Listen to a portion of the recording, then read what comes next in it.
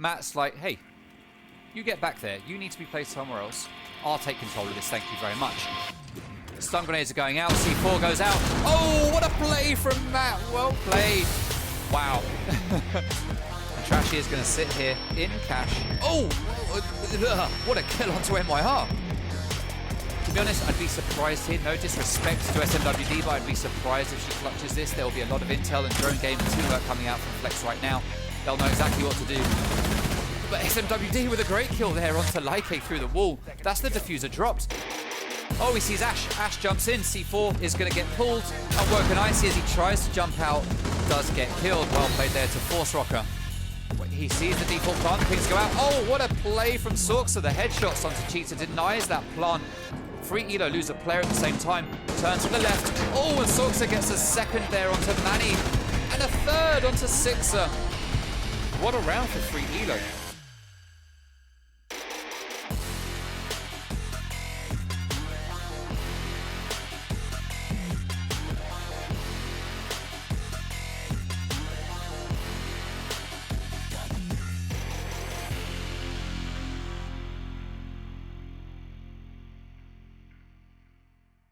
And that is Davin taken out of commission. Cobra Rosen just sitting here in the pink bar of billiards room, waiting for someone to come out. Trashy doesn't know that he's there, and he gets taken down by the mighty Cobra. Diffuser is dropped, sitting out there on 90. Sorksa goes down as well. Quick double there. And that's the third! Cobra Rosen taking down Comms. He's got free walk into bathroom. Nekwa needs to be watching yellow, but he's not. He's watching. Oh! And that's diffuser dropped. Well played to Nekwa. He knows there's a player on yellow, and he gets the second. That's the triple kill. He turns away. He hears the feet. Oh, and he turns around and he gets that headshot.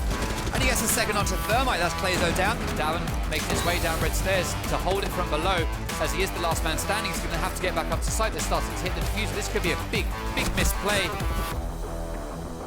He's just got to deny it. Oh, well played to Davin Atkins with a triple kill. Plant is going to start to go down. It's going to be successful as Valley's going to push it a little bit too late. He knows there's a player on the window. He pre-fires and he gets that kill. Well played to Valley. Well read into 1v1. Matty just waiting outside. He's going to go on repel. Valley can hear it and almost messes it up, but he manages to get that kill. Kix is in sight. He needs to take out Smoke. He's going to push up against that reinforcement. He's going to move and take down Smoke. What a play from Kix. He's going to move around to take down Merxy. There goes Merxy. That's the quick 2k for Kix as Sarbomber is starting to plant, and it is going to be successful. Well played to Sarbomber, getting that one off in the deep spot. Nursing is going to take a little bit of damage. Joshy takes a low damage outside that window. Nursing pushes in. Joshy has the diffuser. Nursing manages to take down Stevie. He's going to go for that last kill. He sees Mute. Mute opens fire. And there you go. Nursing manages to get that final kill with an ace.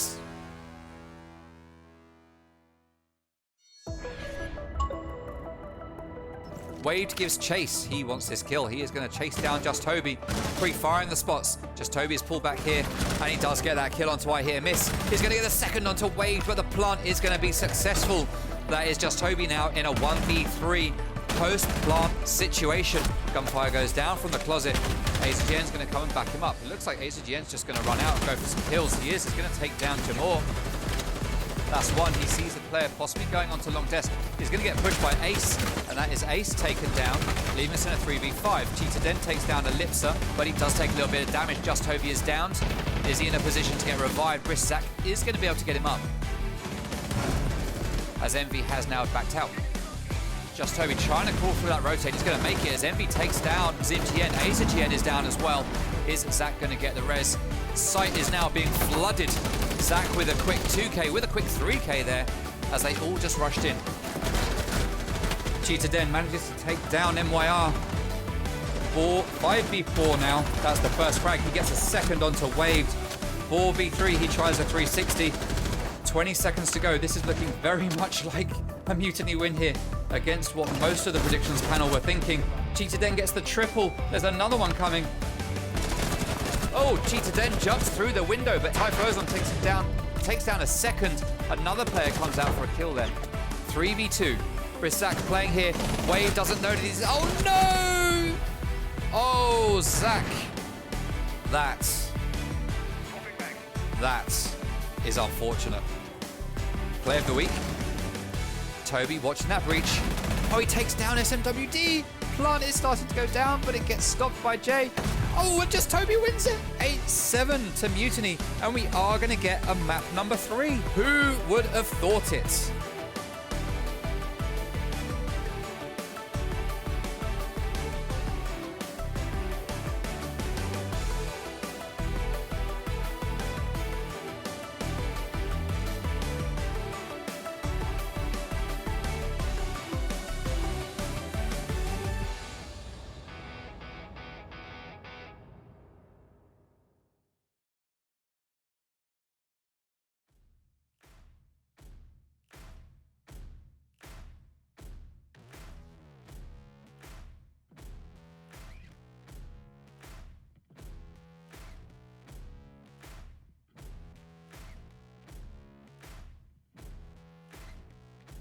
Good afternoon, everybody. Welcome to the grand final of Rainbow Six Xbox Pro League, the very first grand final for Season 1. I'm casting today, Toot, as you probably realised, but what you might not know is that with me doing analysis today, I've got Clayzo, who I'm sure you all know and love. Clayzo, are you there? Hello, everyone. I'm everyone's beloved Clayzo. Clayzo is friendly neighbor German. there. You can hear him. I can't, so let me fix that. Now I can hear him. Go ahead, Clayzo. Oh. Okay. That's it. That's better. The stream did hear you. It was just me that didn't hear you. Very well. That was the problem. Well, how are you doing today? You looking forward to this matchup? Oh, very, very. I mean, who isn't looking up for a grand final of all? Yeah. It's going to be exciting. That's for sure. That's for sure. All right. I just need to set something up here. There we go. That's that. That's sorted. Excellent. All right, so I guess the thing is, what are we doing today? Well, it is the grand final. It is between Athena and Mutiny, two teams that have fought very hard to be here today, and this is the finals. Let's take a look at what we've done so far in the league, or at least some information about the league and what's happened. So let's take a look at some operator ban statistics for the league as a whole to see what kind of operators our teams dislike. We can see Thatcher at the top there. But Clayzo, you're the analyst. I'll let you talk about it. Yes. Well, I feel 25% with Thatcher. It is just a standard meta ban. Nothing really too surprising there. People just got used to not playing with a Thatcher, and that's just how the meta is going at the minute. Maverick, well, I can see quite a few maps where the Maverick can be just a pain. I mean, Maverick, just as a general, his kit is pretty powerful. Just to trick walls, grenades, great gun, just a great operator in general. 12% with BB, okay, crutch up, just annoying. Especially on maybe a map like Consulate, Coastline perhaps, it's just BB is the nightmare to deal with. So, just ban him out.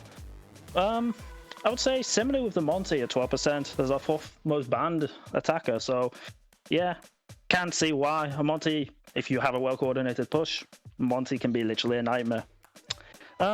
With Ace as the final top picked at 9%, yeah. I mean, similar story as Maverick. I mean, yes, with that Selma nerf that he got a few months ago, yeah, but that didn't really do much. His kit is very powerful. AK, one of the best guns in the game, if not the best gun in the game. Very powerful operator in the very capable hands. He can turn the tide of it around very easily. For defenders, well, top picked, no surprise, it's Mirror. Very influential, can change an entire setup by herself. With those mirrors, yeah, no surprise there really. But with Wamai being at 19% as the fourth most banned, yeah, well, should I say second most? To correct myself, yeah, Wamai, very strong operator, even with the nerf, still, well, is a pain to deal with, especially even though with that Jaeger nerf, it didn't really change too much with the Wamai being banned so much. Kaid, yeah, I can see also that ban also being quite high as well because, well, denying hatches with the Thatcher banned as well so much. It's just a pain to deal with that Kaid. Vigil, well, it stops the roam game so much. I can see it for maybe on a clubhouse or cafe where that vigil can just be a nightmare to deal with. So not really too surprised to see that being banned out occasionally. There are quite a few good players on that vigil, so could be also a target ban against certain teams. As well as the Clash as the final top picked banned operator at 8%. Yeah, it's just similar story with Monty though. It's just a pain to deal with, and it's like, if you're well coordinated, sure, you can deal with it, but why take that risk against some teams? Just ban her straight out. And that would be pretty much it. Back to you two.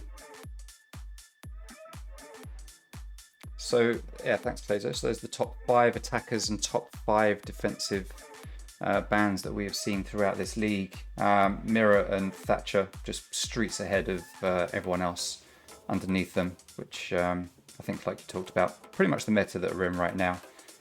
So no big surprises there whatsoever on those bans. Now, what we need to look at is how we got to the finals, how these two teams progressed from the very first game of group stages up to this point today where they've both managed to hit the finals. So let's take a little look at their journey here through the league. So we'll look at Athena first, the team that made it through the upper bracket final. They haven't had the best of group stages. The first team they faced was Vanquish, which we now know as Mutiny, and they lost as a 0-2.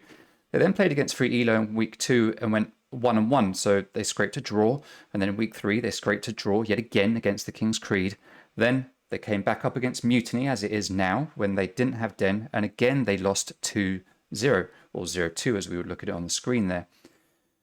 But then that was the end of their bad run for them. They got to Free Elo for week number 5, took a 2-0 win, and then they just managed to scrape into the final playoffs by taking a 2-0 win against the King's Creed in week number 6. If they'd have lost just one of those maps, they would have made it here.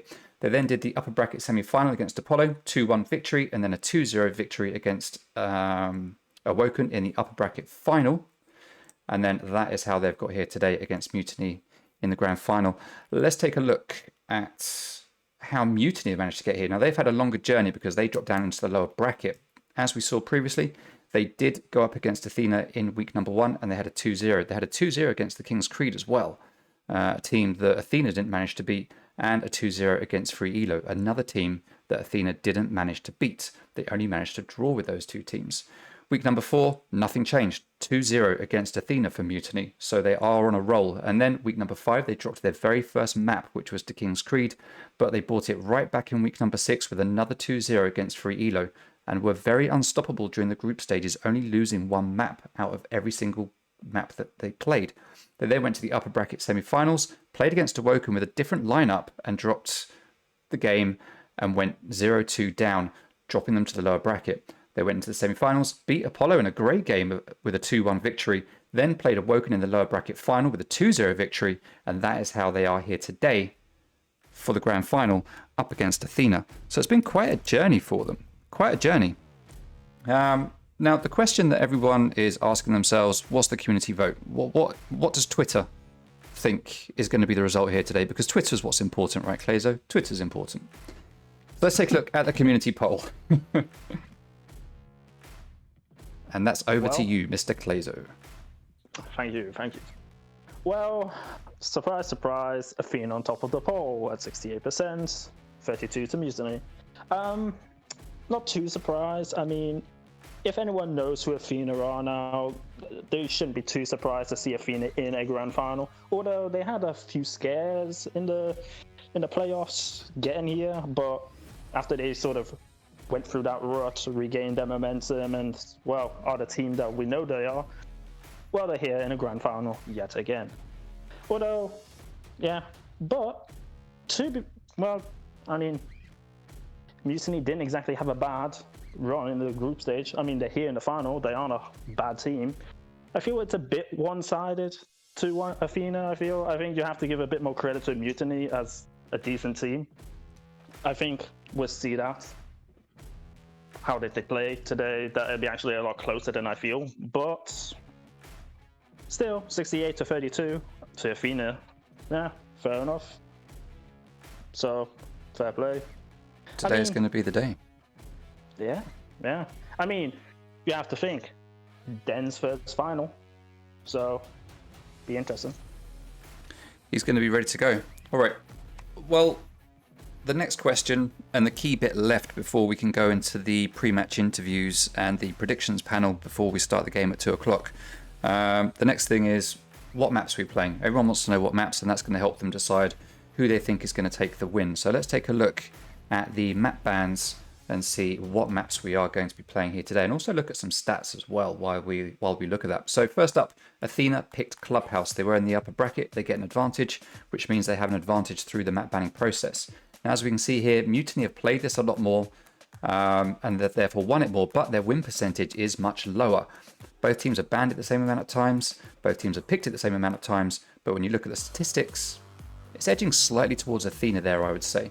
We then got Athena banning Cafe, and then we had Mutiny banning Consulate. Now, it's a best of 5, which means every other map is on the board. Coastline is going to be the second map that we go to. Athena have a lot more experience here, but because of that experience, they've got a 50% win rate, whereas Mutiny have a 100% win rate, having only played it once. Mutiny have never picked this map, but they have banned it 4 times. Whereas Athena do like to play this map, but we can see that Mutiny actually have a much stronger defense on Coastline. So is that going to play in their favor today, considering Athena will be on attack most of the time? Then we had Mutiny picking Villa. It was the option of Athena to pick a map, but they passed it over to Mutiny. They had one chance to give Mutiny an opportunity to pick a map, which meant Athena got to pick the start sides. So Villa is the map that Mutiny selected. Sorry, no, I think it was actually Oregon that they did that switcheroo on. It was Oregon. Never mind, ignore what I just said. I counted for this map. So we can see here that Mutiny have played this map more, have a better win percentage. Not as good on attack, but are better on defense on Oregon. So let's see how this one's going to play out. Should we get there? If it's not a 3-0, then we will go to Oregon. If it's not a 3-1, we will go to Theme Park, which is the final map. A lot more experience here. For Mutiny, having played it 3 times and won it every time, with Athena playing it once and not winning it at all. As you can see from the numbers there on the screen, Athena have a very poor win percentage for attack, at least, when it comes to Theme Park. So should we go to Theme Park? It's anyone's game, I would say. Anyone's game.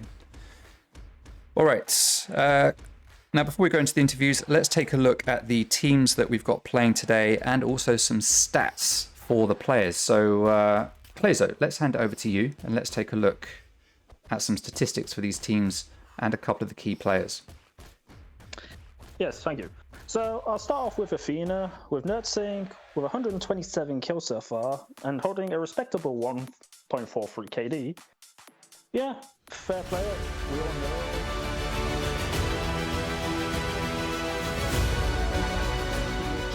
Henry B. Well, they make a pretty deadly duo in their own respect. I mean, Henry B with 119 kills, also with a very respectable 1.57 KD. Also being quite the 1vx player with 3 1vxs. So, for those that aren't, well, up to date, I guess, 1vxs are sort of clutch scenarios. So, when you're the last man alive and you've got 2 or more people left on the other team, yeah. So, I think you can say, respectively, Henry has been doing a bit of a shift for Athena, winning rounds that maybe shouldn't have gone to their plan. But you also have to respect that the rest of Athena with Nekwa, Kikwa, Davin, and Valley, everyone who should know who these people are, also putting in a pretty decent shift for Athena. For Mutiny, we have Cheated Dan, Azza Int, or aka also known as Robin, Brisk Zach, Just Toby, Typh Luzon, and Anime G3. Well, that makes pretty much the Mutiny roster up. I mean, you have each player doing pretty well, but you also have to note that there's quite a few Jaeger mains on Athena as well. I've chosen for the player head-to-head that we should watch out for tonight would be Henry B versus Azent or Robin. I mean, with Henry getting 119 kills to Azza's 181, going in favor of Mutiny in that respect, fair enough. But also you have to point out that Henry's only had 76 deaths to 133 to Azza's. You also have to point out that the rounds played also points in favor of Henry, but then you can kind of say that yes, the stats are in favor of Henry if you look at the rounds played. But the KD ratio going in Henry's favor with the 1.57 to the 1.36 of others. And also the KPR just going in favor. But you have to also point out that also the opening kills, although very close to 14 to the 11%, is also going in favor of Henry. The opening deaths, very close again, but still going ever so slightly in Henry's favor. Both the same operators, typical Ash Jaeger mains. What do you expect? But I feel that we're going to have a good show from these two players. Especially, I feel like they're probably the more hyper carries, if you can really say that. But I feel like they're going to be dropping the most digits. Back to you two. Thank you. So, yeah, that does seem very likely. I mean, Henry B is the pretty much the top player when it comes to stats, not just for Athena, but in the league. I was looking yesterday, and he's actually like in the top 4 for most of the stats, like KDs, KPRs, survival rate, all sorts of stuff. He's up there right at the top. So he could be a star player for Athena here today. Let's see how that pans out. Now, we do need to go over to our pre-match interviews. So let me see if I can get our first interviewee in. We are going to speak to Davin. So let's invite him to the chat and see if he's going to join us. Which means I need to show us some stuff. Now let's see if Davin is there. Davin, are you there? I can see your face, but are you there? Don't worry, I can't see your actual face. I can see your avatar before you start stressing, thinking I'm tapped into your webcams or whatever. How you doing? I'm doing all right, yeah. Not too bad. As calm and collected as always. So this is the big one for us. Season 1, first grand final. You have made it to the finals, which I don't think was a surprise to a lot of people. It wasn't looking good for you during the group stages for the first 4 weeks, but then you managed to turn it around towards the end. Was there ever a point where Athena thought that you might not get here? No, we're pretty confident in our ability. We knew that we messed up a few weeks in a league stage. We took it a bit more lightly than we needed to, but we made changes. We were always confident we could win the last 2 weeks to pull it out, and we did. And now, after that, we knew we would be better in the playoffs with a best of 3 format, and we'd be able to come into our own a bit more. The best of 2 did seem to be a struggle for some teams. Obviously, something new that's being done in our leagues, at least. We've seen APAC Pro League PC do it, but it was new pretty much to our Xbox Discord league. Something that I think was worth trying out. We'll see what we do going forward. But yeah, certainly seemed to trip some teams a little bit, as it was a different format, and I think a different mindset that playing 2 maps brings out. So, I mean, the first question, you have made it here. Are you guys excited to be here? Yeah, of course. We're always excited to be in grand final. Right answer. Good. All right. What prep have you been doing for today? Because we all know that the Davin strat book is huge. Have you been preparing anything special for today? Well, since we found out we were going to be in the final, we tried to throw everything that we have done out the window and try and completely remake everything from start to end. So hopefully everything we do today is different in some way or another. We've had to be hiding a few things last week, which is mean we've had to play casual essentially in a few games, which has cost us. Right. But yeah, we've done a lot different. Hopefully you'll see a bit more coordinated and put together team today than we've been in the past. Okay. All right. So we have been seeing Athena pulling out a G2 and just properly saving strats in the league games that you've been playing. Okay, good to hear. So nice to think that we're going to see something new and different and a bit more exciting than we see a lot of teams doing over the next 3 to 5 maps. Talking of which, realistically, how many maps do you think we are going to see today? How good are you feeling about this? What do you think is a likely outcome? I think either we'll get it done 3-0 or we'll see all 5 maps, most likely. Oh, okay. So if it's not 3-0, it's going to be all 5. Well, as I'm sure you wouldn't be surprised to know, Athena tipped the scales on the Twitter poll. I know you don't put much faith in Twitter polls. We've talked about this before, but I think it was 68% to Athena. Obviously, you feel like that's probably a safe bet today, by the sounds of it. Yeah, I think we've got a much deeper roster, and if someone's not performing or something's going wrong, we've got the capability of changing things up and bringing some new stuff out. And I don't think Mutiny have that luxury.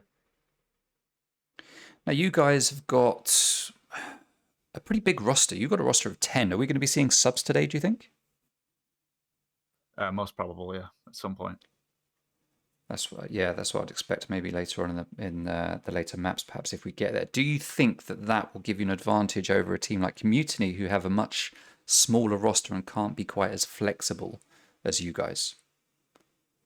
Yeah, of course. I mean, this is the first time that Mutiny have ever done a best of 5 with at least this lineup. It's a few of their players' first ever grand final, so they're not going to be used to it in that sense. But yeah, I mean, if one of them's having a bad day, like they have no plan B, they have no other option, and we've got plenty of people that we can happily change, and it won't impact the overall performance of the team. Okay. That makes sense. That does make sense. Yeah, you obviously won't get fatigued as much, and you do have the experience of the best of 5s. I think one of the last things to talk to you about is we've done something a bit different with the map banning process and the advantage that the upper bracket gets for this. We carried over the upper bracket advantage that was given in the last season of Third Eye Gaming, or Solo European League as it is now, where your team, being the upper bracket, got to pick, then ban. Then we got a ban from the other team, and then you would get a pick, they would get a ban, and then you would get the last remaining picks, I think it was. But we introduced a system which was put forward by some members of the community. We talked about it, sounded like a good idea, so we tried it, which was where, as a team that had the upper bracket advantage, you also got the ability to hand a pick over to the opposing team, allowing you to pick the start side. And you made the choice to actually take that option today. How big an advantage do you think, or how important do you think that is, to be able to hand over the map pick to the other team and you pick the starting side for regulation? Quite. I mean, we're comfortable to play on all 7 maps. We could have happily had any 5 of the maps, but given the way that the map ban selection is and the map veto, we knew that we could go to map 1 and 2, being our map picks, pick more balanced maps, pick maps that we don't really mind which side we're on, and then, as I said, we're comfortable on the rest of them, so we may as well take the side advantage, take the better side first, and then let them choose because they're all the same to us, really. Yeah, it does make good sense to be able to pick. I mean, you knew what the last 2 to 3 maps were anyway. So I guess it just made sense that you got to at least pick the start side, the one you're more comfortable on.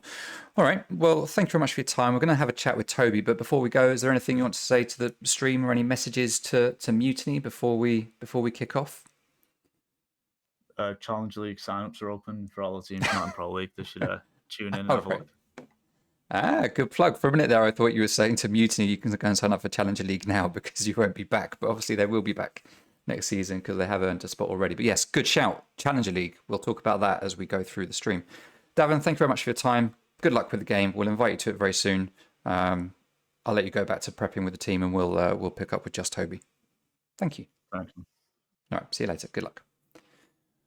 All right. So that was Mr. Davin Atkins. Let's get Mr. Toby into the chat so that we can interview him. I clicked the wrong button. There we go. That's the right button.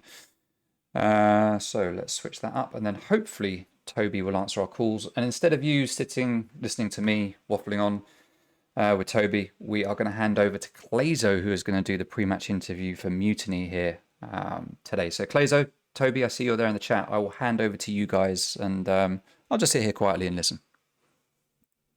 Hello, Toby. How are you doing? I'm doing good, man. You hyped? Ready for the final? Yeah, we're ready. Okay, good. So, have you done any preparation before the final? I presume so, since it's the best of 5. Yeah, of course. I mean, prep's got to get done, otherwise you're just gonna get walked over. We actually probably haven't done as much prep as we did for last week. Last week we came up with a lot of new stuff, but we knew that for some of the maps that we obviously we're going to be playing this week because it's best of 5, so a lot more maps getting played. We already had stuff sort of saved away for those maps, so we didn't have to put too much effort into coming up with things. More just tightening them up, giving them a little bit of practice. Pulling them out the locker just so everyone's familiar with them, and we're good to go. Fair enough. Based on the ban phase, how would you say it went for your team? Would you say you came off better, or would you say it's just gone either way? Balance, would I say? I think it's a 50-50, the ban phase, because I think the first sort of half of it favours us, and I think the second half favours Athena, because Davin did something very clever with his advantage that he got with the map picks, and gave us one of his picks so that he could pick the last 2 maps and the side for the last 2 maps, more importantly. And the last 2 maps are very defender sided, and he got to pick defense on both maps.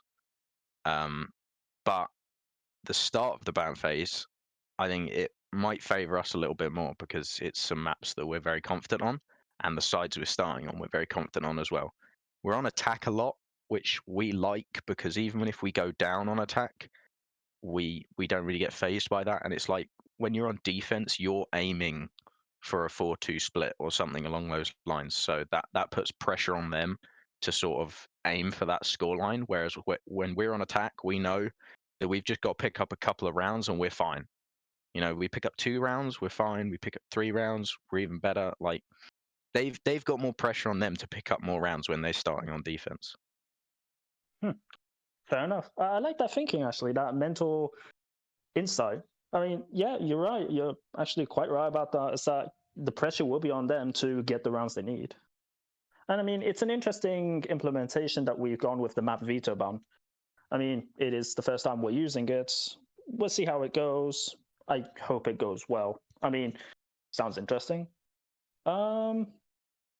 In your opinion, who do you think the star performers for your team as well as for the other team will be?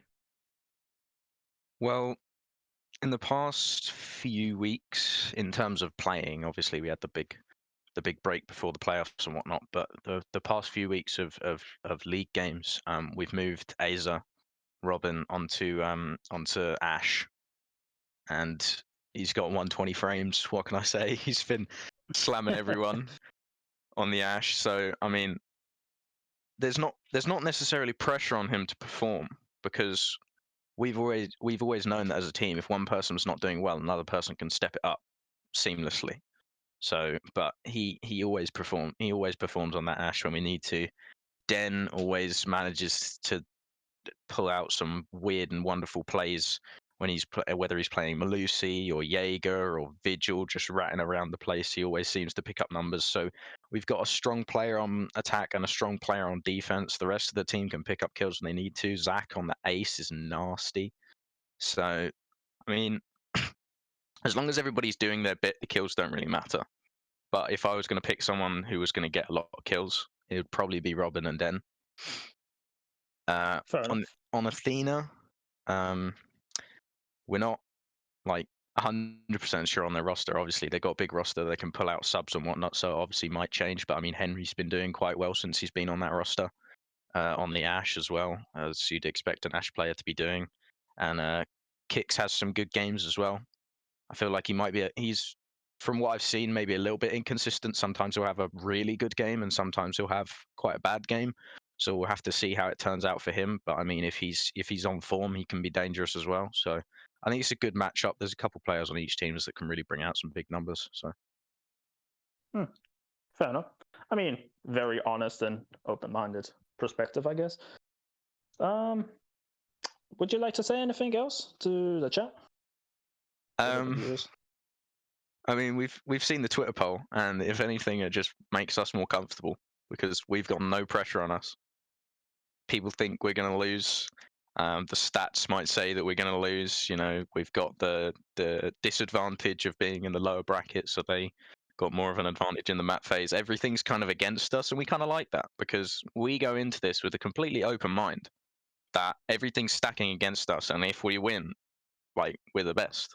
And if we don't win, all of those things that were pointing against us, that's fair enough. You know, it's not like we're going to be disappointed if we lose because everyone's expecting that anyway. All the pressure's on them, man. Fair enough. I have to say, I respect that about you, just not really letting the pressure get to you. I mean, yes, on paper, it's just stacked as the underdog, but fair enough for just not letting the pressure get to you and just having a low sort of, well, a free care sort of mentality. So, yeah. Back to you two. All right. Well, yeah, Toby, thanks for joining us. We'll let you go and prep with your team. And yeah, I mean, well, good luck. I think we're right, aren't we, in thinking that you've promised Den that if you guys win, he'll get the interview. Yes, he is. Oh, thanks, Toby. Oh, Thanks. All right. Well, Enjoy the game, guys.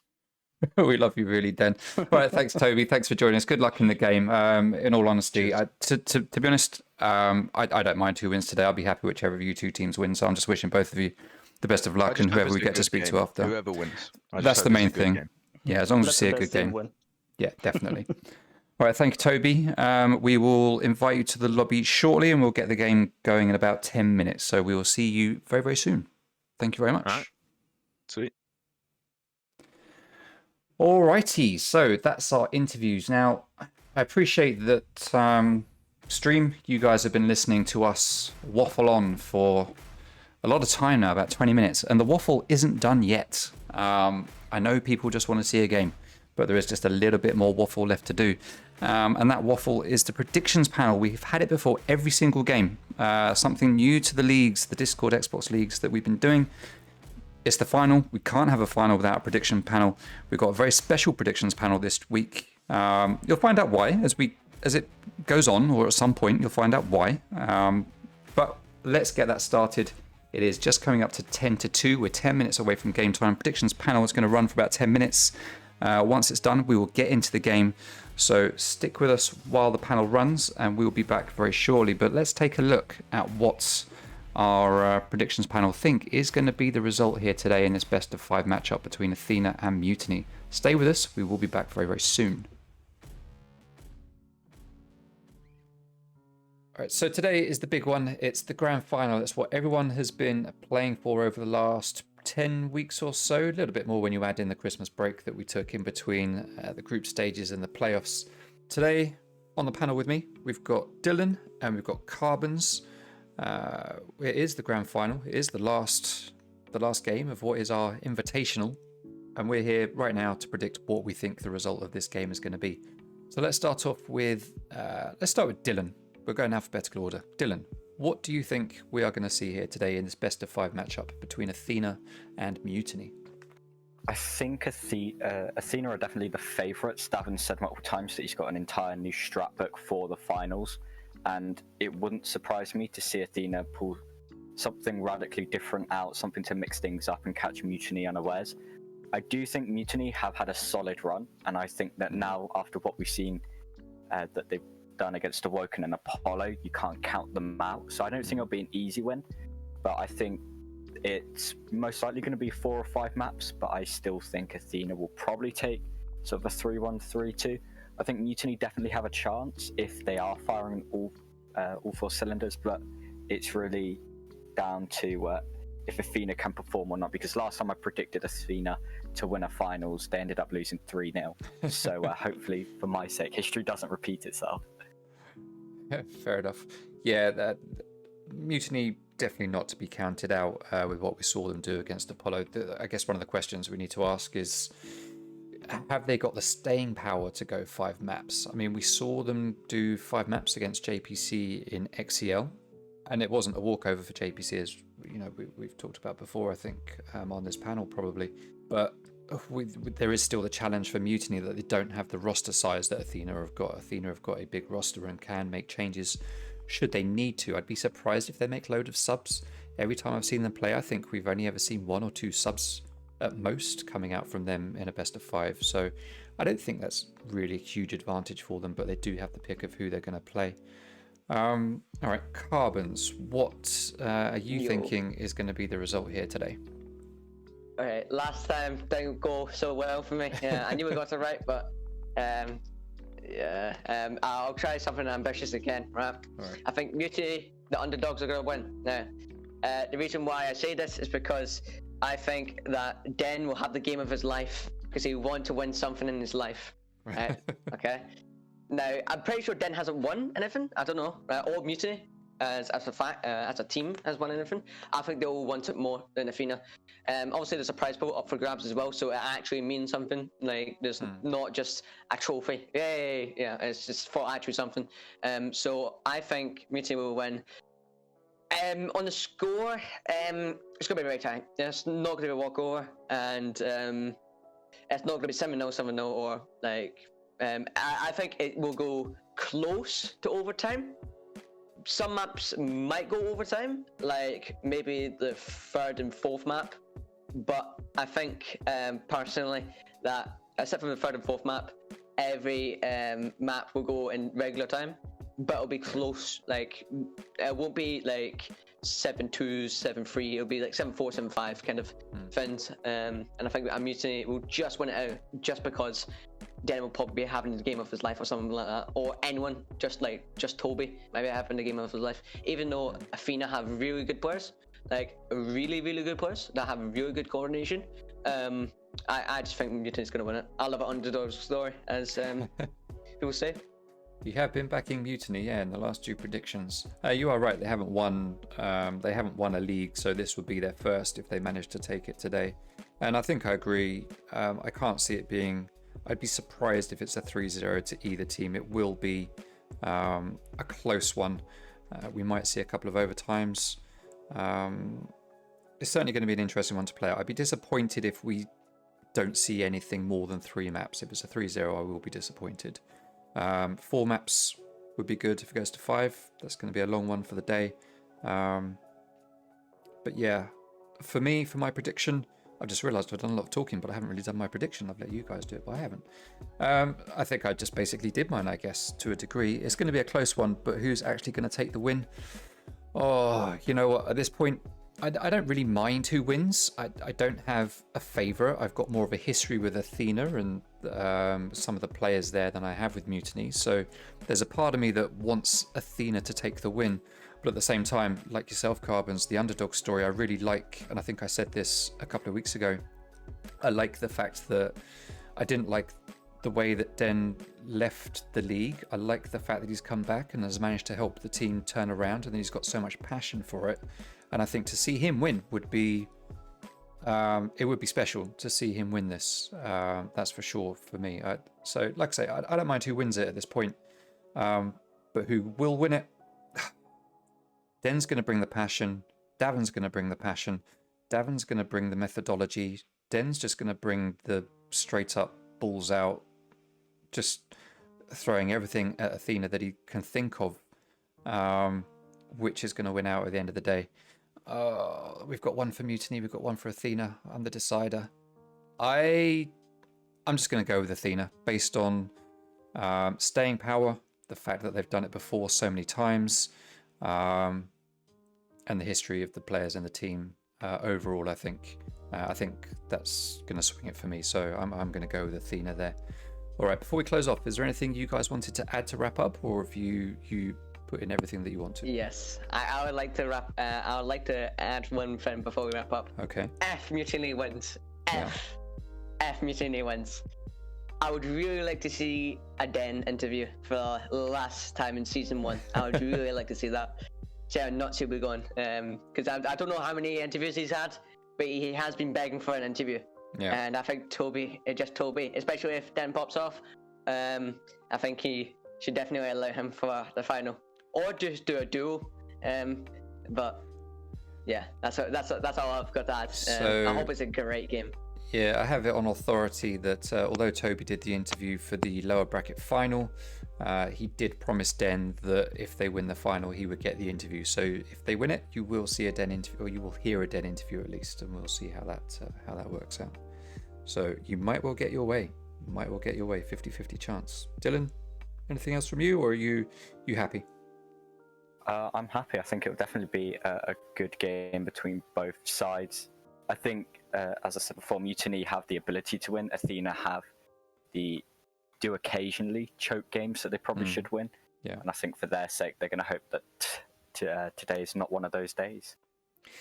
All right. Well, thank you very much, chaps, for joining me on the last predictions panel for season 1. It's been emotional. Thank you very much, guys. So, Mrs. Toot, this is your first time on the predictions panel. It's the grand final of my first league. It's a best of 5, Athena versus Mutiny. What do you think is going to be the score in this game today? Well, first of all, thank you for having me. Score, right? Well, this one is going to be a scrap. I think it's going to be a long day. I think we'll probably see 4 maps, maybe 5. I've seen the Twitter polls, and I currently at 81% Athena on the win. So I'm going to do what I always do, and I'm going to go against what the popular opinion is, and I'm going to back the passionate team, which I think is Mutiny. I think they really, really, really, really want this. Athena want it. Athena want another star on their Athena Owl, but I think Mutiny have just got so much passion for this at the moment. They've had such a ride. I think both teams are very different from what we saw back in November, and I just think Mutiny has got fire. Okay, so you're backing Mutiny for the win, and you think it's going to be 4 or 5 maps, but you don't want to say what you think the score will be. No, because let's face it, what does Mrs. Toot know? Well, we know what maps we're playing. So, I mean, Clubhouse, what do you think are the chances of Athena taking the win on Clubhouse, or do you think it's going to be Mutiny? Well, Toot, what do you think the chances are that Mrs. Toot knows anything about how any of these people play on any specific map? You've watched all the games. I have, but you know me. Clubhouse, well, I know that a lot of people like playing Clubhouse. You can't ask me this question. Everyone likes playing Clubhouse, yes. Everyone, okay, well, everyone loved playing Clubhouse. It's going to go to overtime. All right, well, thank you very much. Let's see how it plays. Let's see how it plays out. Thank you for your valuable input, Mrs. Toot. Backing Mutiny, backing Den. I am backing Den. All right, well, let's see how it plays out. Thank you very much. Oh yeah, I forgot you can see who's in the stream, can't you? Because you're looking at the thing. All right, we are back. Hello. Right, thank you for watching through all of the talk. Very much appreciated. Thank you to Mrs. Toot for making her very special guest appearance there, just at the end of the predictions panel. Who would have thought it? Mrs. Toot on the predictions panel. All right, so we are getting ready to start the game. Everyone is in the lobby. Everyone is ready. Before we do, let's just very quickly remind ourselves of the community poll. And for the community poll, we have 68% of Twitter thinking that Athena is going to take the win. 32% of Twitter thinking Mutiny are going to take the win. That's a big advantage to Athena. Not an advantage at all to Mutiny, who don't seem fazed by it. And to be honest, Plazo, when I was listening to Toby talk about the odds, when we looked at the map bans, when it comes to performance on these maps, I give it to Mutiny on paper, to be honest. So I think this could go anybody's way. We know Athena didn't have the greatest run through groups, and that will hurt their map statistics. But Mutiny look good on the map stats. All right, everyone is in the lobby. Everyone is ready. I'm ready. Are you ready, Plazo? Of course, always. Of course, excellent. All right, well, in that case, let's get the game started. Map number 1, Clubhouse. And let's see how this game is going to play out. All right, so there we go. We are game absolutely on. And we go straight into the map bans. Right, let me put this on mute. I don't need to hear this anymore, because that's just going to confuse me. There we go, that's much better. All right, so first map ban, no big surprises, and it's going to be Thatcher. Now, Athena are banning first because they start on attack, and that's the way it always works. What do you make of the Thatcher ban there, Clazo? I mean, it's just the basic ban. Banner though, interesting. Definitely. I mean, I have to say we're probably going to see a Kaid ban at this rate. That'd be interesting. Let's see who we're going to get next coming out from Mutiny. All right, so Mirror, no big surprise. That kind of limits what you do on, mainly I think, on gym and bedroom. I think that's the main site for Mirror these days on this map. True. I mean, Thatcher, standard meta ban. Hibana, interesting choice. Didn't think, but we'll see. Mirror, yeah, certain sides maybe strong. A Clash ban. That's a direct Toby ban, I reckon. Direct Toby ban. Alright, so those are the bans. Coming out from Athena, we have Thatcher and Clash. And for Mutiny, we have Hibana and Mirror. Those are the bans for today's game. I have to say, either Athena feeling very confident and able to just deny the Kaid trick. Guess so, Well, yeah. Should I say? But hey, we'll see what happens. All right, so first site's going to be Church and Arsenal for Athena.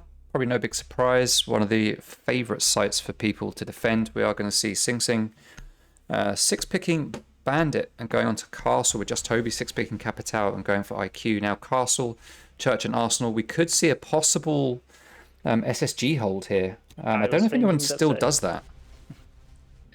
You reckon? Maybe. I mean, it's Athena. They might just bring out some random old school book strat. I mean, we'll see. It's Davin here. Yeah, I think we're seeing an SSG row. I mean, there is ways of doing it with the Mosin Ute. Yeah. But, I mean, it doesn't really work because everyone knows how to identify where to push. Let's see.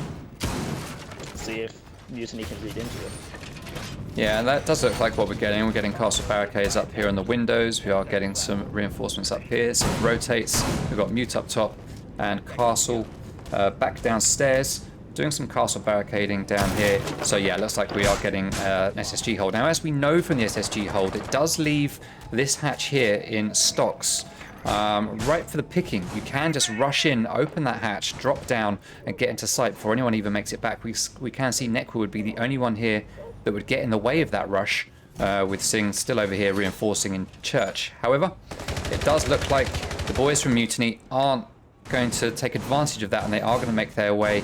Certainly, Den at least is going to make his way through Strip Club with Kicks playing over here in the bar, playing as Vigil. He's going to be using his utility a fair bit to try and make sure the drones don't spot him. But Den is on drone. He knows that Kicks is somewhere in the area, and we have IQ going up to the roof along with Brisk Zach, who is playing Ace as we always expect. And we've got Aza and Typhloazon stacked up here, trying to make their way into CCTV by using a bit of maverick tricking, with Henry being the sole player over here in Cash, waiting for that push. Now, we do know that Cheetah Den is downstairs with Kicks. Kicks is looking around. Doesn't look like he's exactly sure on where players are, but he is going to peek underneath the gaps in the doors and use his utility to try and deny those drones. Now, we saw Den almost make a hole in the wall there, and that would have given him a good opening onto Vigil.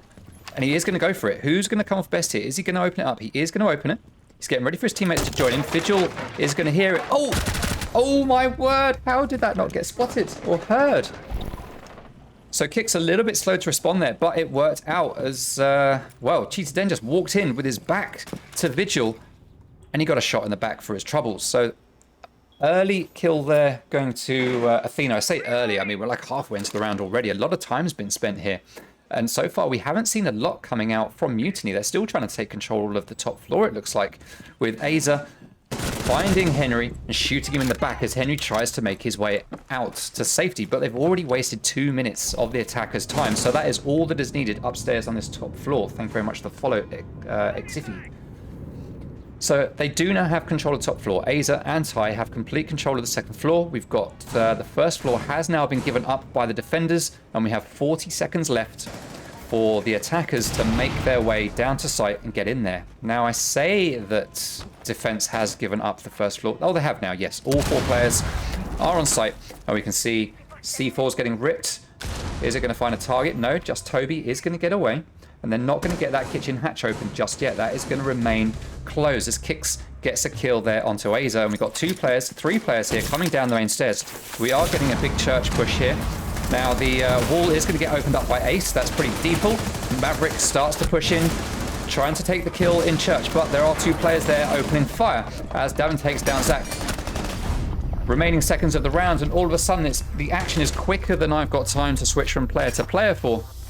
And we see 3 quick kills coming out from Athena there as Mutiny try to rush the site with the remaining 20 seconds left to go, and it just doesn't work out for them. And Athena take that first round. Yeah, I have to say, well played from Athena with that SSG room. Bit of a comedic moment between Kix and Den. That was funny. Yeah. I mean, what a great way to start the round, I guess. Gives Athena a bit of motivation that such a blunder happened, but well played to Athena to, well, close the round out. I mean, a bit unfortunate with the timing with Henry upstairs, but besides that, it was pretty much a flawless round, bar from the Mozzie being picked off due to timing. Yeah, Athena, well, judged it right and bunkered on site after wasting 2 minutes flat. I mean, well played. Well played to Athena, and, well, as you expect, great IGLing from Davin. Yeah, it certainly worked out very well for them. Good first round there for Athena to get things started on Clubhouse. Their map pick, the one that they really wanted to go to, obviously. So they are now electing to go upstairs to CCTV. Every team's second or first favorite site, so no big surprises here to see this is the site that's being played now after an early success there on Church and Arsenal. 10 seconds to go. Let's see what kind of setup we're going to get now. We will possibly see something different. We're not getting a rotate opened up here, which is interesting. We are getting poles get opened up. We have seen Kaid get played, and electro claws have been placed, but where... Oh, okay, so I've seen this in a Reaper video, I think. There's an electro claw just up there behind the wall. Now, Thatcher is banned, but that does mean that that's not going to get taken down by any grenades or any Maverick tricking at all. That electro claw is likely to stay up unless a grenade goes through that drone hole.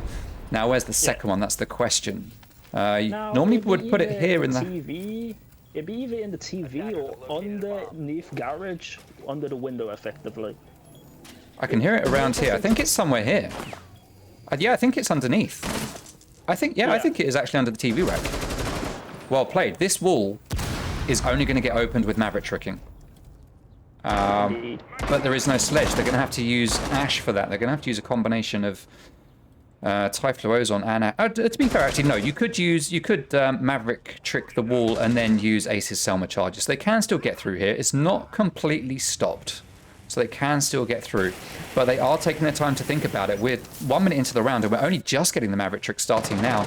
With Aza downstairs at the garage door, trying to get the pick onto Wamai upstairs. He's going to use the yellow pings to try and line up that shot before anyone goes for a kill. Sing Sing takes down Ty, but is refragged by Brisk Zach, and I'm too busy here watching drones.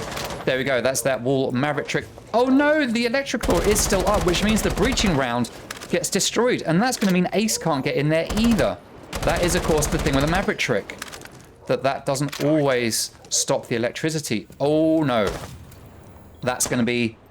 Well, I think that's actually impossible now for Mutiny to actually get through. They won't be able to use any utility on that wall. They've got shotguns. Okay, so Den has the shotgun. He is going to use that. That's how they're going to open it. Fair enough. Well played to Mr. Den.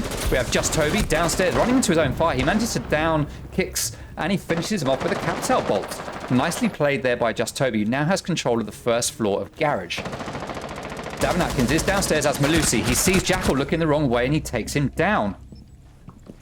And for some reason, now I pressed completely the wrong button, meaning I've taken you away from the action. There we go.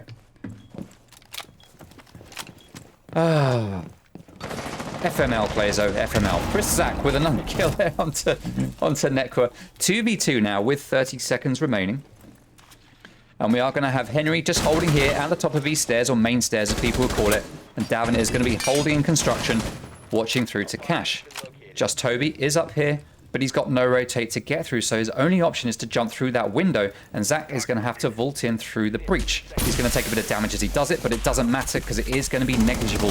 He makes up, pre-fires, but doesn't hit the targets as Henry takes down Zach, but Just Toby is refragged. Henry is the last man standing. He is the strongest player in the league at the moment. And was that Henry we were watching there? Oh no, it was Capital chasing him down. Okay, good. Because I was thinking, why is Henry chasing down a kill on an attacker? But it was Henry playing very safe downstairs at the bottom of the staircase. Well played, Henry. Yeah, I got so confused in that round, Clazo. Happens to the best of us. Don't blame yourself too much. I mean, I have to say, well played from Athena, especially with that Caillou trick with the ass charge. I mean, hindsight would be great. Maybe someone at the bridge could have, well, called that out. It was still electroclawed, but yeah, happens. I mean, the round was very well played. I mean, it went a bit pear-shaped for Athena towards the end of the round. There were more players than they should have done, probably. Yeah. I mean, they still had the power positions, especially on like red stairs, and it's like, I mean, they could have used some sort of device to go through garage into sides and, well, stop being funneled into the main window. Oh, didn't happen, did it? Yeah, the lack of rotate on Catwalk obviously helped. Because they, the attackers couldn't just walk through. They had to go to that window. Just Toby still made it in, but it did slow him down a little bit. He had to think twice about what he was doing and check his angles before he could make that play. So, yeah, it was a good, interesting setup and something different from Athena that we've never seen before. Now, what's going on here? Davin Atkins has opened up a little hole here. We've got a signal jammer on the wall. We are playing to him in bedroom. We've got an extended hold, as you'd expect, with the standard holes here in the wall, with 2 ADSs, a hole here. And some holes here. We're going to see that from Davin. That hole is designed to impact the wall from the yes. I have seen this. Okay, so they are going to get CC wall open up very quickly. Now, there is no Hibana, so it's going to be down to Ace to open this up. Now, I don't think an impact trick would actually be successful on an Ace, depending on how high it is. Now, we do have 1 magnet at least in here, 3 signal jammers. Heavy utility usage right here, and a lot of reliance on trying to hold down Cash for as long as possible. It looks like Aza GN or Aza Int, I'm just going to call him Aza, is going to try and hold this for as long as possible and make his way in. But it looks like we are going to get some Maverick tricking over here on the jacuzzi wall. So small hole getting opened up. There's nothing there denying the wall. So Ace is now going to get that main wall open. We've got 2 players stacked up there. Aza trying to make his way in through CCTV into Cash. Hey, thank you for the subscription, Jax. Very much appreciated for the gifting. Cheetah Den takes down Kicks, rappelling upside down on that window on the main stairs. Well played there by Cheetah Den. He is going to hold this position for quite a while, possibly, because that does deny the rotate. It is very common for a player to stay here on the top of the stairs to watch the breach, but that's going to be denied by Cheetah Den, as Just Toby takes down Sing Sing. Now, we are in a 3v5, and for once, it looks like Mutiny are in the driving seat. Let's see if they will be able to capitalize on that. We do have 1 defender sitting over in logistics. That looks like it's Mute. Yeah, it is Nekwa playing on Mute. He is going to open up a rotate here into the bedroom as Henry does get down. Davin Atkins does take the first kill of the round for Athena, though, by taking down Aza. That is a top fragger out of the picture. But we are essentially in a 4v2 as Henry is unlikely to get revived at this point. Nekwa comes out of the bedroom, but is surprised to find Den sitting there right behind him. We can see there's 1 more player in logistics. That is Davin. He manages to take 1 down, but Cheetah Den is there to get that refrag, and he manages to get the pick, taking down Davin and putting the first round on the board now for Mutiny, making it 2-1 at the end of the first quarter of regulation. Well played to Mutiny. Yes, and well played to Den as well, by getting that 3K. I mean, I have to say though, well played from Den to get that opening pick on main stairs onto, I think it was Kicks. Yes, yeah. it was. Yeah, I mean, as I say, well played from Mutiny as a whole. I mean, they did a split push, sort of draw their attention into cash, but just won their gunfights. And, well, I have to say, yes, Jim is a weaker side to defend, but still, it was pretty well played from Mutiny as a whole, and it was a very convincing round from them. Yeah, they did very, very well there. Hey, thank you for the follow. I am Fracture. Great name, great name. Welcome, MYR, to the stream. And SPR Red, thank you for coming along. Obviously, being a final, I'm not able to talk to the stream quite as much as I would do normally. I can't keep an eye on the chat, but let me say in advance, thank you to everyone who follows or subscribes or just anyone who comes and watches. Very much appreciated by me and these teams for coming out and showing the support today. All right, so we have just Toby setting up his drone here at the end of Dirt. We've got Zach setting up here as well, so I'd strongly suspect that we are likely to see a Dirt tunnel push at some point. Now, the most common things I think we see when it comes to this site is to open up Dirt and leave that as a last minute option. Should you fail to get the kitchen hatch open, should you fail to get moto hatch open, should it look like even if you get them open it's a risky drop, you have Dirt tunnel there to at least separate and make your way over there and use it as a second option. Now we do see that there are 3 players here from Mutiny stacking up on Dirt right now. We've got Ace watching that staircase window as he does open Dirt tunnel. Do we have an SSG roam here? I don't believe we do. We have Sing Sing up top. Actually, maybe we do. We do have the SSG hole coming out again. Okay. Yeah, it's going to be an SSG roam, and I feel like Mutiny are just going to rush Dirt into sight. They're just going to bypass it, yeah. They are there. They're just coming down Dirt. Now, this doorway is barricaded. We've got 3 players here. Now, we've seen this happen before from a team where they came down here. I think it was Synapse against Athena in the Nevermore finals, where they stacked up here and then eventually just said, F this, this isn't going to work. And then all 4 of them just backed out, ran away, and came another way. We are seeing 3 players here from Mutiny stacking up, and the kitchen hatch is now opened. And looks like we are getting ready for a drop and a rush into sight. The players are in. Let's watch the action. Ace is in, takes that first blood. Players are going to have to rush back to site because the players for defense are mostly up on the top floor. It looks like they are actually already making their way back. Henry takes down Piper Ozone. He gets a second onto Zofia. Sing Sing gets the kill onto Aza. Diffuser is down though, 40-second post plant, and it is a 2v2. Just Toby takes down Davin. Henry Sink is the last player standing in a 1v2 with 30 seconds remaining. A great attack here from Mutiny. And Briszak, holding the angles, manages to get that pick and take down Henry.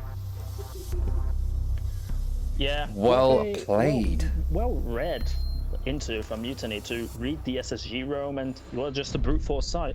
I have to say, though, Athena played it somewhat well. I mean, they sort of read into what a Mutiny were doing, but they just didn't win the gunfights on site and inevitably lost. But still, nonetheless, well played. I mean, the 2 players on the hatch to open a hatch, put that vertical pressure, and then just land. So, yeah, I mean, well played. They sort of just put enough pressure on Arsenal to clear and force, I think it was Sing Sing on Castle to retreat back into church. Yeah. So, yeah. Well played, well played. Got to say, Clayzo, for 4 rounds in, we're actually seeing a really good game so far. Indeed, indeed. So much for it being a 3-0 stomping. I mean, it still could be. I mean, it's only the first half, but it's still very back and forth so far. Yeah. So, interestingly, Church is available for Athena, but they're not going to go back there. They do have CCTV, which will have just become unlocked for them, and although they won it on their last defense there, Athena have decided not to go for it. They are going to go back to gym and bedroom, which they've played once already, and they've lost it. Now, I'm assuming here that they're going to be trying to throw Mutiny off to make them think it's going to be a downstairs play again, or a CCTV. But instead, by going to a different site, maybe this could work well for them. We are getting the same extended hold coming over here into Cash. We do have 3 players spawning over here on Warehouse. 1 player spawning over here. 2 players actually spawning over here in the parking area. Cheetah Den's going to make his way up to the roof. Just Toby just pre-firing through the windows just in case of anything happening. Going to take out the default cam there with the nice use of his electronics detector. Aza is going to open up this wall immediately, so they've got access into CCTV, but how will they make their way in to cash? Now, I'll be honest, Clazo, I didn't notice too well how Mutiny fared with this the last time they played here. They made their way into cash eventually, didn't they? Yeah. I mean, okay. I feel like they wasted the time of Athena, so to speak, in cash, and then what they're doing right now is pretty much the same as last time, where they just would get one fight on the other side of the map and just push through Jacuzzi. So if I remember rightly, last time we saw Cheetah Den on the window, and then he made it in through the window up the stairs, and that's what took everyone by surprise. Toby claims the early pick there. Where is he? Is he still out the front? He is out the front. He's on window, so he's taken out one player here. That is, who's that? Who's that that's dead? That is Malusi. Okay, so her utility's been put down. The only thing lost there is a gun and possibly the nitro cell. So, not a huge loss to Athena, but still kicks. Great gunner. That could possibly hurt them here. Now we do have, there's no shield placed on the bed. I thought I saw a shield there, but there isn't. Davin's going to be holding in construction along with Henry on Jaeger. Nekwa holding here in logistics. That jacuzzi wall is getting opened up. 2 players stacked up there. 1 on windows, 1 over here on CCTV, and then up on the top. Going to be rappelling onto that staircase window again to make the same plays he did before. So we've got a complete pinch coming out here from Mutiny with 4 players stacked up pretty much on site, just waiting for the attackers to make a move. It looks like the attackers are waiting for the defenders are waiting for the attackers. We have drawn a stalemate. It's like a Mexican standoff. It's like, you go first. No, you go first. All right, so Aza is going to use that utility to take down some of the defender utility in Jim, as Aza does eventually make his way in and take down Davin Atkins, who's playing construction. He is going to try to be refrapped by Henry, but Henry is the last player standing as 2 of his teammates get taken down, and Zach is starting to plant. But Aza is going to deny him the 100 points for the plant by taking that kill onto Henry B. And although it looked like we were at a complete stalemate for a moment there, with both teams just stalling out, looking like they're just waiting for the other ones, Mutiny said, we're not going to wait anymore. We're going to make a play. They made the play, and within 30 seconds, the play was done, and that was the round. Well played to Mutiny for that gym and bedroom win. And we go to the last round of the first half now. The last opportunity for Athena to defend in regulation, and they're going to go back to CCTV. Indeed. I mean, well played from Mutiny that last round. I mean, it ended as a flawless, so well played. I mean, they did pretty much what they did last time, bar from switching someone out onto the balcony to pretty much put some more pressure into, well, bedroom and gym. So, well played. I made it even more deadly of a push than last time. Yeah. Taking a look at the scoreboard, Davin top fragging for Athena, which, you know, looking at stats, that was going to be Henry's job today. Nekwa, interestingly enough, hasn't managed to claim a single kill yet. He is running the donut. Now, he is playing support roles, so that's kind of expected, but Nekwa is known as a, you know, a strong killer for any team that he's on, especially when he's back on JPC. So it looks like he's been put on a slightly different role here for Athena. It's not playing out for him in terms of kills, but with the support role, not necessarily what he's supposed to be getting anyway. So let's see if that's going to play out for Athena in a positive way. We are currently 3-2 up to Mutiny. Last round of regulation, we are going to need to see Athena taking this to 3-3, with this being a defender-sided map. Let's take a look at the stats. Actually, we haven't looked at the stats for the map yet. So CCTV. Through this league, 40% attacker favored, 60% defender favored. Overall, this map is 58% defensive favored. So at this point, we do need to see Athena taking a win in order to put themselves in good steads for when they move over to attack. Because if they don't take this round, I'd say it actually puts Mutiny at the advantage. Now, they are going to try to get this hatch open. We're going to see Cheetah Den pre-bashing that wall, which I understand the reason for doing it. I understand it means that, you know, you can get that wall open and then not get immediately taken down by a C4 while you walk up to it a sledge to try and bash the soft wall, but it does make it much harder to Maverick trick. That is the problem with pre-opening a wall. Now, when you're skilled players like these, it does make it a bit easier, but you can still even see from Typhlosion's efforts here, compared to what we saw in previous rounds, it's not the neatest. It's not the neatest of Maverick tricks. But at the end of the day, as long as it works, Smoke Grenade is going to go down to allow the bottom part of the Maverick trick to be done. Now, that's an interesting play. Never seen that before, where you smoke out the wall to deny anyone from shooting you. But it looked like it didn't work because Typhlosion couldn't find the wall and didn't do any tricking anyway. But there is no one there other than Nekwa. He is waiting. He sees Maverick. Oh, but he misses. This is just not the usual Nekwa that we're seeing here today. He does do some damage to Typhlosion, who's on pretty much 5 health. But that was a bit of an oof there from Nekwa. If he'd had a proper gun, I say that, the SMG-11, a lot of players make good use of it. Aza makes good use of the SMG-11 for a start. He doesn't miss with that thing. Zach takes down Kix, who's playing on Catwalk. Toby has been downed.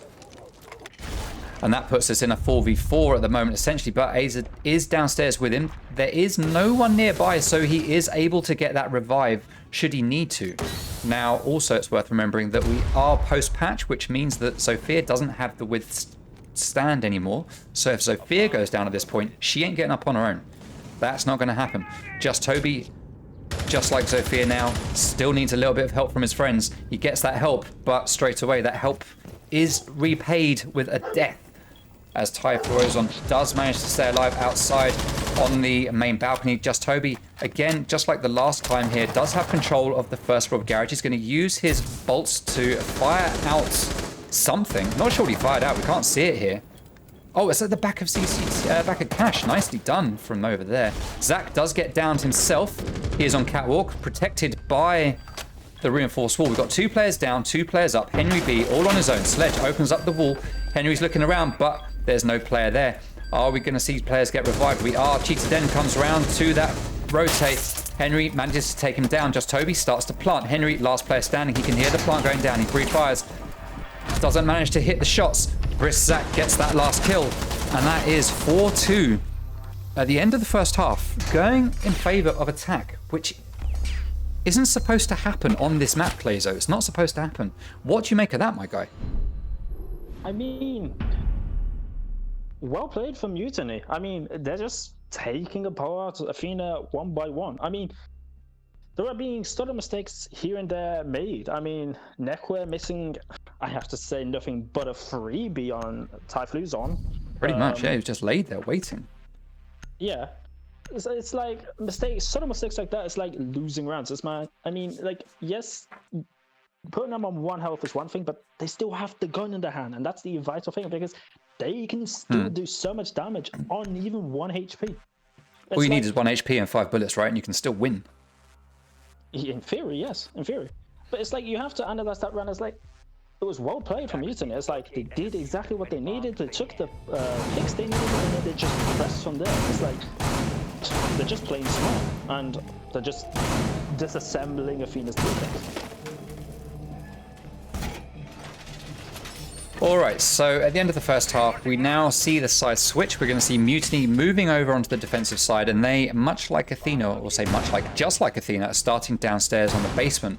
Now, what kind of hold are we getting here, though? We don't have Castle in play. We're not getting the classic SSG hold. We do have just Toby upstairs, though, playing on mute, with the hatch open, looking onto stage. Now, what we've seen here before is playing up here in construction with this hatch open. You open up a hole here in the top of this wall, and that allows you to look down into this room, into stocks. Oh, there's a hard S there. Down into stocks. Because stocks is a common place for like Ash or Sophia to come in, open up holes in the floor to apply pressure for any player that's up here. Or to open this hatch, depending on which site it is. We are playing church, so here the objective will be to open the hatch. So you have Cheetah Den down here to deny that, and you'll have possibly 1 player up here to deny that from the hatch. We don't have a player up here, though, so that might not be what's happening. Maybe that hatch has just been opened as a distraction. Don't know. Don't know. But let's see how this is going to play out. Interesting to see what they do with this setup. All right, so we have 5 players actually downstairs on site right now. So a lot of work done upstairs for a setup, but not being taken advantage of by Mutiny right now, as we have Athena taking control of the top floor. Now, whether they realize it or not, they have complete control of the second floor. We're a minute in, and they still haven't made their way down to the first floor, so they're going to need to start moving a bit faster. The drones are going to have spotted the hatch, and they're going to be thinking, hello, there's a hatch open here. What's this about? We see Buck being played by Davin, opening up some holes here. And did I see there, that hole actually gives you a nice little line of sight down onto the main stairs. Now that could be a good flank watch for anyone playing in kitchen. If I saw that right, we need to see if anyone goes back there to look at it. But we typically see people going for the hatches here. Someone might come up the main stairs to get a flank. Nekwa's going to be there to watch it from there. But did we see a... we can actually sit here on spectator cam a bit. Yeah, if you look through that hole, you can just see down to the top of the main stair. So that would allow you to cover the flank from here. So I guess... all right, yeah, Davin is actually going back to it. So we can see it from his perspective. That is a nice little angle there from Davin, allowing him to see all the way down to the main stairs. Good flank watch coming out from Athena. We still have 5 players downstairs on site though. 1 minute remaining, and we only just have Athena started to open hatches, going very, very slowly here. Nekwa trying to maverick trick this hatch, but it doesn't look like it's his forte. He is struggling a bit. C4 gets ripped. Nekwa needs to back out. He hears it, he moves, but it doesn't get thrown or pulled. We can see the gunshots there. Trying to take Nekwa's head off as he tries to get... I don't know if this is the play, getting Nekwa to do this. It's not really working. Sing Sing doing it the old-fashioned way. Thermite charge on hatch, but it does get impact tricked. Big play there from Typhlosion. He's going to get ready for the second impact trick. 25 seconds to go. And Athena have accomplished next to nothing here. They've opened up this hatch finally, but they've accomplished very, very little. Nekwa is already downstairs in Moto. That's the Goyo shield broken. 2 deaths now. And Mutiny are well in the driving seat here as Henry gets a kill. Cheetah Den does get the refrag. 3v2, 5 seconds remaining. Diffuser is dropped on site. Nekwa last player standing.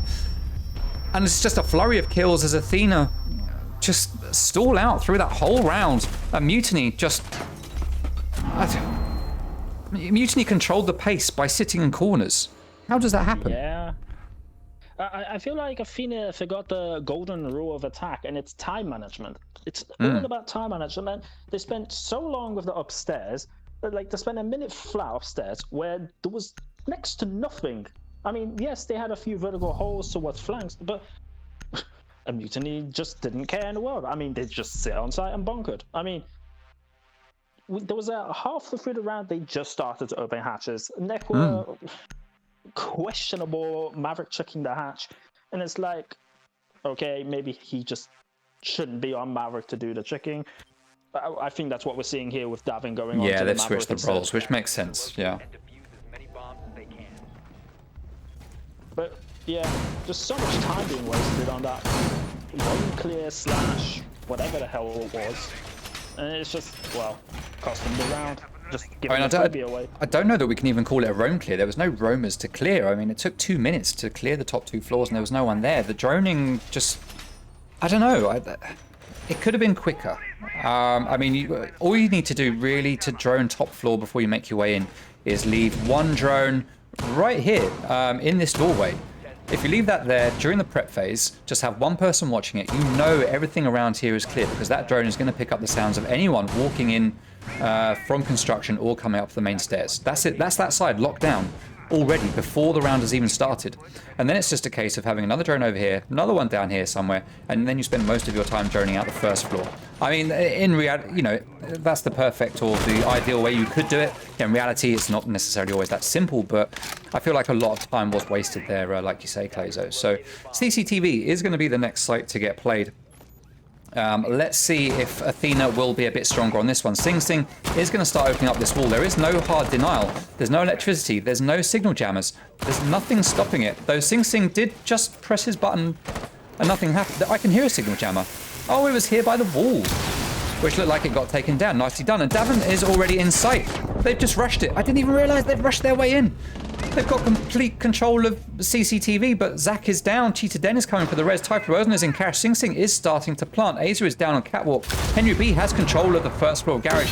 Plant is denied. It is a 2v3. That is Valkyrie taken down as Cheetah Den gets that. Oh, and that's a double for Henry. He's going for that third as he is now in a 2v1. And very quickly, it's a 2v0. As Kix and Henry pick up those last 2 kills. I completely missed that rush. I should have realized it was coming based on the setup that we had there. I was too busy just waffling from before. But yeah, great play from Athena. They brought out something different. They made it work, rushed into sight. And I'm analysing when really I should be letting you do that, Clazo. Let me hand over to you. Yeah, I mean, well played from Athena to rush. I mean, apart from Davin whiffing the shots on rafters, but apart from that, the more important thing is they won the round, and a vital round at that, to bring it to 3-5. To at least give them some sort of glimmer of hope to actually bring this comeback, so to speak, back on. Yeah, I have to say also, well played. It's like the ace just jumping through cash window and just CC window, I mean, and just taking side control that way. Yeah, well played. And also a nice little shot from, I think it was kicks on the Zove onto that pixel between the shield and the red stairs wall. So nice little shot there. Yeah, well played to Athena. Much needed round for them. Much needed round to bring that back. So yeah, well played to them. All right, so we are going to see CCTV get played again. Now, it is a staple of Mutiny, or any team that Den plays on, that when you fail a site, you give it another go straight away, and not change very much. However, we have seen, though, Just Toby is bringing out Echo. And I think that's the key change that we're seeing here between these two rounds. Who did we have last time? We had Maestro being brought out. We had Valkyrie, which is the same. We have Mute, Smoke, and Jaeger. So we do have the exact same lineup, except we have switched out Maestro for Echo. So two different types of intel gathering and plant denial. Now we are going to see Davin coming upstairs. He has taken control of Maverick. Clearly, Nekwa's decided, yeah, this isn't for me, guys. Can we switch it up? And Nekwa has handed that over to Davin. Davin, I think Nekwa could have managed that, to be fair. What Davin just did, opened up a little hole, took down the signal jammer, and that is the wall open 30 seconds in, and already they have that line of sight. We're going to have Kicks here, just repelling, trying to hold off any rotate. Zach playing a smoke on the top of the main stairs, very standard. He'll be using gas grenades to try and deny a default plant, or to stop anyone from pushing in through the breach. Just Toby trying to sit here safely in cash to deny the plant with Yokais. Typhlosion playing construction. That's the problem with not going on Do Not Disturb, is we see stuff like that with Catsy. Looking for a group. No one wants to join your group, Catsy. No one wants to join. I didn't mean it. There is a reason why we're not on Do Not Disturb today. I'm not going to say why, but there is a reason for it. So apologies if we do get pop-ups stream. Apologies. So Henry... Oh! Henry pinged something, but Typhlosion with the SMG-11 just tags him right in the noggin and takes him down. Early lead there. And that's an important pick there. Typhlosion is going to continue holding this angle. Drone is going to come out as Nekwa starts putting kills on the board. He has 3 now, so well played to Nekwa, starting to be... Oh, hello. Yeah, I want to come through. Yep, on you go, on you go. And eventually they make it through the doorway. Well played. Maverick starting to do some work here on the logistics wall, opening up a little hole to walk through. Now, we do have Typhlosion sitting there with that SMG-11, waiting for something to happen. Nekwa's going to be holding it from the other doorway, and we've got Davin starts to make his way in. Pings go out. Oh, he takes fire. He managed to do a couple of health point damage to Brissac, who's going to chuck this gas grenade out there into construction to slow the push, which isn't coming just yet. Kix is now up on balcony. Aza playing here, using the same setup that we saw coming out from Athena here, with that 0 rotation and just a hole for shooting through. And we're seeing a heavy construction take coming out here from Athena right now. All gas grenades have been spent. Grenades have gone down to take out any utility on the other side of this construction wall, and that is going to get opened up by Sing Sing. They try to impact trick it, but it is unsuccessful. All now open, and Athena have a pinch set up through the main wall and through construction wall in a 4v3. Just Toby evens it up though and makes it a 3v3 as Nekwa picks another kill up. Kix gets his own, leaving Aza all on his own. Sing Sing starting to plant. Aza tries to get the kill onto Zofia out there on the balcony, but Kix manages to get the picks. And he takes another round, or helps to take another round. It's not like he did it all on his own. There were 4 other people there with him. Manages to help take the round and put another one on the board for Athena. Yeah, I have to say, I mean, I'm interested to know how Typhlosion got the kill onto the Ash, who I think was Henry, which, well played, nice shot. Oh yeah, it was. But it's like, yeah, I'm just curious, like, I feel like Mutiny just lost manpower and just control. I mean, they tried to impact check the construction wall, and it's like after that failed, it's like they just lost control of the site. It's like they couldn't just anchor and hold hard angles. Yeah, I mean, it's just the default open up cache and open up CC wall, and it's like then they can't rotate out of garage and rotate through side. So that's just standard way of playing that if you're going to do a construction push. But I mean, well played from Athena. Yet again getting another vital round, because every round is now vital for them to get this comeback and try to win this round. Yeah. Okay, so we are now going to see Mutiny decide to go somewhere else. They've had Church and Arsenal just become unlocked for them, so they are going to head back there. Now, we looked earlier at some stats for CCTV. Let's take a look at the stats for Church and Arsenal. We can see it's 41% attacker favored and 59% defender favored. So they have lost this site once already. No, sorry, they won it once already. So in reality, this is most likely an Athena round. When it comes to stats, let's remember these stats are based on this league. It's not based on ranked. It's not based on PC Pro. It's based on this league and what the teams have done. So with a 59% defensive rating, they've played this once, which means that realistically, favors are tipped to attack here. Let's see how it's going to play out in reality. When it comes down to it, stats often don't mean a lot with things like this. Now, will we see a faster droning and roam clear game coming out here from Athena? Now, we have 30 seconds in. We've got the wall here from Jacuzzi only just getting opened up. Henry peeking. Drones. Can't see any drones actively rolling around here on the top floor. Kicks is outside the window, and again, okay, there's Sing Sing droning out now. Henry's starting to make his way in. But Henry does look cautious, and I feel like they should have had this droned already. Like I said, they just needed one drone here, and that completely shuts off this whole side of the building in terms of clear. So they've spent 1 minute just clearing one side, which does seem a little bit... I'm sure there's reasons, and if we get an interview with Athena, maybe it's something we'll ask about, but it does seem like it's taking a little bit too long to drone out this side of the top floor for my liking. I mean, perhaps maybe they're worried of maybe an elusive cheetah den or a Brissac roaming somewhere around the map and scaring them with this so-called potential roam.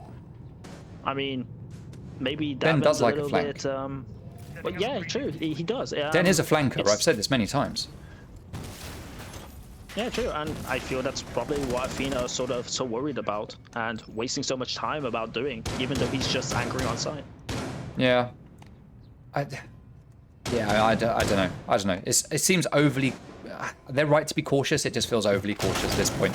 All right, so we are going to see Sing Sing going for the thermite charge. There's an impact trick attempt, and it is successful. Although it goes over to the other side of the hatch, it does still take down that thermite charge. Sing Sing is going to back out. He's not going to use a second one there. He's going to go into bar and go into drones. As Cheetah Den takes down Davin Atkins. Right to be concerned about flanks, I guess. But where was that? Was that on the first floor? It was on the first floor. Where did he get that from? Let me get over to him quickly. There he is, down here. Okay, so that was through the floor. Well played there to Den. Getting ready for the impact tricking should he need to on this hatch to back up Typhlo's on his neck. But is at the bottom of main stairs. Trying to take down the magnet. His aim is just not on point today. Oh, he sees the magnet up above just a little bit too late. It does grab up that Selma charge. 3v5, and Mutiny have huge control here of the flow of this game. 15 seconds remaining, and again, just like last time, it's a mad rush to try and get into sight at the very last moment, and it doesn't work out as just Toby with the SMG-11 picks up 2 headshots. Oh, nice one there onto Ace. Oh, well played, Toby. Nice. I have to say, Joe, I feel like the Hibana ban for Mutiny is really hurting Athena. Just with getting those hatches open. I feel like they played perfectly into Mutiny's hand with that ban. I mean, they're struggling so much with getting that hatch open. I mean, it's just getting impact tricked every time. They're wasting, like again in the first round on when they pushed Church. It's like the time management is so crucial, and Athena are just not there with time management today. I feel on their attack. It's just it's un-Athena-like, I have to say. Yeah, I mean, Okay, so we are going to see Ty 6 picking Mutant going on to Kaid. We are getting a CCTV hold, so let's see if they do similar Kaid placements that we saw coming out from Athena to hold them back. Typhlosion, yeah, putting one up there behind the wall, and he is going to drop downstairs. I don't know if this is just the latest meta or if it's a case of Mutiny see what Athena doing and thinking, yeah, let's just play their own strats against them. Why not? Not a strategy that I'm a fan of. If it works, it works. But I don't know. I like seeing teams do their own things. I'm not saying they're copying Athena. I mean, these are positions that we've seen in YouTube videos and whatnot. So there's nothing unusual or new that we're seeing here. Just odd that we're seeing it all come out in the same game, but it's working. So it doesn't really matter. We are seeing the same. We are seeing the same setups coming out from Mutiny that we're seeing from Athena. So. Very curious. The difference here, though, is that I think I called when Athena were doing this that a grenade coming through the drone hole would take out that electro claw here. Mutiny have covered that with an ADS, though, so that does make all the difference, and that could help a lot. Typhlosion opening up the hatches, and again, as I talked about before, we've got holes down here in stage, allowing anyone up here on this hatch to look down here to deny anyone that plays in stocks to try and take angles on the players up above. We've got just Toby playing down here in lounge, with the castle barricades, just waiting to try and stop anyone from taking control of down here. Now, Sing Sing does take some damage. Where is he? He is up here on the rotate, or the breach rather. The wall isn't opened up yet. They have managed to do the Maverick trick, a lot cleaner than it has been done before. Kicks is going to be responsible for opening that up with a lifeline. He's going to wait until just the right time. The time is now, and that is opened up.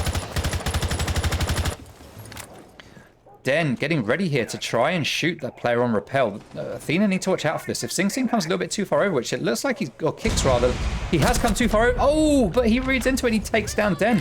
Well played by Kicks. Did he know that he was there? He must have heard him shuffling around. Well played. Or there was a drone on it. Who knows? We don't know. We will never know unless we ask the question later. But I'll have forgotten by then. Davin is going to be droning out, and it looks like we are going to see another push coming here from construction. We've got 4 players stacked up now, with 1 player over here watching the rotates. That's going to be Kicks. He's going to be watching for that garage doorway. As Davin takes a load of damage up here in construction, he's going to back out a little bit. Gas grenade goes out. 1 minute, 20 seconds remaining, and there's still 2 gas grenades left in the pocket of Brisk Zach. That construction wall is going to get open. C4 goes out. It's not going to find a target because there's no one there. Typhlosion tries to fire through the doorway, expecting to find a pick. He was right, but he missed his shots as Kicks gets that double kill.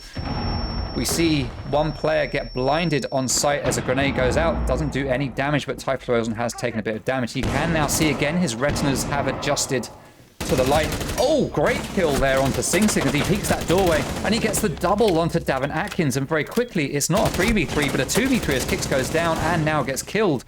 And Mutiny, oh, Brisk Zach takes someone down as well. That's Nekwa out as Henry again is the last man standing on this team. So often Henry is being left as the last player. This is match point. This is about to be Mutiny's map. If Henry doesn't make this work, he manages to get 1. He's got 2 left to find. He doesn't get the last as Brisk Zach manages to take him down with that shotgun. And map 1 goes to Mutiny with a 7-4 victory. Well played to Mutiny for taking that map, which, based on the interviews earlier, I think Athena thought it was going to be theirs. Yeah, I have to say, they felt really confident that they'll win the first 2 maps. By the way that interview sounded by Davin. I have to say, though, well played for Mutiny. Really well played. I mean, if you look even at the scoreboard, there's 3 people dropping double digits, and it's like, even though Azza, or Robin as he's known, who's picked out as the player to watch for Mutiny, although he's having a quote-unquote subpar game, it doesn't matter. Mutiny as individuals are picking up for where Robin should be, and it's like, well played, well played. They're just getting the picks they need. They're just winning the gunfights they need. Especially Typhlosion in the last round getting that crucial double kill, that nice little pre-fire into what's that called? Bedroom onto Sing Sing, and then getting that cheeky kill onto Davin lying on the floor. Well, although I'm questioning why he's lying there, unless he's trying to get that little pixel shot under the green box onto Ty, but Ty just comes back and just says, no, I'm just going to take your head off. So, well played for Mutiny.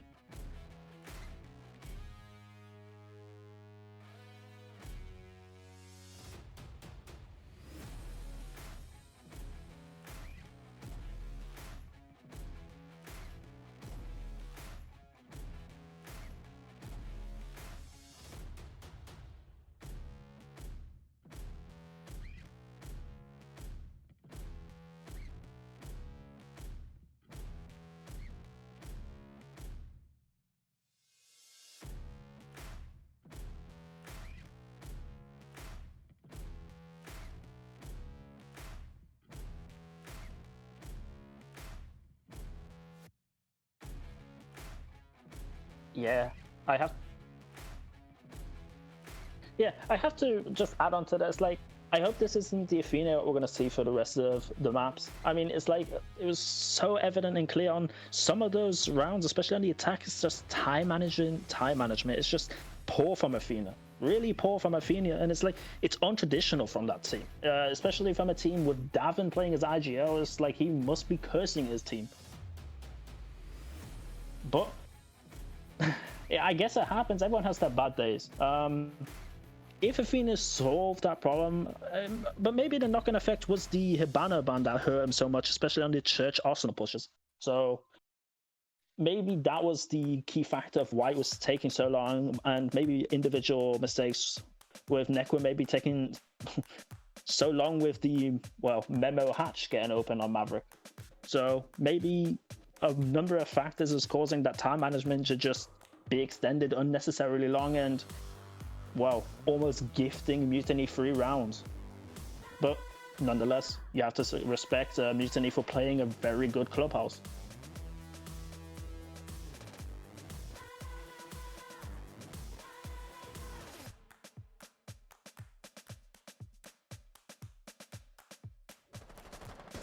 Up here, as there are two players now in Garage trying to get that kill. Carbons is in. He's going to take down Waved on Vigil. He takes a lot of damage while he does it, but he does manage to get that pick, and he is going to rotate out. Zach is going to push up the staircase. Two of the newest players to JPC as a breaching charge goes off up above Zico. He manages to get up in time. He takes a bit of damage from SMWD, but gives some back. Oh, he gets the kill onto Noticed. Like starts to push in. He's going to go for a default plant.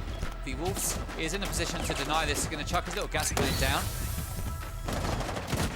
Wolves takes down AS Flex, and that is a kill from Godzak, denying the plant. That is Envy, last man standing, takes down the Wolves.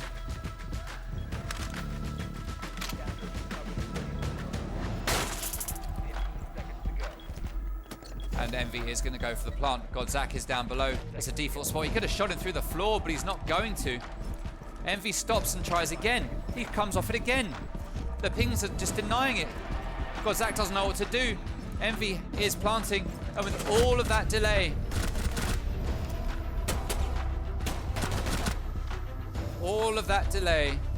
allowed Godzak to come up and take that round.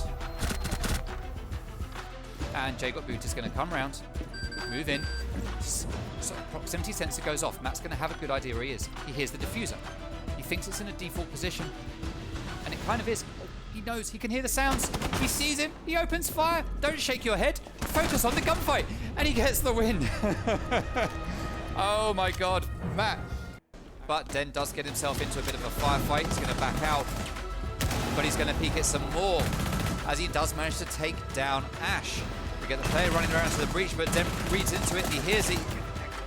And it's just playing Ring Around the Roses here as Typhlosion comes to join in, but AZGN gets that triple kill, leaving Ty all on his own with the Alder, but he doesn't know exactly where AZGN is, and AZGN gets that pick. Now, does he know that there is a player behind that reinforcement? If he starts shooting, he's going to know. He is in sight, but he doesn't have diffuser. Turn around, turn around. Oh no! Oh my God, Woken with the save on his teammate's life just at the last moment. And all of a sudden, for the first time, Mutiny are in the driving seat. Then for Elo. Emerxy making very good use of his utility there as he runs in, doesn't take down default cams, just going to rush downstairs. He's going to see Maestro and he's going to get that pick. Down is Supply and Electrical, rotating around site, takes it down the drone.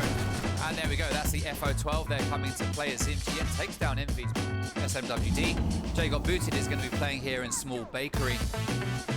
Got one castle barricade left in his pocket. That could be for the late protection. He should put that up right now, someone, just to stop a flank. 23 seconds remaining. Still a lot of work here to be done. I hear Miss takes down Cheetah Den. 3v3 now with 15 seconds to go. Protects his teammates, but no, he was on the stairs trying to peek it. As I hear Miss is going to come round. There is a rotate here. Imerxy is going to get shot.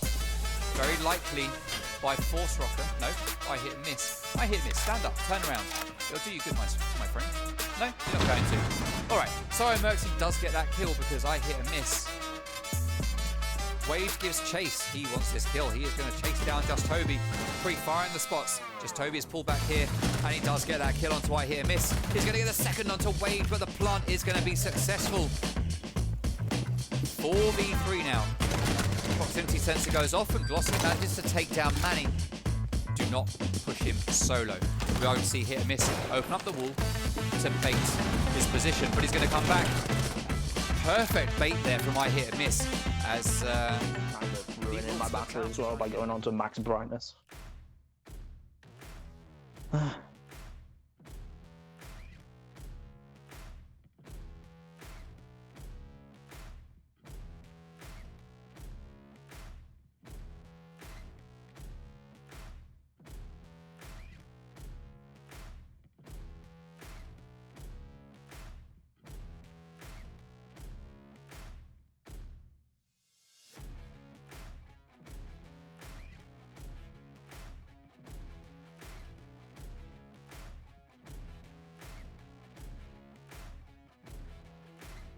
Alright, welcome back to the stream. I was on mute there. Apologies, everyone. I was chatting away, but you couldn't hear me. Only Clazo had the misfortune to be able to hear what I was saying.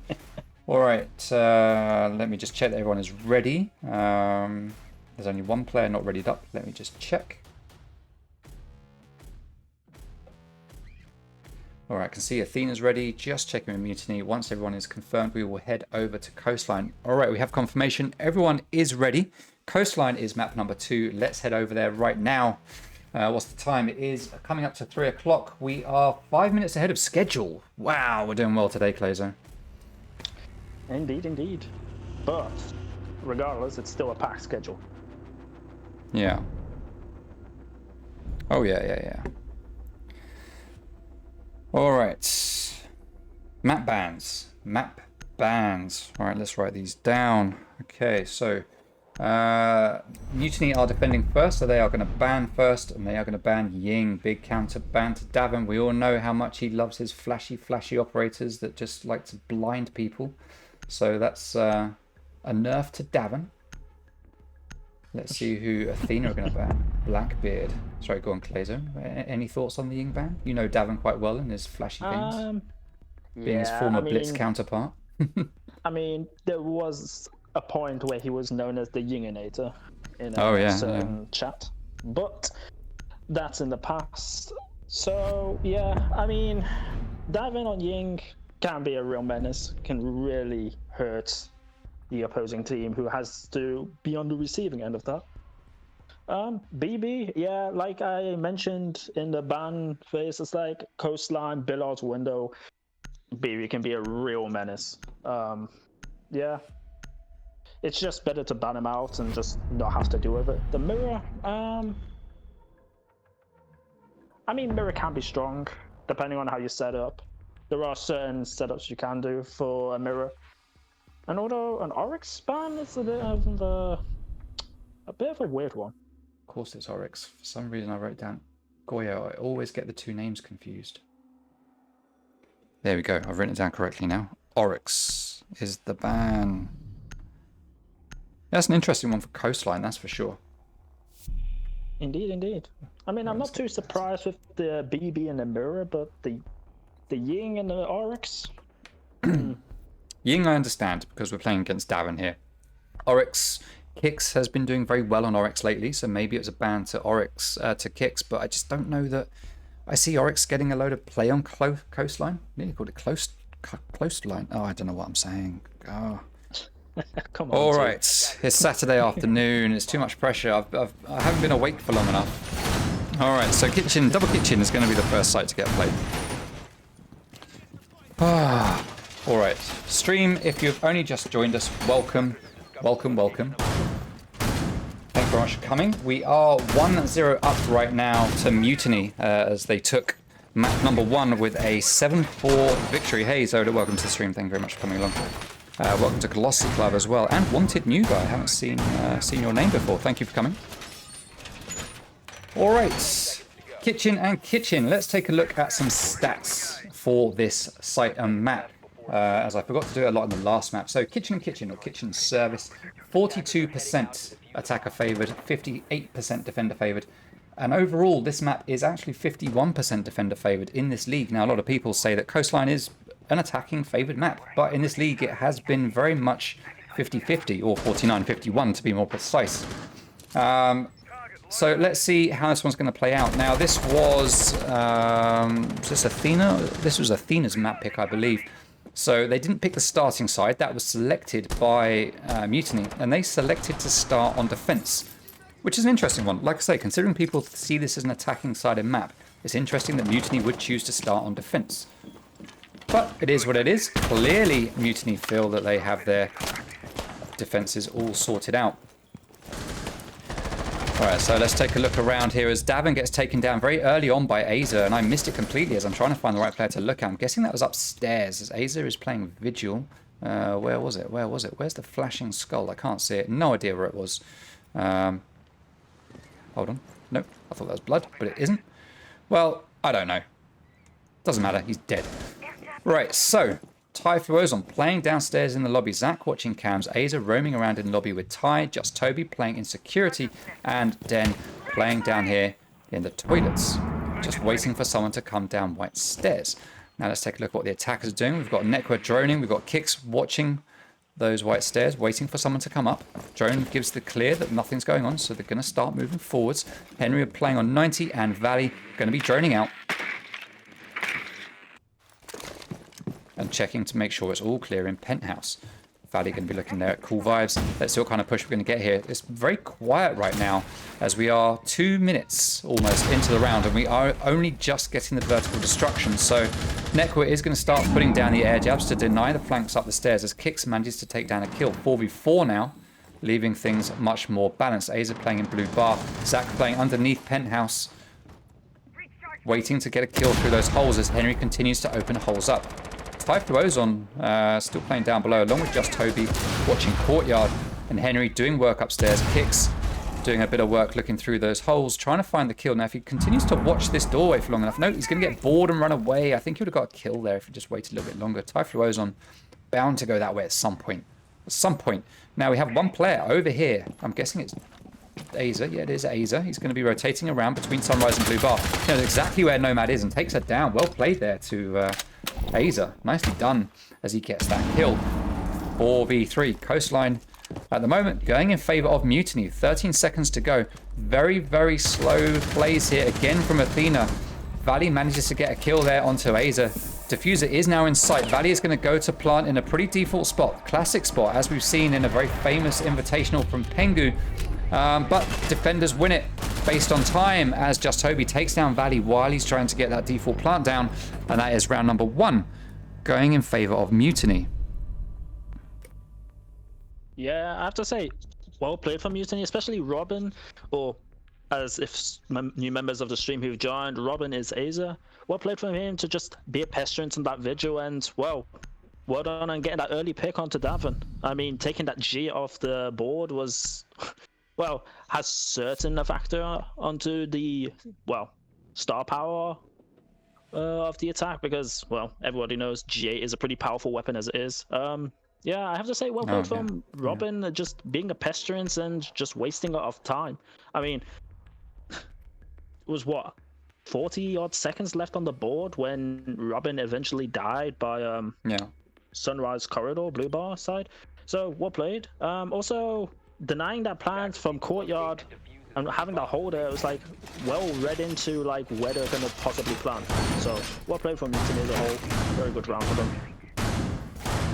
Yeah, they're doing very well there on Coastline with the defensive start. Well played to them for taking, I'm going to say, a convincing one. Again, time management for Athena just not looking good. And I don't know if it's kind of Davin died and then everyone else just sort of stalled out. Looked like they didn't really know quite what to do. It's difficult to call, obviously without hearing all the comms exactly, but it just looked like things really slowed down. There wasn't really much motion going on upstairs, not much work being done that we could visibly see anyway, nothing obvious. And it's not been paying off for them, these perceived slowdowns in what they're doing. Yeah, I feel like Athena's sort of struggling to sort of picture where the enemy is going to be, where certain individuals are going to play. I feel like Mutiny are doing a very good job of masking where their players are going to be, whether they're going to be bunkering. Like I said on Clubhouse, like we expect a certain place like Den or Robin just to be roaming or doing something, and it's like they're doing the totally opposite of what they usually do. And I feel like Athena like being caught unawares by it. All right, so we are heading over to hookah and billiards. This is typically the favorite site before kitchen sometimes, but often after kitchen, and that is no different here today. We are going to see Mutiny heading up there now. They've got their setup done with some standard reinforcements. A little bullet hole here from Briss Zach, taking a leaf out of SMWD's book quite clearly. Not that she invented bullet holes, obviously, but it's something that she is well known for. We already have complete control here of Penthouse and Theatre. Valley's going to be joining his teammates in there as well. And it looks like not very much work is being done down below. We've got Aza on Jaeger roaming around downstairs completely free with nothing stopping him. We've got Nomad, so there's probably some air jabs here. Yeah, we've got one here at the top of the white stairs. So that's going to stop that flank up that staircase from Aza. He is down at the bottom of that staircase now, looking like he's ready to make a push, but he's not going to be able to. He can hear it. Going very, very slowly. He's going to take out this flank drone eventually with the butt of his gun, but he's not going to be able to just get upstairs easily. He could, however, make it to the top of the staircase and get a kill onto Kix if he does it right, but he is going to back out while Kix is completely looking the other way. Now we need someone to check that flank drone and see, oh, wait a minute, flank drone's gone. You need to watch your back, guys. C4 gets ripped, but it doesn't get detonated as Henry takes down Typhlo Ozon. He's now got control of Aqua. You can see the utility there on the pool table. That's going to get taken down straight away by the Ash breaching round. And it looks like we are going to get a default plant attempted as Aza takes down Davin Atkins playing from hookah. Now 4v4 as, again, Davin is the first one to die. This is not ideal for Athena, but they're making it work this time. As Henry starts to push in, he gets one kill. As Valley takes down one. Cheetah Den is there right behind, but Valley lays down on the floor, gets that pick. Aza GN or Aza Int is sitting here just waiting, but Valley knows where he is. He peeks around that doorway with the pistol out and manages to get that kill. And I feel like I missed all of the good action there, unfortunately, but still, we see what happens. And Athena take a round, making it 1-1 at the end of the second round.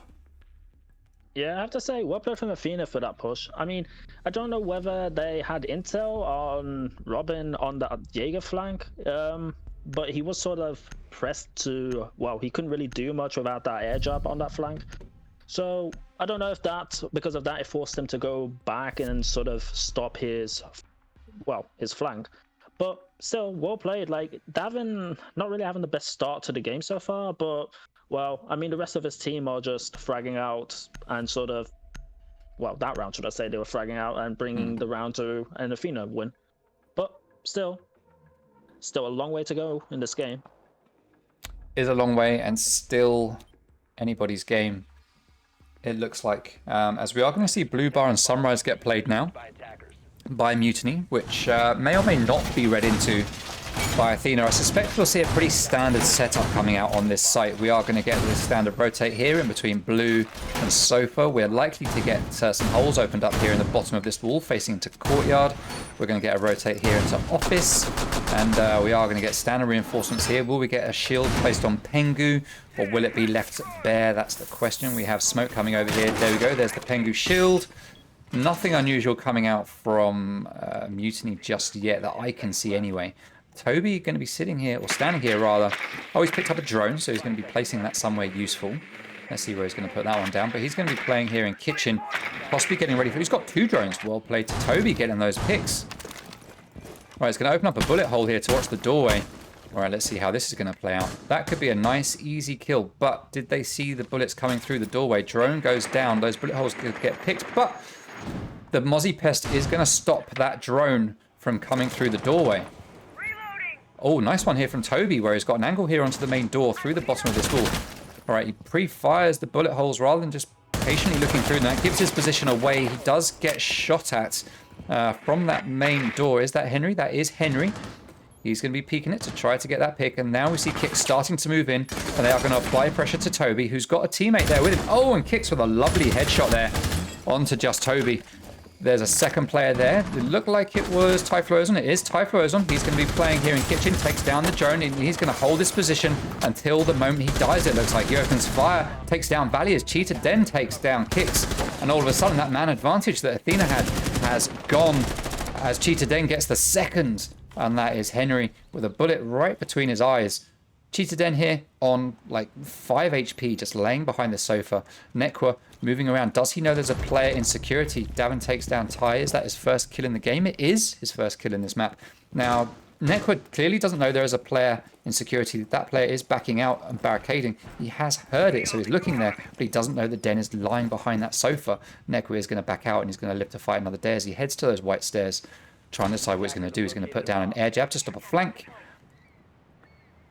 while Davin is droning everything out from Kitchen. Now, we need to see these two players playing together if they want to make an impact in this round. Cheetah Den has backed out and gone back to Sunrise. We've got 3 players now playing on site, although Aza has just moved out to play an office, as Davin is going to drone that out. And he is going to spot Aza. They know exactly where he is, but they don't necessarily know where the other 2 players are, as Davin moves that drone between the sites. He's going to spot Den now, I would say, and that is Zach spotted as well. Now they know exactly where all 3 players are. So Nekwa is going to be able to move forwards. He's got intel, but he's not looking high enough. And with the SMG-11, he gets taken down. Davin Atkins takes down Cheetah Den. 1v2. Gas grenade goes out to slow down the push. 40 seconds remaining. 1 gas grenade left in the pocket of Aza, or Brissac rather, as he throws down 1 more. Being Sledge, he can open up the floor up above to start to move some anchoring positions out of the way. Doesn't have to fuse. He's got 30 seconds, but it doesn't matter because Aza is there with the powerful MP7. For some reason, with the holographic sight on it rather than iron sights. Don't know why you'd want to do that, Aza, but you got the kill, so clearly it doesn't matter. And that is a round to Mutiny. Strong one for Athena at the start, but kind of threw it away with some unfortunate picks. Yeah, I mean, it was looking well as they were pushing towards Kitchen, but then all of a sudden it just flipped on their head, and it's like they lost within a blink of an eye 2 members, and well, that man advantage flipped on its head. So yeah, I don't know what the problem was there, whether it's just a lack of communication or just being unawares of certain angles, but nonetheless, well played to Mutiny. They're just playing, I feel, better, or it's just, I feel Athena just unawares to some angles with slow reactions or something. I mean, that Nomad onto smoke, I mean, I saw the smoke, but I'm not sure. Yeah, I don't know. It just might be just slow reactions, maybe just about the focus for certain individuals. Yeah. But nonetheless, have to give respect to Mutiny for just getting the picks they need and winning rounds they need. I mean, 2-1 so far, and they're on defense, so... So let's take a look at some... Oh, go on. No, Karen. Thought you were done. Well, it's sort of following the suit of the map prediction of well, the rounds being in favor of ever so slightly to the defense. Then again, we still have another 3 rounds to go, so let's see how that goes. Yeah. Let's take a look at some stats for some players from these 2 teams. So, nothing particularly interesting. Well, it's kind of interesting, so let's talk about it. Actually, no, let's focus on the round first, then we'll talk some numbers later. All right, so kitchen service. We've got a shield placed here in this corner. That's going to allow a player to sit here on rotate, or at least rotate through the rotate, without being pressured from this doorway. Standard reinforcements here on the double wall, second half of this wall here. So it's actually a quad wall, but that's the double here. This double side of the wall is open up. That allows you to deny a plant from courtyard or up. Oh, press the button too much. Upstairs from here, you can look down into the site and deny a plant or a push as Kick starts to make his way into aquarium. Now we need to see some faster control being taken here by Athena than they have been doing previously. We're 1 minute in and we have Cheetah Den upstairs, we have Typhlosion upstairs, just Toby upstairs. We've got 3 players upstairs and we're going to need to see Athena moving pretty quickly because a minute has passed already and those players are still there with no damage being done to any of them. Some utility is being spent. That's a Goyo shield down. Aza is now upstairs as well. 4 players upstairs as Kix is going to push all on his own with 1 player, I think, behind him. 1 has moved down to the bottom of the white stairs. That is Aza on Goyo. Valley is there behind. But, oh no! Kix didn't know that Aza was there. He takes down Toby, but he does get refragged. Valley saw him, and Valley is peeking him. but he decides to move away. Takes down another Goyo shield, leaving us in a 4v3. So we have Athena in the driving seat here right now. Nekwa loses a drone and is going to start to join his teammates as Henry starts to push onto Theatre along with Valley, who's going to Y-peek him. He opens fire but doesn't manage to hit the shots. He's going to come around the white stairs as Typhoon Ozon is that man, but he has been pinched royally over there in Theatre and gets demolished by Davin Atkins with a headshot. 4v2 now, 1 minute remaining, and Athena have started to pick up their pace, which is very much what they need. Brisak down below with a shotgun is going to wait for Sledge to come to this hole. He sees the player, he opens fire but misses. Guy's just running too quickly. Breaching charge goes off above his head and does a little bit of damage, not enough to kill him, but enough to give him a little tickle, that's for sure, as Valley starts to push his way into Sunrise. Zach does eventually take down Davin. As I switch off of him, siege timing at its best. Siege timing. Valley now pushing into Sunrise with Henry droning in front of him and starting to follow. Davin's going to be responsible for giving calls to the team. All three players here stacked up in Sunrise, making their push into Kitchen. Both players, there's the gas grenade going down. That's going to slow down that push slightly. 15 seconds to go, but the attackers can make their way through here. It's actually not denying a push in through that door as Henry gets that kill. Aza takes down Nekwa. Aza is all on his own. Valley is going to start to plant. Is it going to get denied here? No, it's not. Plant is going to be successful. Aza tries to come around to stop it. He sees Valley just too late. He gets the kill, which was an excellent kill. If he'd have been half a second earlier, that would have been round. And he takes down Henry. Oh, Aza. That's the quad kill for Aza. And he is going to hit that diffuser. And that is another round going the way of Mutiny. Wowzers. Wow. I mean, there's a reason why in the head-to-head players prediction that we noticed Robin. Yeah, well played. Very well played from Robin that round. I mean, another 1vx to add to his category, I guess. Yeah. I mean, he had a poor start in Clubhouse. Obviously, he's come to live and he's, well, wanting to show the rest of the stream why he's been picked as the, well, Mutiny player to watch. Yeah, nice 4K. Winning the round out maybe shouldn't have been a Mutiny's. It was going pretty pear-shaped and was looking fairly grim for Mutiny, but nonetheless, individual clutch. Well played. Well played. Yeah, I mean, it's hard to say the round wasn't won due to one person when they get a quad kill. Obviously, it's more to it than kills. It's the setup for that player to get those kills, and obviously the rest of the team played a part in delaying Athena for a long time and allowing that to happen. But certainly there at the end with that last two kills, that was all Aza, and fair play to him. He did a great job at it. As we head back up now to Hookah and Billiards for the next site to get defended, it's become unlocked for them now. They played it once already, Mutiny, and they won it. It's now unlocked, and they are going to head straight back there to see if they can make it a second win on this site. And at the moment, with the way they're playing, it looks like it could very well be possible. Now, talking about AZGN, I mean, you went through some stats earlier. A lot of people might have missed it. Not everyone comes along for the start of the stream. But the top KD on Mutiny is actually AZGN. But he is 9th out of the whole league when it comes to KD. Henry B on Athena has a 1.57 KD. He is the top for Athena. But he's actually 4th in the league. And stunningly, there's actually a lot in the league where Henry is in the top 4. He's 3rd in the league when it comes to survival rate at 42%. He's 2nd in the league when it comes to 1vx's with 3. And he's pretty good at entry fragging as well. I mean, he's only got 14% of his rounds have been entry kills, which puts him 18th in the league.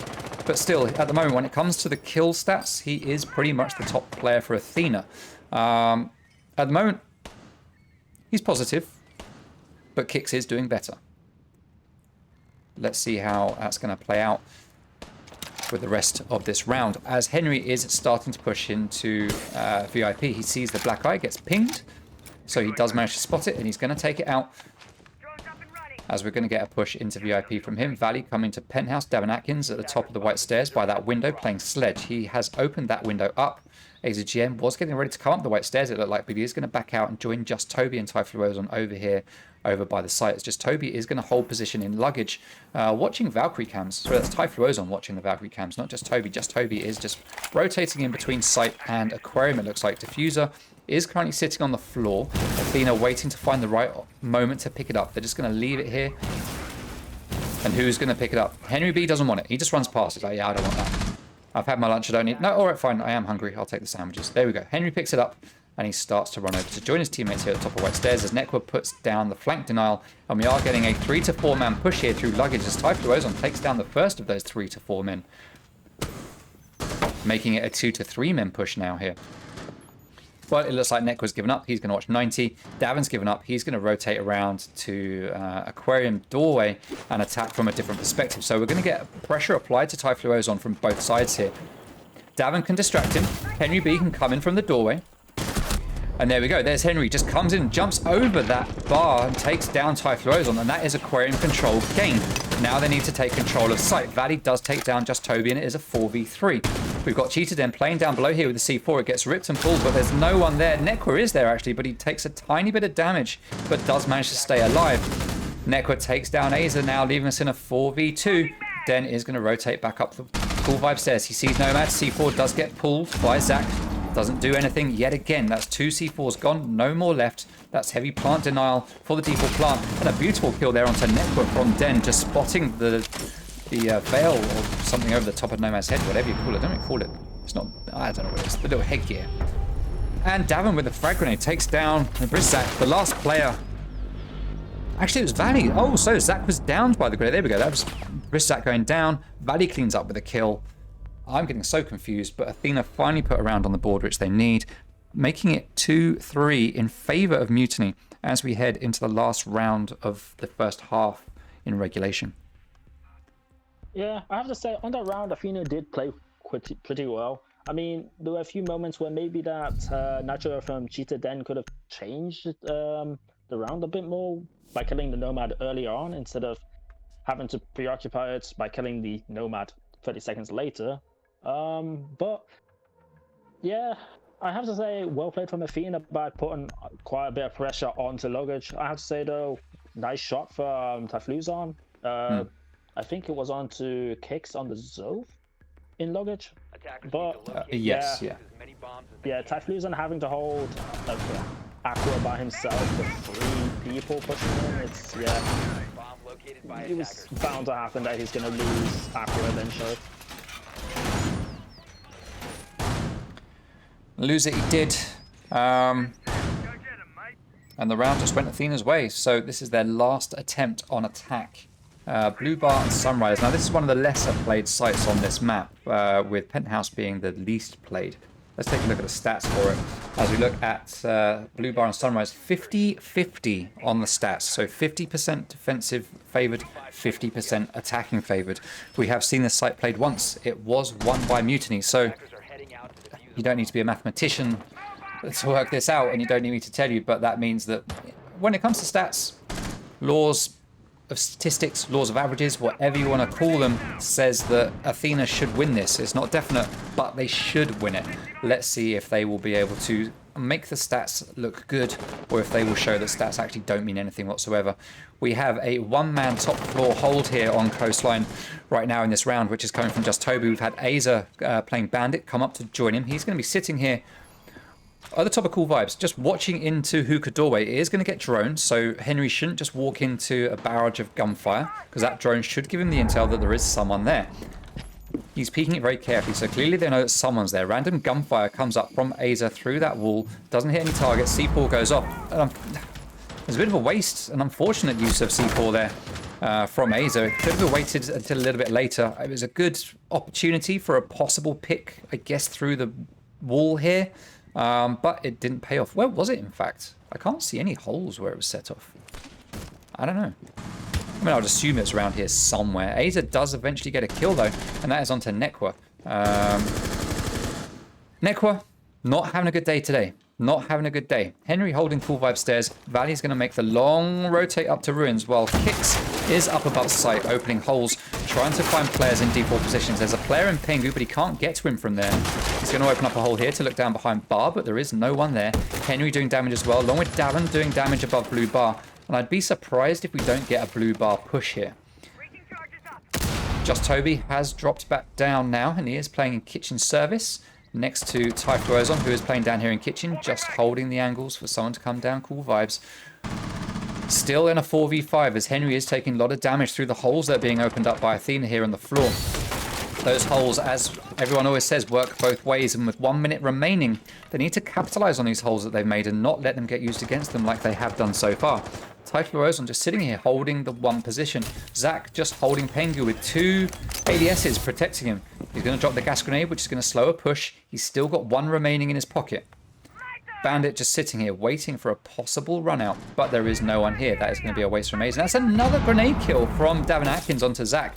Zach is hating the grenades right now with Jaeger in play. That shouldn't really be happening, but it is. It is. Okay, we're not seeing a blue bar push. It looks like we are seeing a sunrise push as Kix takes down Cheetah Den. We've got Ace being played by Valley. He's going to drone out the site to give Davin a call to let him know it's clear to go in, but Kix does go down. We know there's one player here behind Sunrise. He's going to have to get pushed aggressively here by these 2 players that are left, but Aza from the doorway takes down Valley. 2v3 now. Davin is in sight. He takes down Bandit from behind. He has no diffuser. That's in the pocket of Henry B, who is starting to plant, but he's likely to get stopped in his prime.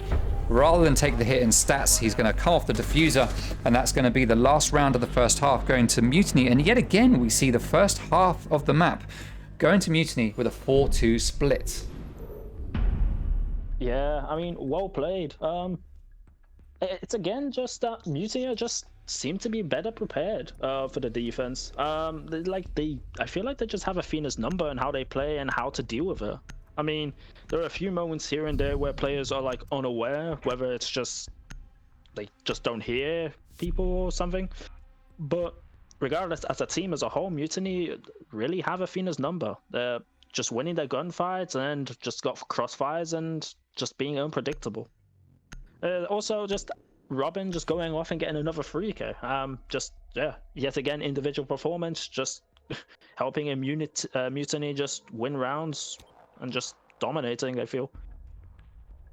Attackers need to locate and defuse as many bombs as they can.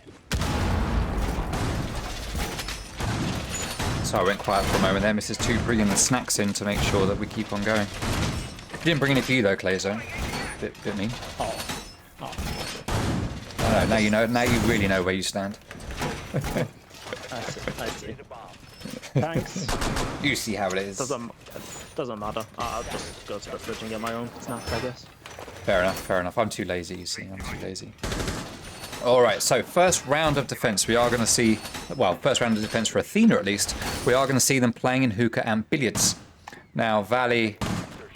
setting up some bullet holes there, it looked like, in the bottom of that wall. Oh, I'm spinning around far too fast. There we go. Alright, so standard rotate, reinforcement, hole here to deny plant with a gas grenade, I guess, from hookah. Just chuck it over here. Goes in there. Alternatively, if you're smoke playing here, you could try and chuck a gas grenade over here. But smoke playing here typically will be behind the bar. Now, just Toby pre-firing into security window just to open up. I don't think he's expecting to get a pick because that angle, you're not going to get a kill, that's for sure. Kix is playing here at the bottom of White Stairs. He hears some air jabs going down, and he's going to start to rotate his way up the White Staircase. There is no one here just yet. Valley is up here as well. Where are the rest of the players? We've got Davin roaming around here in VIP, playing as Legion. He's going to drop a early warning sign there. Stick the goo mine in the doorway to let him and his team know when someone's coming. And the players here from Athena are quite spread on this top floor, with one pretty much on every axis. You could almost form a perfect cross here. Well, an X. More of an X, I'd say. Cheetah Den takes down Kix, though. Is that the player that was down below? It is the player that was down below. There was one player downstairs. It was Kix.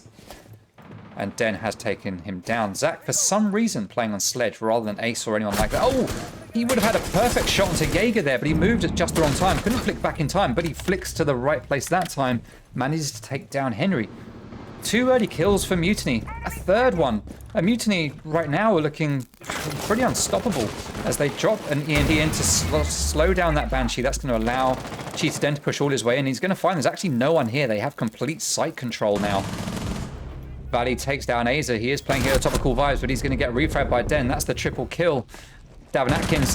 Oh, he managed to get the cheeky double there as he comes in from behind an aquarium. The diffuser has been planted. He's going to get the triple. He manages to take down one player. He knows that a player has just jumped out of the window. He's going to go for that diffuse. He's going to get it. Den isn't in position. He doesn't know. What a clutch from Davin Atkins. Oh my god, well played. That has got to be, that's a player of the week from Davin Atkins there. Yeah, I'm just a bit confused by Mutiny as a team. Yeah. They took their eye off the ball completely. I mean, well played. Well played to Davin, but Mutiny throwing rounds? Question mark? It definitely shouldn't have been Athena's round. Mutiny had so much control. Yeah, I mean, Den with the triple kill, and then well played from Den to get that, and then well played from Davin for that flank. I mean, he read it, whether it was through luck or just game sense, just read a Mutiny's weakness like a book. And well, what a way to win a round. Gets 4 kills. I think it was 4 kills. And gets the plan and wins the round. Well played. I mean, that is a classic example of the phrase. I mean, that's why they come up with the phrase "snatching victory from the jaws of defeat." I mean, that was Mutiny's round, without a doubt. That was Mutiny's round, but they just completely took their eye off the ball and allowed Davin to get that flank. Den jumping out the window. It was the right play for him, but why didn't he rappel back up to the window? Instead, he decided to run all the way around to Aquarium. Yeah. He should have had the calls from his team to say, "I've just been shot from Aquarium." He should have realised, wait, I haven't got time to run around there. I guess he just didn't think that he would go for the defuse, but Davin, big brain, just hit it, and he got away with it. Yeah, I mean, what play to Davin for playing playing it like he did. But just questionable play from Den. I mean, starts with the round exceptionally well, gets a 3k, and then, I feel like loses the round for Mutiny by a small misplay. Yeah. Yeah. Well, it wasn't all Den. I mean, there were 2 players or 3 players that died before, so we can't just put it on poor Den. But he was in a position to hold it down at least. Yeah. All he had to do was rappel out that window, and Davin had no option but to just wait and try and make a play, waiting for Den to peek him. So yeah. All right, so now we are seeing Kitchen and Service get played. Kix is going to be playing down here in security. Nekwa is playing on site with Maestro. Valley holding here. What do you call this little position here? It is technically service entrance, I think. But what's this little box here? What do you call it? That Valley's in right now. I mean, I don't know. I just call it garbage, I would say. I mean, it's garbage. Just the default. Poor Kix. No, not Kix. Poor Valley. I mean, you could call it racks, I guess, but there's not really an individual caller that I would think of that could be called for that. It's just deep service. Yeah. Okay, so grenade goes out from Den, does a tiny little bit of damage to Valley, tickles him. That's all it does. And that grenade is now wasted. It looks like we are getting an attempt here at a jump in through the kitchen window for a plant. Another grenade goes out behind a stun grenade, but Maestro manages to survive, takes 0 damage at all. He's going to peek that window, and Nekwa does get a kill with the Alder. Oh, he sees the player there, but just pauses, and it was actually a trade. So well played there to Zach and Nekwa for that trade. Nekwa, to be fair, I mean, he was looking at that face for quite a while. God knows how long Zach was looking at his face in return.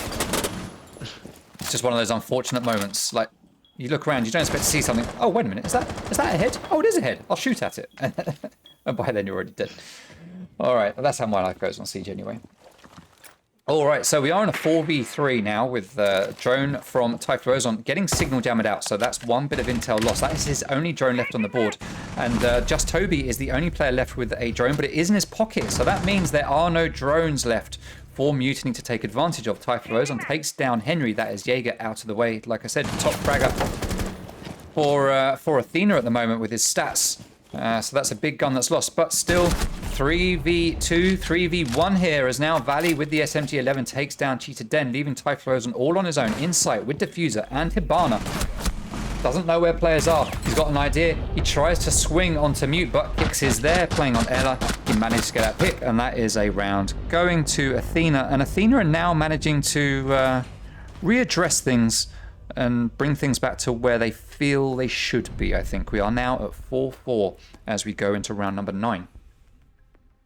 Yeah, I have to say, this feels more like a defender-sided game in general. I mean, I feel like most teams are just well, being more dominant and just winning on the defensive side. I mean, bar from the one round for Mutiny where they throw, it just feels like it's been very defender favored for both teams.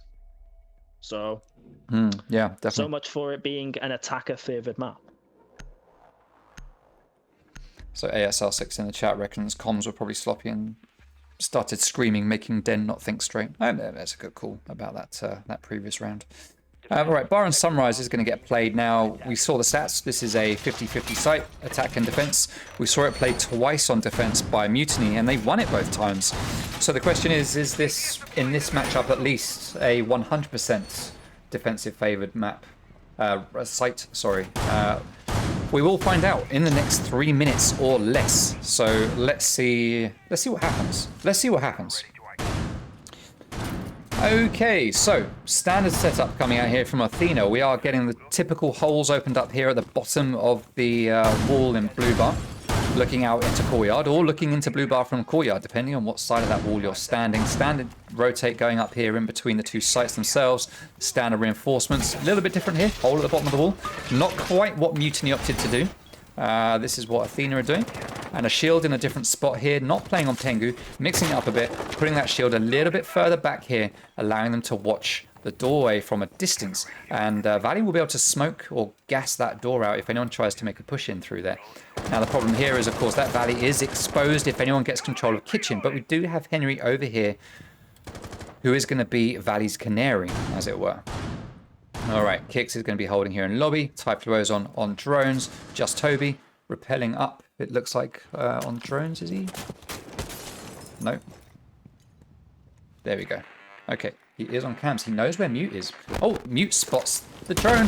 Pre-fire. Oh, if he'd have been like 2 millimeters lower, that would have been a kill. Oh, Davin doesn't know how close he got. Well, he probably does know, to be fair, how close he got to being killed there as the bullets whizzed over his head.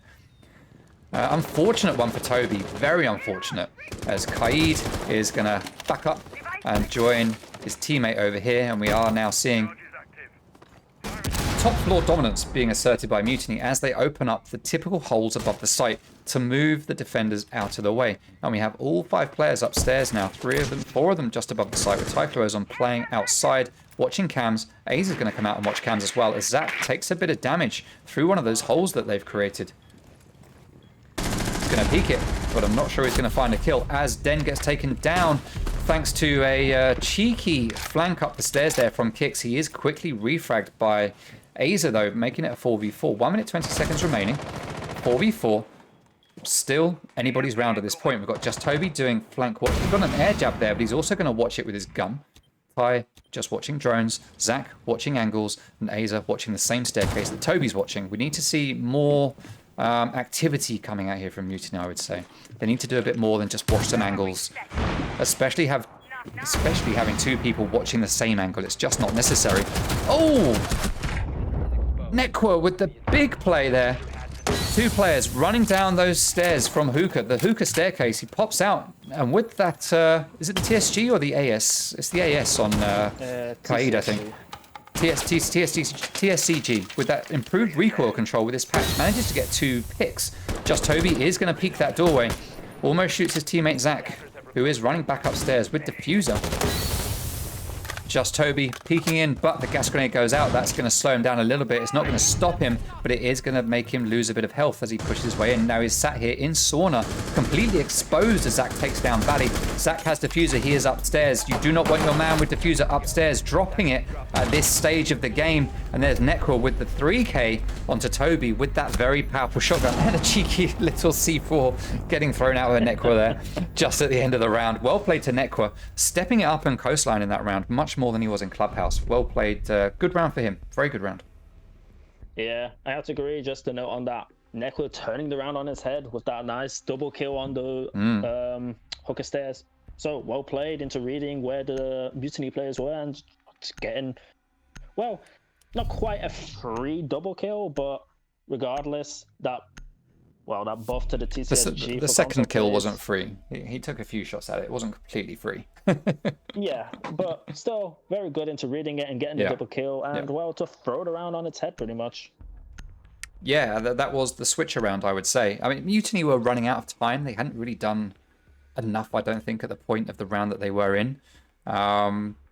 So I think it was favoured Athena at that point, but that doesn't take away the fact that just getting those 2 quick kills like that did turn it around. And then for some reason, Zach heading back upstairs with the diffuser, I don't know, I guess at that point they decided to just play for kills. They knew that Netcore was downstairs in Sunrise. I guess Zach thought, oh, I'll make it back up to the holes and I'll just shoot him through the floor, not realizing that another player had gone upstairs or was making his way upstairs to counter that play. So an unfortunate raft of decisions there coming out from the last 2 players, or the last few players at least, from Mutiny. Unfortunately costing them that round. You have to find out that Robin is sort of having a sort of slow second half of the game. I mean, for the last few rounds, he was on 11, 12 kills about 4 rounds ago, and since then he's only managed to get like 1 or 2 kills. I'm not quite sure if he's got more than 2 kills, but that's how it feels. I feel like he's not had really much of that impact in the Who's this? Aizen? department. Yeah, Robin. He's got 13. From Mutiny. Yeah, since they swapped, he had a really good start, and then it's like oh yes. Slowly Oh, you mean sorry? Yes. Yeah, I get you. All right, so Davin is going to take some early damage. We haven't looked at the setup at all, but Davin is upstairs roaming around. We've got 2 players downstairs, I think. Yeah, we've got 2. Kicks, who is going to back out up the white stairs, leaving Valley on his own. No, he's not downstairs. Sorry, he's upstairs, but there is 1 player downstairs. It is Jaeger, being played by Henry, no doubt. Henry is a Jaeger main. It's his most played operator. Fun fact for you. He's played Jaeger 54 times in this league up until today. All right, so we have Zach up top. Normally he plays Ace up here, but he's not doing that this time. Ace isn't banned, but he is choosing not to play Ace, or the team is making him choose not to play Ace. He's going to play Thatcher, and he's going to play up here from above, while Typhlo Ozon is going to be playing as Hibana. They've got that wall open into the site from up here, which gives them a position to stop rotates. We hear an air jab go off. Not sure who that was. Not Davin, I don't think. Neck was on site. Kicks downstairs. Could have been Henry. He's sitting here waiting. He sees the head of Den, and he manages to not take it off, but he does manage to down him and finish off that kill. Well played to Henry. Unfortunate for Cheetah Den, who just didn't have the intel. Now a drone goes in. It's a little bit too late, drone. A little bit too late. A window does open up outside Henry, or by Henry. He doesn't look at it, but Toby has rotated away and is standing here watching this dirty little angle right here behind the bar. If Henry stands up in just the wrong position, he's going to get it popped off. Aza GN is coming in to back up Toby, and they are going to pinch him. Henry takes him down, but he doesn't know that the player is behind him, and just Toby does manage to get that pick. And we also get a refrag onto kicks from Zach, leaving it in a 3v3. So great play from Henry there, holding up 2 players, wasting a lot of time, managing to get a couple of kills out of it. I would say that was a worthwhile trade in my book. Now 2 players jump outside and are going to start to make their way up to Aquarium and double window. Netcore is going to hold this window, looking down. He sees the rappel, and he manages to take down Nomad. He gets blinded at the last moment, but he does get the kill, and that's what's important. Gas grenade goes out, or C4 goes out. That was a gas grenade, goes out, but it gets shot and doesn't get ignited by Valley. There's the second one. That's going to slow down Zach a little bit. We've got 15 seconds remaining. 1 gas grenade left in Valley's back pocket, and he is in a perfect position to completely deny this default plant. But it's going to be denied instead by a player with a gun, as Valley is the last man standing. Typhlo Ozon is down. Zach is all alone. He's got diffuser. Is he going to try to plant? If he does, it's a sure enough loss. Oh, he comes around to the doorway to try to get the pick, but he's looking the wrong way and completely misses the fact that Valley was an easy kill. And round goes to Athena. And Athena unstoppable now with a 4-0 win here on defense. Yeah, indeed. Taking it to match point. Yeah, you have to give a lot of credit to Henry for winning that round and just wasting what felt like an eternity, it must have been for Mutiny, by just sitting in Sunrise and getting 2 kills. And, well, eventually getting killed off, but wasting a good chunk of the round. So, making the Anchor's job a lot easier on site. And, well, yeah, just wasting time. And, well, eventually the round came to just time management as well for Mutiny. I feel like they should have droned Sunrise to at least have some sort of intel on where the Jaeger was. But, nonetheless, well played from Henry. Yeah, they droned it far too late. Yeah, I mean, I feel like they just didn't drone Henry downstairs in Sunrise at all. Yeah. I feel like just then ran in. Yeah, Den went in with what looked like no intel. Well, I say that though. He ran in and he, if I do it from his position here, he ran in. It looked like he was thinking there was someone here tucked up behind the little cocktail or I don't know, the little trolley here. Because he looked like he came in and started to peek towards here. So I don't know if he had intel that maybe someone was here. And then they just lost that bit of intel and he came in just assuming someone would still be there. That's kind of how it looked. So maybe they had intel and it was just fake intel or late intel. But either way, it was a misplay from Mutiny there a little bit, and Henry just capitalized on it, like you rightly say. So, as we head back to kitchen now, Davin is going to be playing in Sunrise as Legion. We've got Henry playing over here in security, backed up by Kix, who's going to be playing on Vigil, just roaming around. Hey, thank you very much for the follow, Tix. Very much appreciated. Thank you to everyone who's followed or subscribed so far. Thank you, by the way. Not as active with the chat as I would be normally. But it is a final. I have other things that we need to talk about. But thank you to everyone who is supporting the stream right now. All right, so Cheetah Den does have drones. He knows that Vigil is somewhere nearby, but he doesn't know exactly where. As we hear, 2 players are upstairs on the roof, just the 2 from Mutiny, with Aza and Zach playing down here in DJ booth. Aza is going to start pushing in with intel from Zach, who is droning. Aza just jiggling his way there around the doorway, just face checking, just to make sure that the drones are good. And he's going to start opening above the site. Now, Netwood just moves out of the way before taking any damage from that breaching round. Oh, he almost runs into another one. He does manage to get away with it. He has taken a slight bit of damage, as we see 2 players running down Cool Vibes, just splitting up, 1 to Blue, 1 to Sunrise. A rotate getting open there by Davin. And it looks like top floor control has now just been given up by Athena. Henry playing down here in security still. Nekwa just tucked up here behind the desk. Is that going to get spotted by Mutiny? That's the question. Valley on site. Kicks, Blue, Davin, Sunrise. Okay. Utility getting spent. Floors getting opened. Holes getting peaked. Guns getting fired. And damage being taken by Valley, who takes a little bit of a bullet there from, I think that was Zach up above that opened fire onto him. Valley's going to retreat here to safety. He can't get tagged from above here in this position, as Davin there throws another impact grenade, and Nekwa takes down Den, but is quickly refragged. So like for like kills, leaving us in a 4v4 with Typhlosion droning out the lobby. Brisak still holding upstairs. He does love his holes in the floors. A's are doing the same. 1 minute to go. They're looking to see if they can get some picks here before they start pushing to site. Just Toby droning everything out to get the information needed. Den will be responsible for watching some flank drones somewhere. Absolutely sure. Let's see what the attackers are doing. 2 still upstairs. Aza gets that double kill. That's Valley down on site. And that's big. That is plant denial. Typhlosion has diffuser. He's going to push deep. He can't plant right there by the wall because it is right by a breach hole or a rotate. And Maestro is dead, so that plant can't get denied, but it could have been watched 2v4, and it looks like in a post-plant, this is definitely going to be a Mutiny round. Let's see. Aza is going to go upstairs on rappel. Just Toby watching for the lobby run out. Davin does take down Aza, so it is now a 2v3, but Typhlosion, perfect position here to clutch as Henry gets taken down by Just Toby, leaving Davin all on his own. Can he do a 1v3 clutch like he did last time? It's very unlikely at this stage. The attackers are just too well set up. He rushes onto Sledge, but Zach is there with the SMG-11 and takes him down with a cheeky little teabag at the end of it, just making sure that his crouch button is working properly. His sensitivity is so high. Well played to Mutiny. Yeah, well played to Mutiny. They executed pretty much site how they needed. They got the plant denial off the board and, well, had pretty much free reign of the site after that. Yeah, and, well, after the plant was down, it was a fairly straightforward round on that, just holding angles and, well, yeah, you know, fair enough. Props to Mutiny for playing the round textbook-wise. Yeah, it was a very good round for them. Big thank you to Jinx, by the way, who has just hosted the stream for 52 viewers. Thank you very much, Jinx. Very much appreciated. Yeah, my guy. All right, so Athena are on match point. It is 6-5. They've been on match point for 1 round. Mutiny just managed to win 1 back.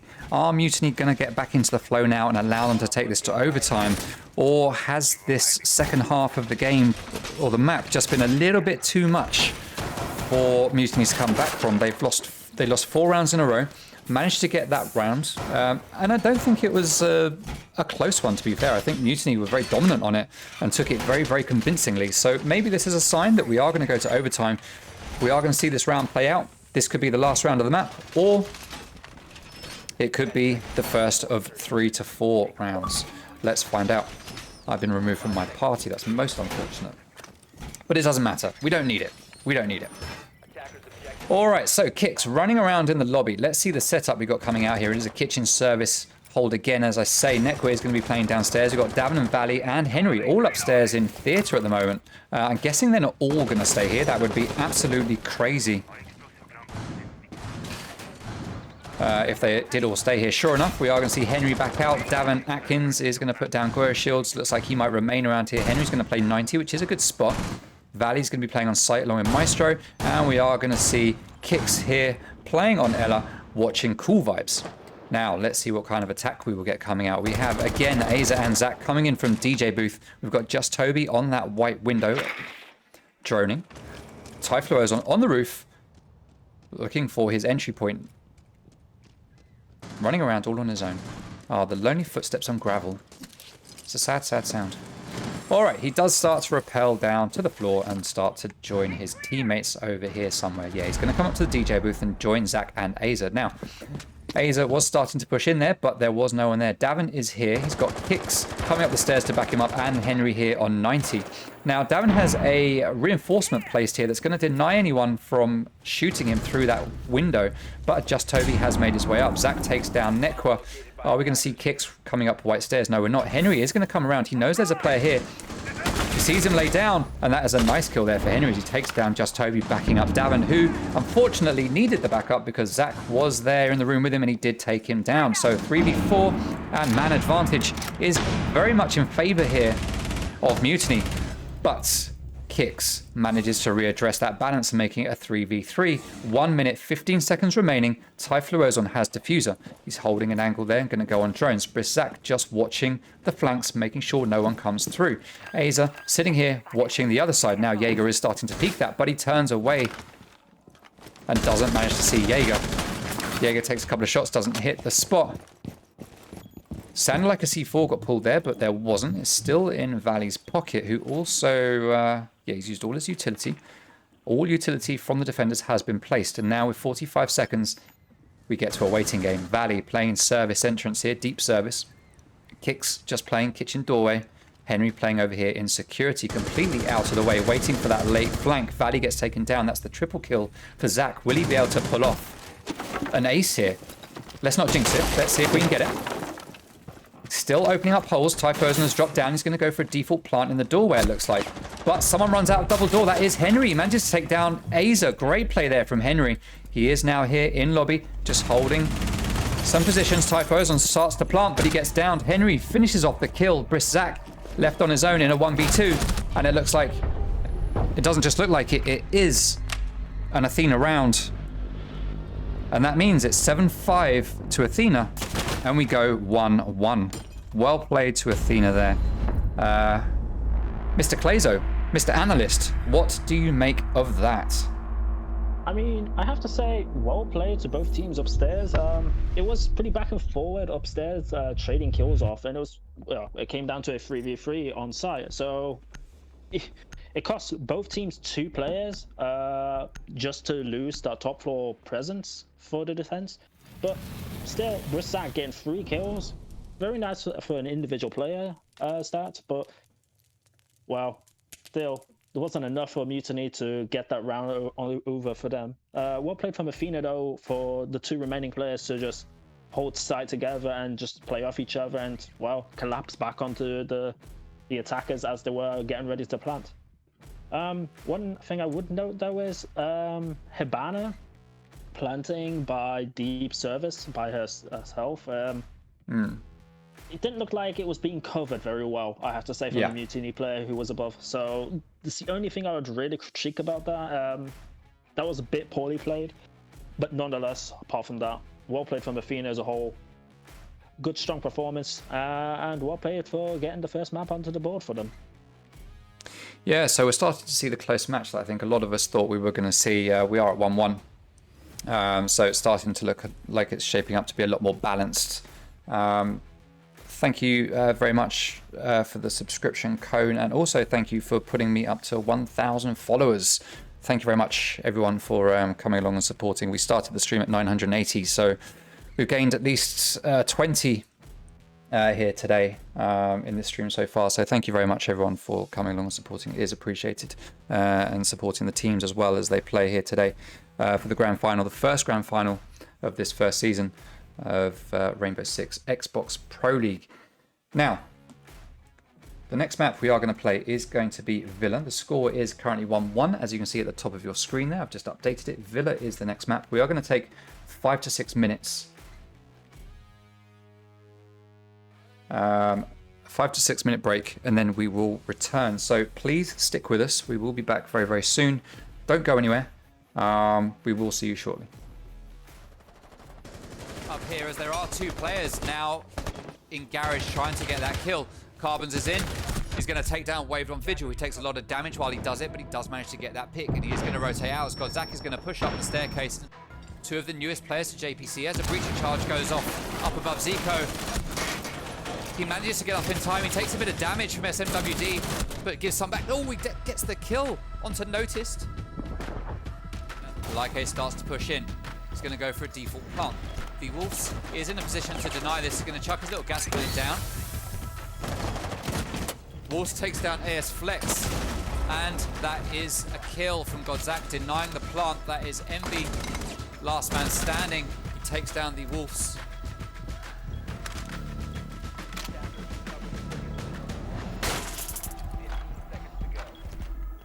And Envy is going to go for the plant. Godzak is down below. It's a default spot. He could have shot him through the floor, but he's not going to. Envy stops and tries again. He comes off it again. The pings are just denying it. Godzak doesn't know what to do. Envy is planting, and with all of that delay,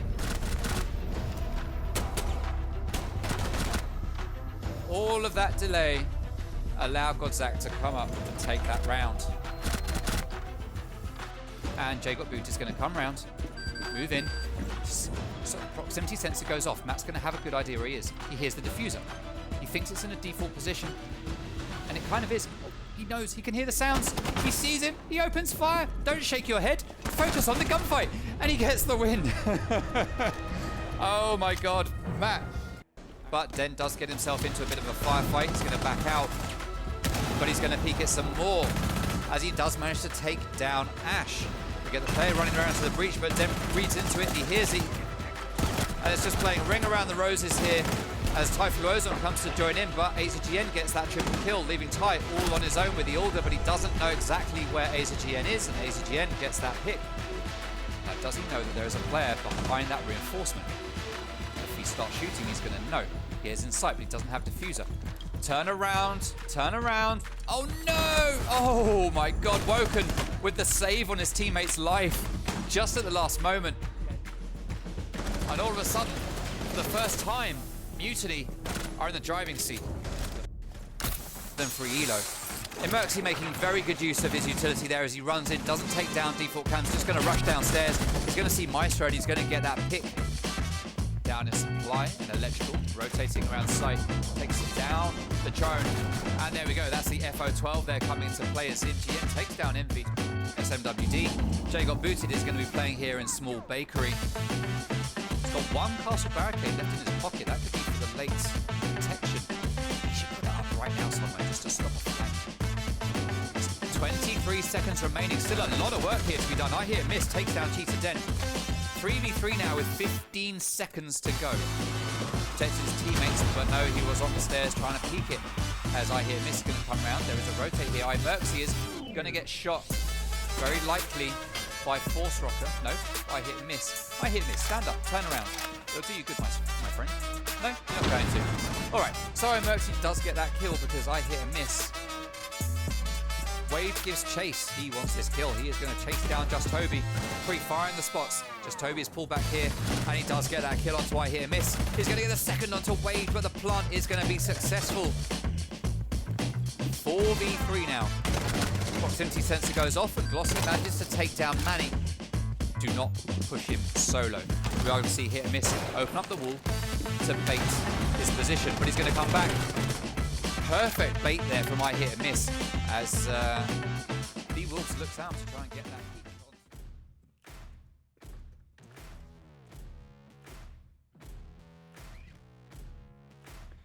All right, welcome back, stream. Thank you very much for sticking with us.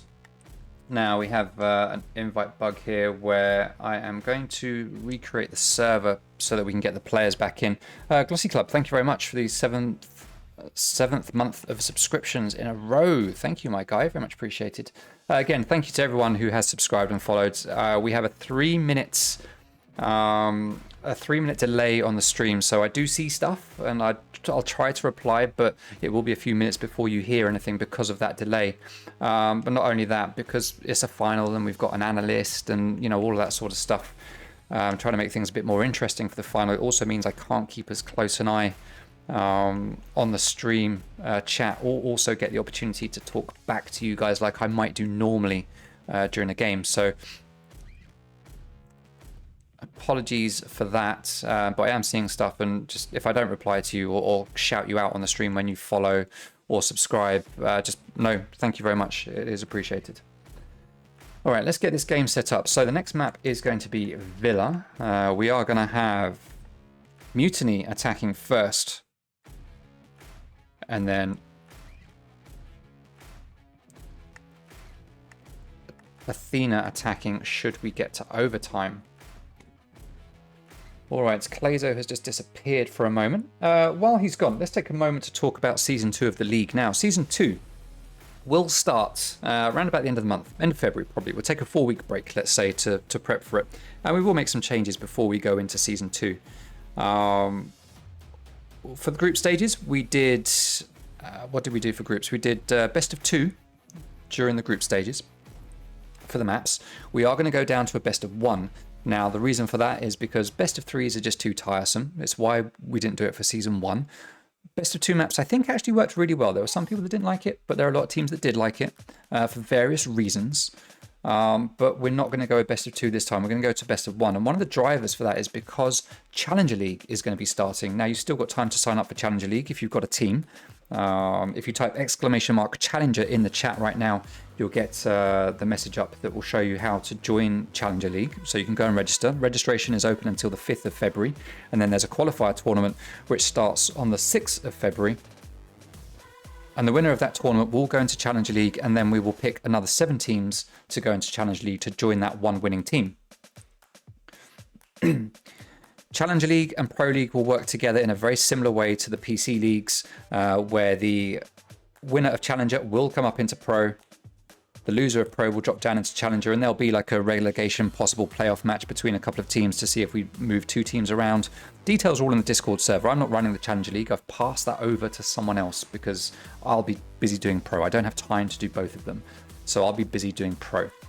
Let me just send some more invites to the game because we're not getting everyone joining. Let's invite this guy. So if you want to join Challenger League and have a chance to play in Pro League, then by all means go and sign up for Challenger and see if you've got what it takes to take on our pro teams. Bear with me. Okay, so why does Challenger League happening mean we're dropping to a best of 1 for Pro? It's not the sole reason, it's not the only reason, but it's a part of the reason. Reason being that the way we're going to structure it is, as you may or may not know if you watch Pro League from the start for us, is that we played every game Monday to Thursday from 6:30 up until the game finished, the 2 maps finished.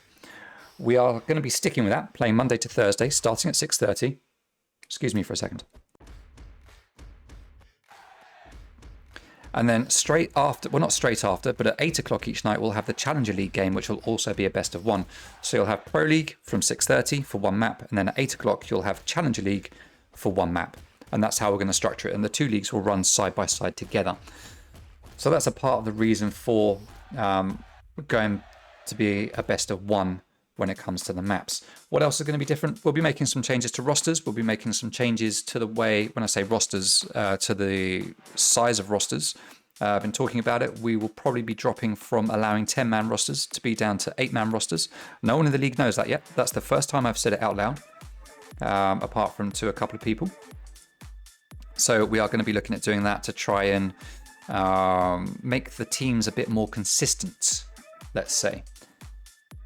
Outside of that, we'll be making changes to the rules that players have to live by in our league to make sure that we've got the absolute best players, not just in terms of ability, but in terms of professionalism, motivation, and what they offer to the community. And those are a couple of the key changes that we're going to be making. We're also going to be changing the way that team ownership works as well, which should be very interesting. It's going to be a case of a team either has an owner or they're a collection of players. The team decides which one they want to be, and then that decides who holds the spot in the league. So that should be a very interesting change for us as well, which is a departure from what PC Pro League does. All right, all the players are in. All of the players are ready. The next map is Villa. I think we should just get going. Let's get it started and head right over to Villa for map number 3 of a potential 5. Let's go.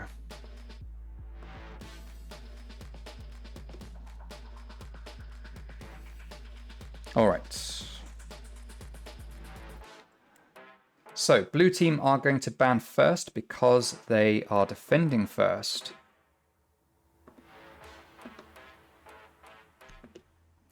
And the first ban is going to be Thatcher. So blue ban, that is Thatcher. Let's get that ready. Interesting ban, or a very good ban actually for Villa. Thatcher, very strong, very useful. So good to get him off the board. And then we are going to get a sledge ban coming out. Now this is a classic mutiny ban on this map. It forces a lot of utility to get used when attacking the top floor or when doing a take on the top floor, whether it's for sight or to get control for dining and kitchen down below. Classic mutiny play, and I'm not surprised to see that at all coming out from them. Smoke is going to get banned. That's an interesting one. That is an interesting pick. Not a lot of teams will ban smoke. Very rarely banned in the league or any other league.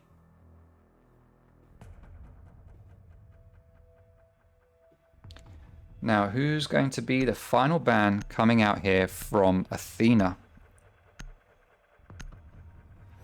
Clash. So yet again, counter banning Toby. It's not often you see Athena ban Clash, but Toby does like to play Clash. So I suspect that's why we're seeing him get banned. So we have Thatcher and Clash for Athena. And then for Mutiny, we've got the SAS. They just don't like the SAS on this map. We've got Sledge and Smoke both getting banned. In fact, that's 3 of the 4 members of the SAS getting banned. Interesting. Now, Athena are going to play Dining Room and Kitchen straight away here. They're not going to go to Aviator and Games or to Trophy, which is usually the favorite 2 sites for teams to start out on. But instead, we are going to see Dining Room and Kitchen. It's not the first time I've seen this. I've seen teams play Dining and Kitchen first before, so it's not a big thing, but it's interesting nonetheless. All right, now let's get the game underway. We are rocking and rolling. Let's get my controller set correctly. There we go, and head downstairs to site. I don't know if you were here for the bans, Clayzo. I don't know if you saw them. Yeah, there were some interesting picks. Yeah, but it'd be interesting to see how that actually changes the way of the game. I mean, be interesting. I mean, Clash ban being a very annoying one to deal with, so yeah, makes sense. There's a reason why it's in the top 5 banned operators on defense. Yeah. But yeah. There were a few ones like Thatcher, okay, makes sense, I guess, but I mean, Sledge and Smoke, interesting. So let's see what kind of setup or hold we're going to get coming out here from Athena. So we can see that for Dining Room and Kitchen, it's going to be a top floor hold like you would expect. Davin is going to be playing up here with Malusi, just sitting in a very standard position. Kix playing on Oryx finally because it's not banned in this map. He's going to be playing Oryx, and Henry is going to be up here supporting them both with Legion. Now Zach is going to be droning out Master Bed. Typhlosion and Zach are there getting ready to make their push in. Henry has a hole here in the wall. He's going to pre-fire the windows on, but he is going to hold this position. Nodding away there at something. Don't know. That's a nice skin that he's wearing. That's one of those new pilot program skins, I think. It is interesting. Right, drones. Yeah, Sorry, go on. That is the Dark Zero probably. Yeah, pilot program set. Yeah, It is a pretty nice one. Alright, so Ace, Brisk Zach playing Ace is going to get this wall open. Henry, though, is going to drop out and give up control of bedroom and statuary, leaving no one upstairs, actually. Oh, is Davin? No, they are all downstairs. All players have now dropped downstairs, and whether they know it or not, Mutiny do have second floor control. Den is now pushing in, peeking everything, finding, hey, wait a minute, there's no one here. You guys lied to me. You said there were people. But no, there is no one there for Den to shoot at. Den does not like not having people to shoot at. I know that much for a fact. But just Toby finds someone to shoot at, and that is Kix going down. First kill and the first death of this map is Kix and Toby. So Cheetah Den is going to drop his shock drone down here into the bathroom. He's going to find Legion playing downstairs. Drone gets taken down as Aza starts to open up holes in the floor to apply pressure from above. Very common. Nekwa playing here in Memorial, going to back out to watch this wall getting opened up by Ace. He's going to peek it. Ace is actually on cams. This could be a free kill for Jaeger if he pushes out here. But the hole gets opened up above just at the right time, which stops Nekwa from pushing forwards onto that player on drones. I think it was Zach. It was Zach. He is in laundry. He could have got killed there. He's holding the angle. He moves it. Oh no, how does he not get that kill? Nekwa comes out. He takes down Brisk Zach. He takes a fair bit of damage himself. Drops down to 20 HP. But he does manage to get the pick. Aza is here in laundry, waiting to push in. There's a player right here. He's going to run in, and he does manage to take down Nekwa with a beautiful headshot, bouncing around like an epileptic rabbit as he does get that kill. Cheetah Den, though, goes down up above, and Aza and Typhlosion are all on their own, on site with no one here. Valley is in pantry. He's going to go on cams. He's not got enough juice to be able to deny the plant. He's not going to be able to down Hibana. Hibana does take out the cam as she finishes the reload. 3v1 now as Henry gets a kill. 2v1 as that's another kill. Typhlosion, last man standing. He's on his own side. He gets taken down by Valley with the Alder. 2v0. And that is a successful retake there from Henry and Valley with Davin backing them up. That is round number 1 going to Athena. Well played to Athena. Yeah, like you said, well played from Athena. I mean, it looked a bit hectic on site with the way they took it, and with, well, Ash just running in and just taking heads off. But still, well played for the retake from Athena. Yeah, did what they needed. Bit poorly played from Brisk Zach losing his 1v1, which looked like a partial freebie, I have to say, on Jaeger. But bar from that, yeah, could be a little bit more improved from Mutiny on that side, but still can't take it away from Athena for playing a good retake. Yeah, it was a very good retake. Mutiny made the right plays. They made the plays they had to play. They were down on players. They were at that disadvantage. It was either go for kills or go for a plant. They made the call to go for a plant. It was the right call. They got it down. It was just the holding it that went wrong for them. If Typhlosion hadn't sat in the site looking at that Maestro cam and just gone out to laundry instead, they might have had a bit more chance, but instead that just gave them the time. Oh, it looks like getting a rehost for some reason. Okay. Interesting. Rehost it is. Let's head out. Go to a rehost. What's going on in the chat? Oh, game crash. Okay, so that is the one rehost being used by Athena. We only get one rehost per map per team, and that is Athena's getting used, so we will do the rehost. All right. Bear with me for a second, stream. We will be back while I set this up. Bear with me. Up here as there are two players now in garage trying to get that kill. Carbons is in. He's going to take down Waved on Vigil. He takes a lot of damage while he does it, but he does manage to get that pick, and he is going to rotate out. Scott Zach is going to push up the staircase. Two of the newest players to JPC as a breaching charge goes off up above Zico.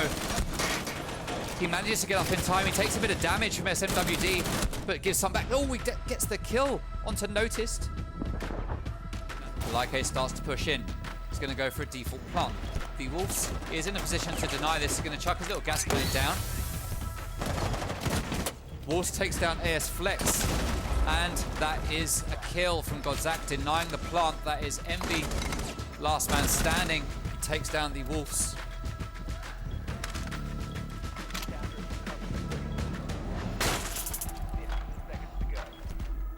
And Envy is going to go for the plant. Godzak is down below. It's a default spot. He could have shot him through the floor, but he's not going to. Envy stops and tries again. He comes off it again. The pings are just denying it. Godzak doesn't know what to do. Envy is planting, and with all of that delay,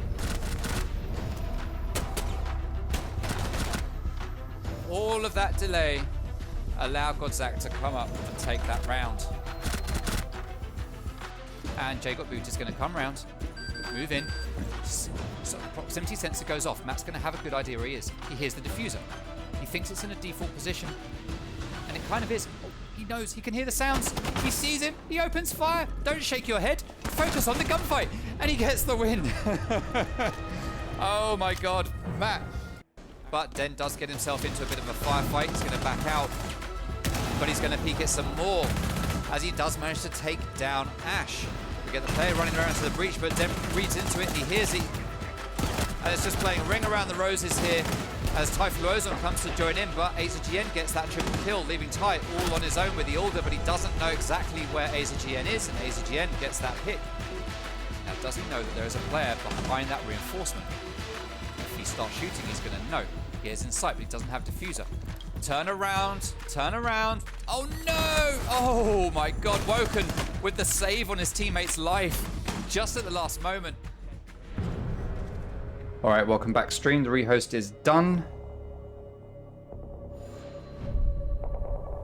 And we restart it on round number 2 in map number 3, Villa. Now, because we rehosted as the round had started due to a game crash, it does mean that the two teams have to play the exact same sites and the exact same operators that they had when that previous round had started.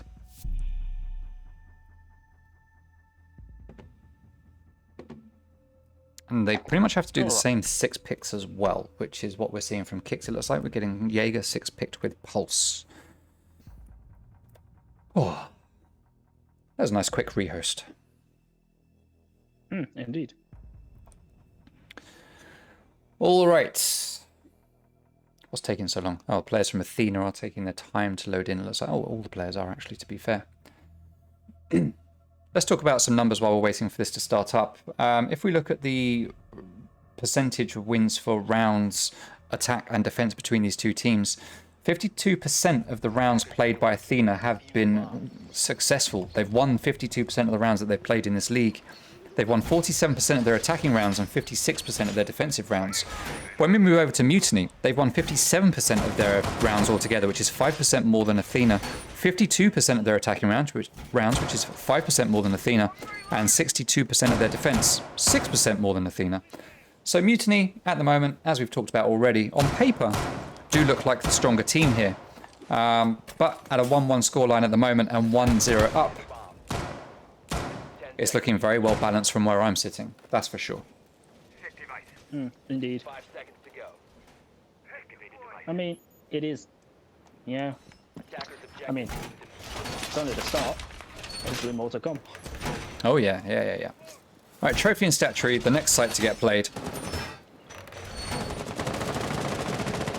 We've got a standard double reinforcement here on the closet, standard triple reinforcement. We've got bandit batteries. No impact tricking has been set up just yet, though it could be done. Valley could open up some holes, and that could be impact tricked if needed. Standard double reinforcements and a rotate here.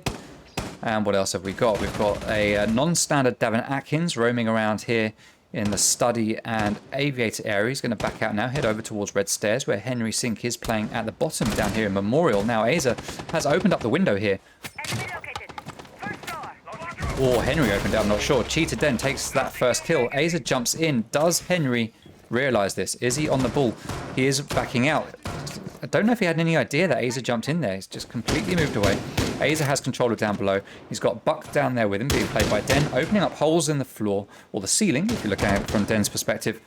trying to take down any utility or to move any anchors out of position. Henry being one of those anchors. There goes one bandit battery. He's going to go for a second one as Nekwa takes down Zach, and it's a 4v4. Diffuser has been dropped. It's going to need to be picked up by the attackers. It's sitting outside on the balcony, so that's nice and safe. Henry and Den still just teasing around these holes together. Henry could get... Oh, he just misses as Den runs out that doorway. He just misses the legs, doesn't see them. We saw it, he didn't see it. Most unfortunate for him as Den starts to do work now at the bottom of Astro Stairs with just Toby sitting in, is it mud or bikes this is called? It's bike room or something, isn't it? Yeah, bikes. It's mud is in somewhere else. Can't remember where mud is. Anyway. Well, yeah. Anyway. I'm pretty sure it's bikes. Yeah, because there's a bike there. This is bike rooms, 2 bikes. Anyway, as we're worrying about the call-outs, Den takes down Valley. Just Toby takes down Nekwa as I'm just looking at nothingness. Toby doing some work here. Headshot onto Nekwa. 2v4. Both players on defense upstairs. Although Davin just comes downstairs. Has a little peek there on Ash who runs... No, it wasn't Ash. Who was it? It must have been Den. I've got no idea what's going on. No idea. Toby making his way up Astro Stairs. Typhlosion is there backing him up as Davin and him get 2 quick kills. And all of a sudden it's a 2v2. Davin does get shot in the back though. He's going to go down. He's going to try to get to safety, but he's going to get pushed by Nomad. Henry is here on the other side. He's going to see that player coming over. He's going to go back to the door, but is this going to be read into by Mutiny? Plant is starting to go down. C4 gets ripped. Oh, a shot of bullets would have been much handier for that. And just Toby cleans up with the quick 2 kills there. And puts a round on the board there for Mutiny. I'd like to have seen Henry just have the commitment of his gun skill. I think he would have denied the plant if he'd have just shot some bullets instead of throwing the C4. That might have been different, but it is what it is. Mutiny take the round, and we go 1-1 at the end of the second round. Yeah, you have to say though, well played from Toby for getting a nice 3K on the board. Also, it was pretty noticeable to mention that both Den and Toby getting 2 kills for Mutiny through vertical holes that were created. So those vertical holes came into key play into just getting that man advantage. So well played into reading into that game sense, whether it was down to luck or timing or just reading into your opponent. I guess we'll never know. For a minute then I thought you said you didn't know if it was down to knock, and I thought, wait a minute, I didn't see knock being played, and then I realised it was luck. My ears. Alright, so we are going to go over to Trophy and Statuary again. We are going to see Athena have a second crack at it. Let's see what they can do differently this time, if they are going to do anything differently.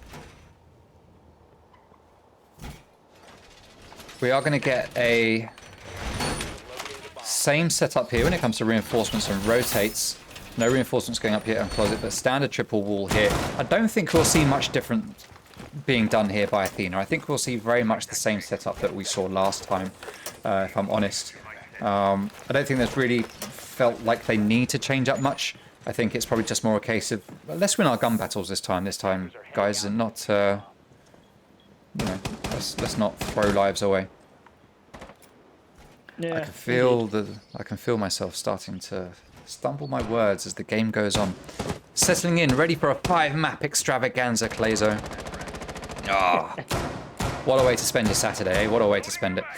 Alrighty, so Nekwa playing upstairs, going to be rotating around here through landing and what is it? Trophy, Statuary. I always get these 2 mixed up because they look similar from above. Alright, so we have Nekwa peeking out through this window. Now we did have Den down below. He's not going to be jumping out of any windows. If he was outside, that's a free kill there for Nekwa. Now we have Henry playing over here all on his own. This is mud, I think, where Henry is, if I'm honest.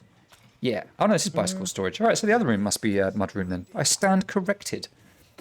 Now, Henry sitting here waiting for something outside that window, but he is about to get attacked by 2 players. Kicks does go down, and there is his dead teammate just laying there. And it's like Henry had no idea what was going on. I don't know what calls were given, but Henry just looks oblivious to anything that's happening. Stun grenade goes out. If a player comes from the right-hand side of that doorway, he's going to get screwed. But he is looking at the left. It looks like a player is going to come from the left. Here's Buck, and there it goes. Henry gets that pick just as the player comes to the window to try to get that refrag. Henry gets a second one onto Aza, though, as he tries to back out. Well played to Henry B. Davin Atkins came up, had the flank there. Wasn't needed. Henry had it all in control. And Henry starting to show why he is the top fragger on the team here. Hey, Mac, thank you very much for the gifted subs. Very much appreciate it. 7 gifted subs. Remember to thank your gifters, people. Remember to thank your gifters. Thank you, Mac. Very much appreciated, my guy. Mac from Tyrant coming in clutch. All right, so Nekwa playing over here in Statuary. I think there was some misunderstanding there on Twitter. All right, thank you, Mac, for helping out. Very much appreciated. Subs are not needed, but they are very much appreciated. Thank you, thank you, thank you. All right, so as I talk about Mac and his subs in that little lull of action, let's come back to the action. We see Just Toby and Bristack downstairs. We've got Davin Atkins here just playing, waiting for his moment. He could come around and get a couple of kills here. Just Toby's got no idea that anyone's here. He's going to start running around. He's going to come out. Is this a free kill for Davin? Davin's just waiting. Toby's got no idea anything's happening here. And there we go. That is Just Toby taken down. Well played to Davin for the extreme patience there. Diffuser has been picked up by Zach, but it's now been dropped as he goes down and finished off by Valley, who is refragged by Typhloozon.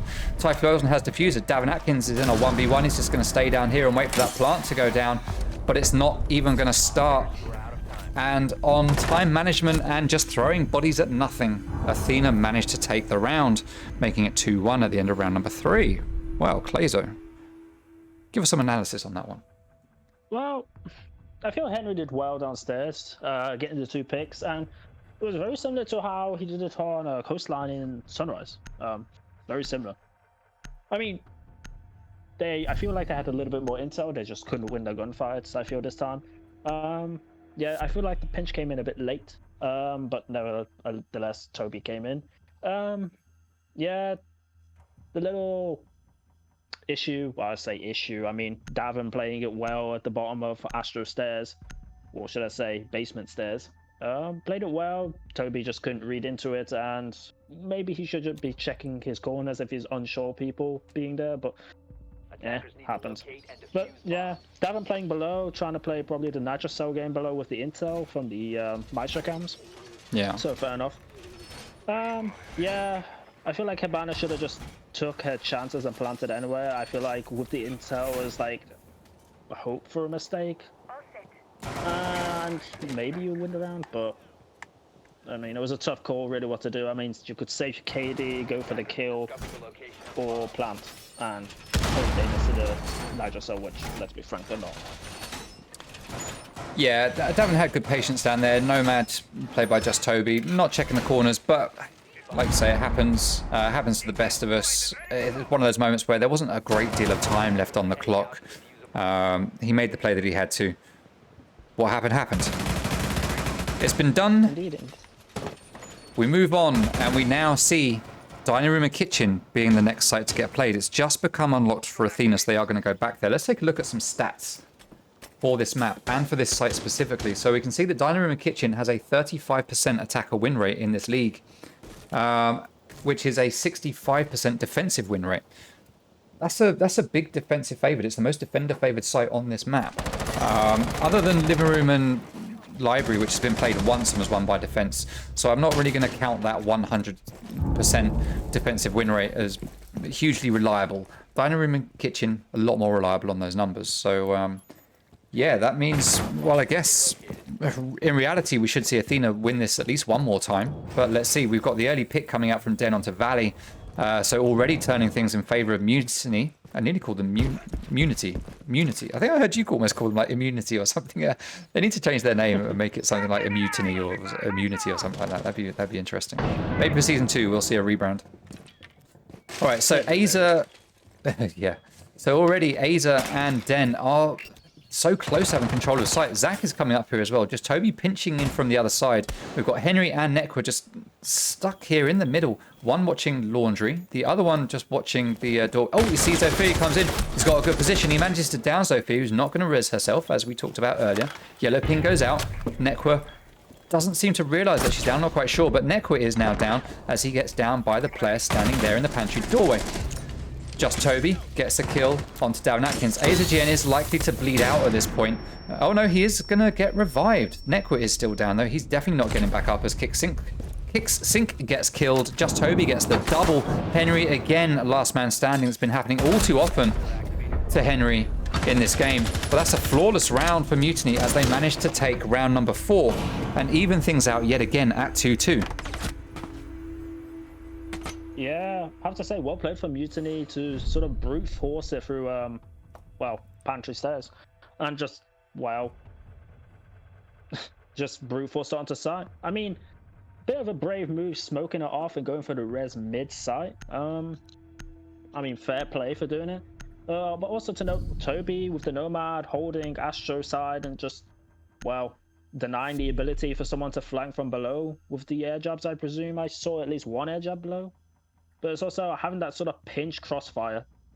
It also helped the team execute onto site, and yeah, just very well executed, flawless round from Mutiny. So well played, well played. Yeah, definitely. Good one for Mutiny.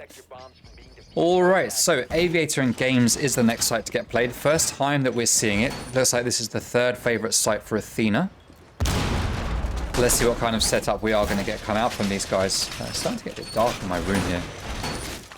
As we've talked about, Henry is pretty much top of the killing stats for Athena right now. Let's have a quick talk about Mutiny. So AZGN is their top fragger.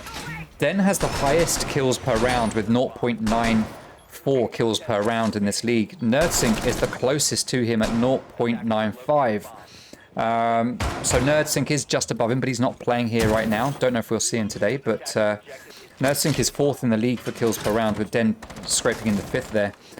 Just Toby is the biggest survivor on Mutiny with a 40% survival rate. AZGN has the most 1vx's clutches with 3, same as Henry B, up there at the top of the league. Then you got Den with a 20% entry kill rate, which is very good. And Den has the 1.83, the 183 kills in this league. Den actually has the most kills in this league, but he has also played pretty much the most rounds, so you kind of expect that, to be fair.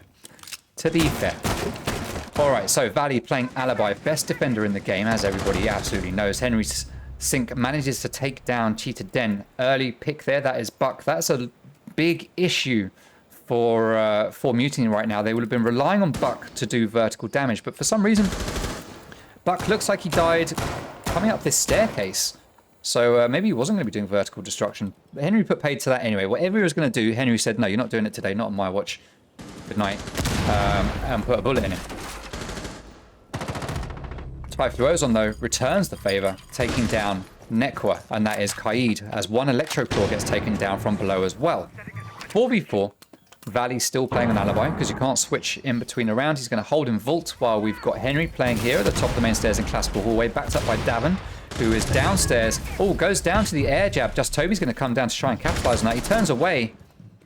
Oh no! He sees Davin running away into Art Studio and just shoots him in the back. Oh, most unfortunate there for Davin, as Valley trying to hold things down here from the Vault. Taking shots onto the guy out on balcony. Kicksync just here, waiting to peek anyone that comes into Aviator from study. Just Toby going to go on drones. Typhlosion going to come to back him up. Aza standing here, watching holes. Brisak droning. So Typhlosion repelling up to Liquid window. Or 90 window, as normal people would call it. Is he going to start opening up the vault? It looks like we are going to get an attack into the games room here. We're not going for an Aviator take here. It looks like it is going to be Games as Aza moves his way in, but he gets taken down with a swift headshot from Valley. Alibi best op until Typhlosion turns up and shoots her in the beam. That leaves Kicks all on his own. 1v3, playing here in a very strong position, but he's not looking behind him. He doesn't have the intel. Typhlosion comes in, shoots him dead in the back. Oh, look at that.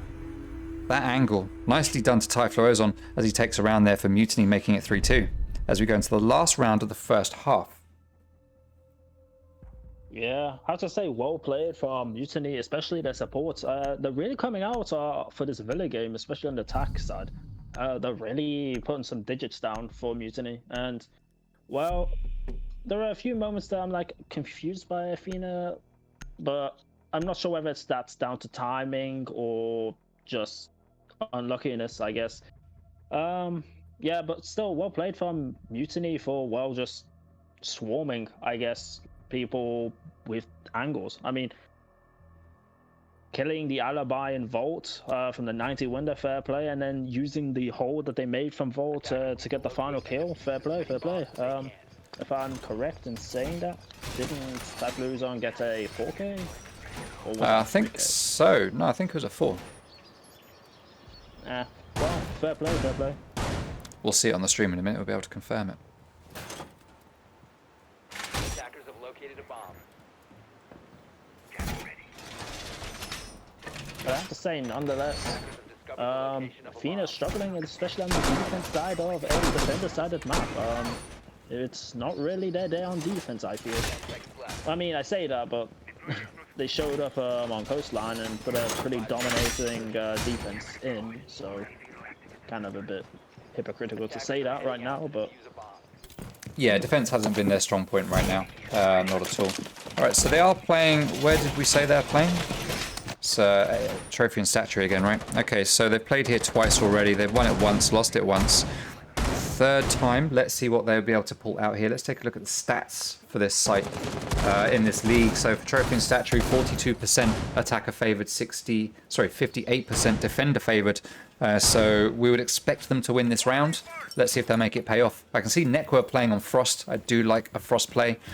Frost underestimated. We saw Toby play Frost in the in the lower bracket final against Awoken just last weekend on Cafe to great effect. Managed to pick up 2 kills using Frost mats.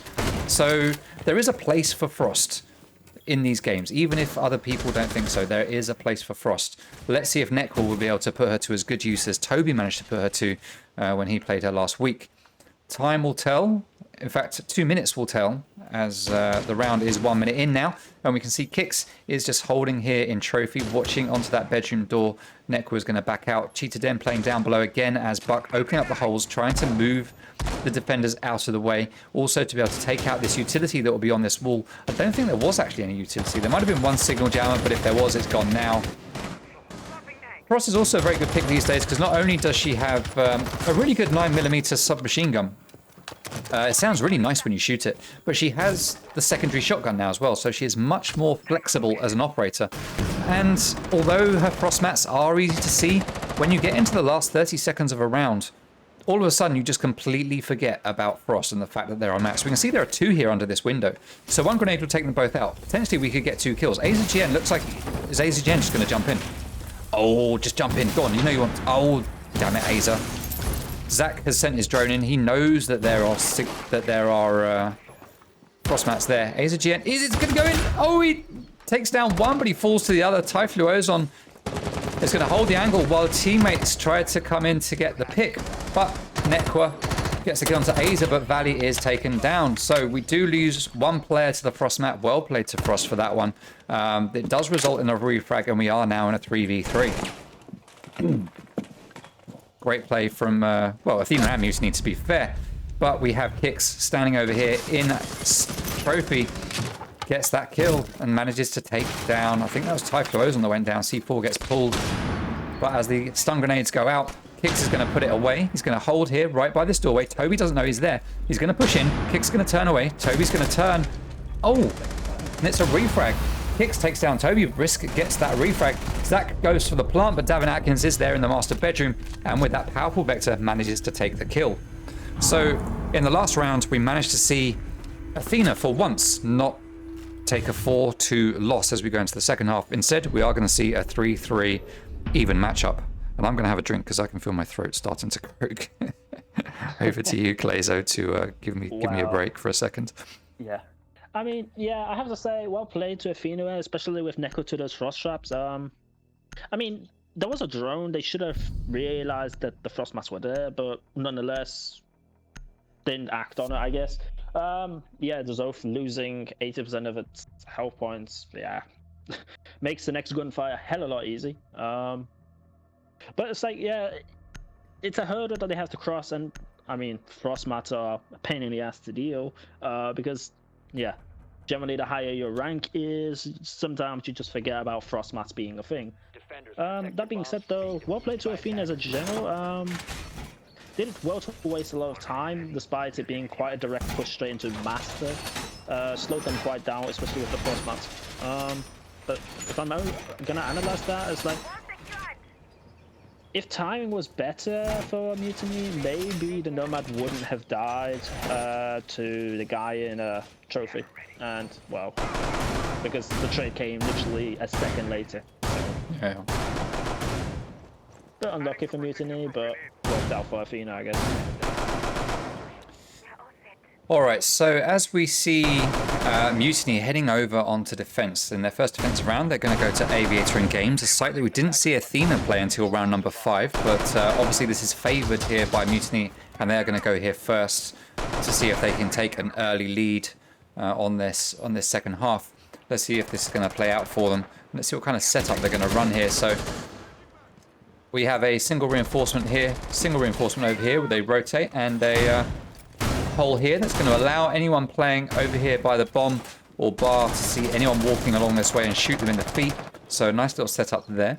Standard reinforcement with a electro claw, stopping anyone from opening that up, and a hole at the top ready for impact tricking should it be needed. Now we have all 4 players coming over here from the northeast side of the map. The only player not following that is Davin Atkins, but he's not too far away. They're all going to be coming in from the same place at the end of the day, just coming at it from a different angle. So let's see how it's going to play out as Kick starts to move in based on the intel being given by Davin on his drones. As Davin is going to actually not come in there with his team. He's going to rotate around to the main stairs, it looks like, and flank from below with Typhlosion sitting behind a shield watching there, and Aza GN just sitting here by the door waiting for someone to come in from balcony. Balcony, a very common take from attackers, which is what Mutiny have set up for here with this little setup with the signal jammer and the Goya shield, but it's not what is happening right now, though Valley is now starting to rotate around. So it could be that we're going to see a big pinch coming out here with 3 players coming in from landing and vault side, with Nekwa getting that kill onto Cheetah Den all the way over here in study. Valley just looking at the dead body going, yep, you definitely got him, kill confirmed, backing out. And Davin knows it's safe to start moving in because that player is dead. Now, there are holes there in the door, in the wall rather. It looked like he didn't know that those holes were there. Probably took him a little bit by surprise, but he starts to move in with his Gemini. But while he's on the Gemini, Ace gets taken down. That's Valley, dead. That's the drone power gone. Davin still has the Gemini though to get intel without wasting drones. He starts to push in. Oh, C4 play from below. Beautifully done by Aza, sitting here behind a shield, just watching and waiting. Gets the C4 kill. He's refragged by Kicks, but I don't care at this point because that C4 kill was undeniably good. Well played to Aza GN. Big brain plays. 3v3 as Nekwa takes down just Toby. C4 gets pulled. I'm guessing it's Toby's. Nekwa gets the double. He's going to go for that triple, but he doesn't get it. It's Kicks that gets it. And that is a round for Athena, and we're seeing a very backwards and forwards map here. Villa clearly the much more balanced map for these two teams. Yeah, I mean, nice little play with the natural self from below. Fair play to that, like you said. But then a bit unnecessary to peek onto 90 and then just re-trade yourself for nothing. I mean, would have been maybe a bit better to play safe. After that, it was just pretty standard, like, well, just gonna face check angles in sight and just win gunfights, it felt like, for Athena. Yeah, a bit unfortunate, I feel, for Mutiny, but fair enough. I guess that happens sometimes. A bit unlucky for Mutiny, but yeah, well played from Athena, I guess. Yeah. Ethan, what do I drink? I'll give that one away. Fruity squashes, lemon and lime, occasionally chocolate milk. That's what you would find in my fridge. Oh yeah. All right, so we are going to see Aviator in Games get played here again by Mutiny. As we said, or as I said earlier rather, a staple of Mutiny is if you lose a site, let's try it one more time, just in case. There might be something we could do differently and take a win on it. No difference here. we are going to see Aviator and Games get played again. Looks like we've got pretty much the same operator lineup coming out from the defensive team. We've got Cheetah Den playing on Melusi, Zach on Mute, Aza on Goyo, Toby on Kaid, and then Typhozon again playing on Wamai. Now we've got Valley setting up drones down here in the hallway. We've got another drone over here set up by a player. Didn't see what player it was. But it doesn't matter. It's not hugely important. The fact is there's a drone here, and that is something that is important, because that is the important watching out for someone to say, hey, the guy that's playing downstairs, there's a flank coming, watch out. So that's an important drone that might come into play later, should we see Cheetah Den go for one of his little flanks that he does like to go on. Instead, he's just pre-firing everything with his pistol. Absolutely everything. Aza looking through the holes here. There was a player down there laying down. If he moved just a little bit further, he would have got shot in the top of the head, and that wouldn't have been good for that player. Would have been very good for Aza, but not good for that player. All right, utility getting spotted and pinged, ping 2.0s, as Ash starts to make her way up to that staircase. Any barbed wire on the staircase is going to get taken down by the breaching rounds. Davin is going to send a Gemini. No, he's not actually. He's going to throw frag grenades up there. That's going to take down the Goyo shield. So perfectly this time, we have seen Athena learn from the last round and do things differently to make sure that they can take control and win this a lot more convincingly than they did the last time. They looked out for that C4. They're taking down the Goyo shields with the grenades, pushed the defenders back and putting them exactly where Athena need them to be. Let's see how well Mutiny will be able to adapt to this. We've got two players stacked up here in the vault, two in the bar, and we can see that Den has gone to that flank that I talked about earlier. Now Henry is down here looking completely the other way. Henry looks the right way now. He sees Melusi, opens fire with that G8. Melusi is going to run away, and she's going to get away. Both players very low on health. Cheetah Den came off a lot worse in that gunfight. He has backed out to try and live to fight another day. Where's he gone to? He's gone over here to lick his wounds in the bathroom. There's no medical pack. There's no first aid kit here in the bathroom Den. Don't bother looking. You're not healing yourself up. You need Doc. You don't have him. It ain't happening, my guy. Ain't happening. Henry down below. Just Toby playing on site along with Aza. 1 minute remaining. Nekwa has the diffuser. He's sitting on drones, getting intel for his team. Davin pre-fires where he can, trying to get the picks. Kicks just holding angles, waiting for someone to show their little face so that he can shoot it. 5v5 and 45 seconds to go. This is going to be a huge flustercluck as we get into the end of this round, I sense. It's just going to be people running in all over the place. Oh, Ash just comes running past like some kind of horror movie. It's like a ghost just running through the hallways. And Nekwa claims that first kill of the round with 30 seconds to go. 5v4. And the man advantage and advantage altogether is in favor here of Athena. We've got Henry downstairs watching flanks. He needs to come upstairs and join his team. He doesn't need to be downstairs anymore as Davin Atkins gets taken down by the Vector 4v4. But there is another refrag 3v3. Everyone is now going to be making their way into sight. Henry needs to be coming upstairs. He is coming in, but he's a little bit late to the party. Or he might not be too late though. He opens fire onto Kaid, manages to take him down. Diffuser is being planted, but Cheetah Den shoots Valley in the head.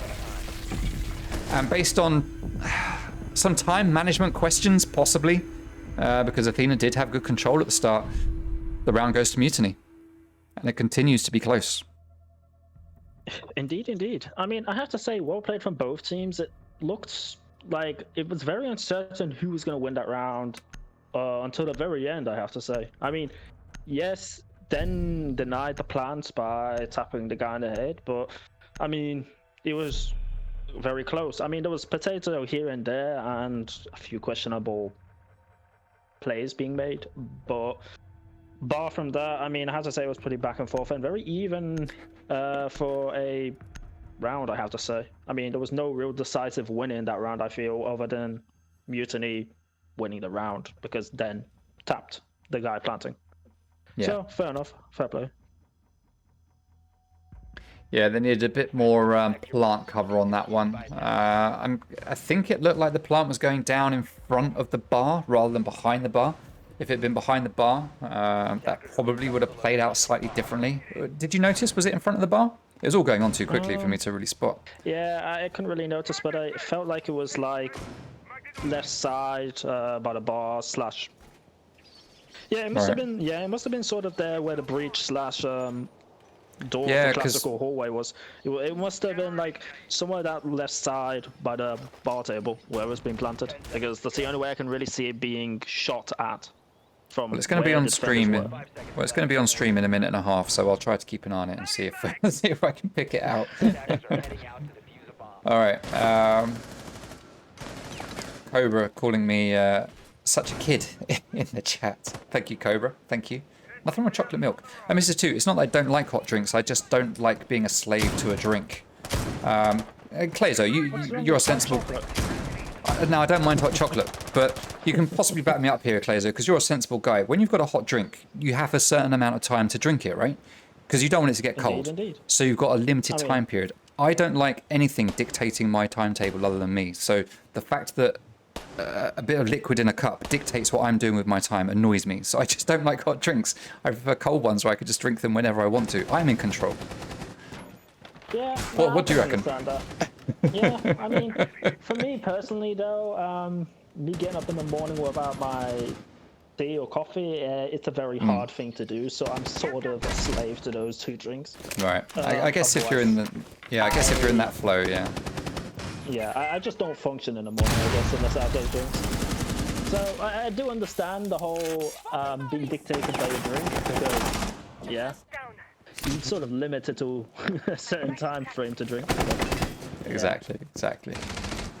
I mean, I guess if you're the kind of person that gets up in the morning, preps for half an hour before going to work, and just drink down a coffee before you go, then that's all good. But I'm not that type of person. I get up just before work. I sit. Yeah, I sleep to the nice last nanosecond. Yeah. So I'm not quite that person. Right, nice Valkyrie cam here, spotting loads of intel for the attackers. Looked like Davin was actually on that cam, but he can't have been. Oh no, it's Zach. Sorry, it's because I've got Davin ready to go, but I was spectating Zach. So Zach, although he had intel on the floor above him, he had no intel on what was in front of him, and he does get taken down with a bullet. So Zach, it's good to give intel to your teammates, but you've got to watch yourself as well, my guy. You've got to watch yourself. Now is not the time for sharing bad memes. Now is the time for watching the bullets flying at your face. All right, Typhlo Ozone playing down here in sights. This is dining room and kitchen. Let's remember that. 50 seconds left on the round. We've successfully wasted 2 minutes talking about hot drinks. Let's spend the last 50 seconds talking about the actual round. As Davin starts to push in, and he takes down Typhlo Ozone. Peeks his way around. There is a player there in the kitchen. 5v3 as Aza goes down. Davin doesn't have diffuser. Nekwa does. Nekwa's not there with him, and he's now going to drop to join him. Davin in control of sight for so long without a diffuser near him is unfortunate. He had control of sight, and they could have planted in that time. A bit of a misplay there from Athena, I would say. Just Toby is left as the last man standing. He's not going to deny the plant. He needs an ace in about 35 seconds, and then to find the diffuser. Clayzo, I could be wrong, but I think this is going to be an Athena round. Yeah, I really don't see how Athena could throw this round. 5 people on the board, or over 50 HP or more. He might get 1 or 2 kills, but I mean, he's not even going to get 1. Yeah. Bless him. Yeah. All right. I mean, I have to say, well played from Athena as a whole as a team, but I feel it's more down to the fact that, well, Mutiny played that really poorly. I mean, people looking away, be that through timing, you would think all the cues would come into the play, and it's like Typhlo's on looking away, but come on, man. All right, we are calling our very first timeout, just so that you know. Our very first timeout is being used. 1 minute to Mutiny. Go ahead, Clayzo.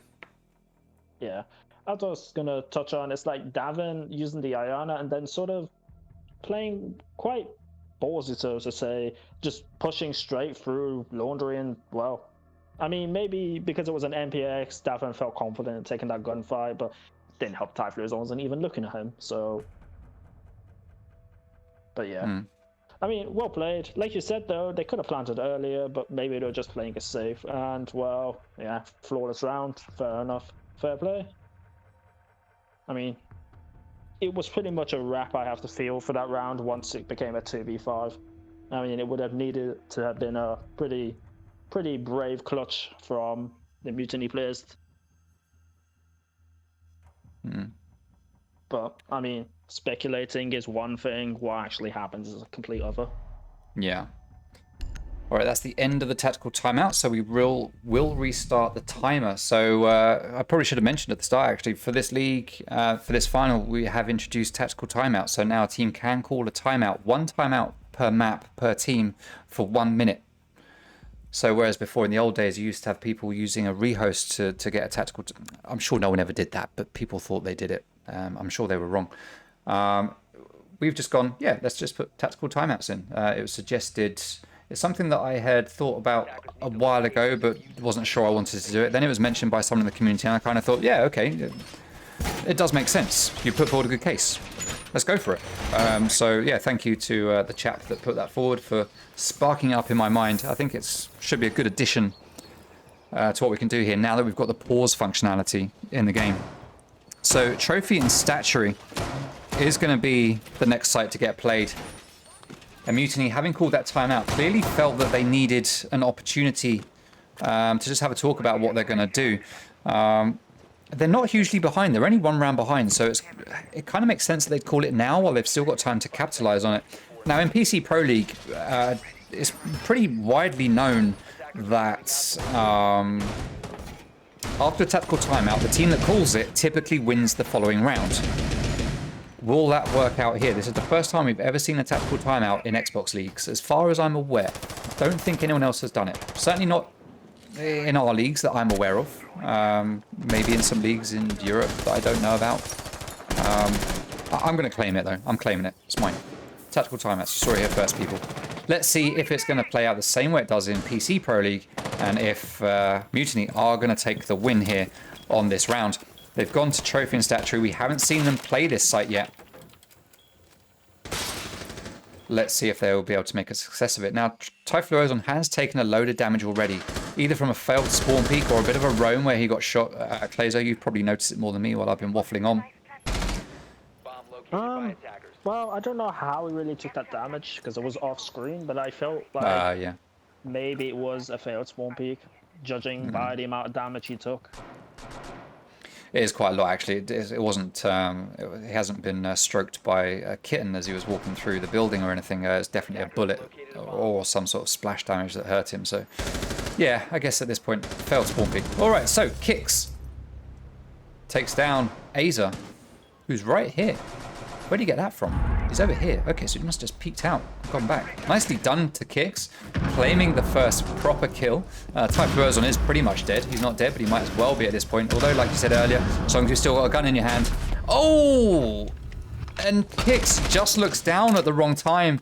Just Toby stands up at the right time, pops Kicks in the face and gets that kill. Grenade comes from down below, does a bit of damage to Just Toby. He's going to take some bullets as well, and he's sitting in a bit of a precarious spot here as Nekwa is playing with Diffuser right here. Henry is just below, doing all the damage to Just Toby, and he does manage to get that kill. 4v3 now. Advantage Athena. And they are playing this to get match point. If they win this, they go on to match point, leaving Mutiny 2 rounds behind. Desperately needing to get a win in order to take this map and stand a chance of making it a 2-1 in their favour rather than putting it as a 2-1 in the favour of Athena. Alright, so Zach on site, just checking his cams. He knows exactly where that one player is. He'll be giving the information to his team. Cheated Den, laid down here, watching the holes for that doorway. Nice position here from Den. I'd be surprised if he doesn't get a pick. Alright, it does a bit of damage to Henry, doesn't get the kill, but Nekwa is in and planting.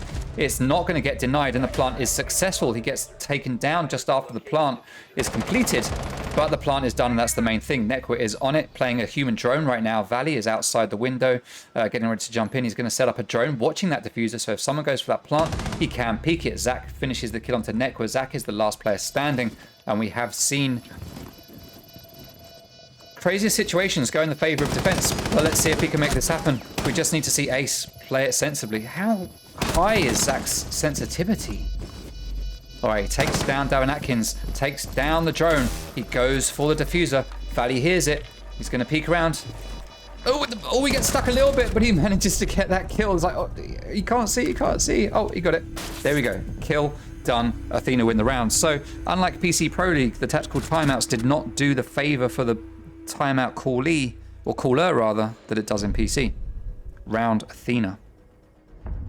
Match point. I mean, that timeout didn't really work out as intended, I feel, for Mutiny. I mean, there were a few times that I was like, okay, maybe this round could change and flip, but I mean, that got snuffed out pretty fast. I mean, putting Zach in a 1v3 with my shot, I mean, he did well to sort of redeem it, especially that nice little flick onto Davin.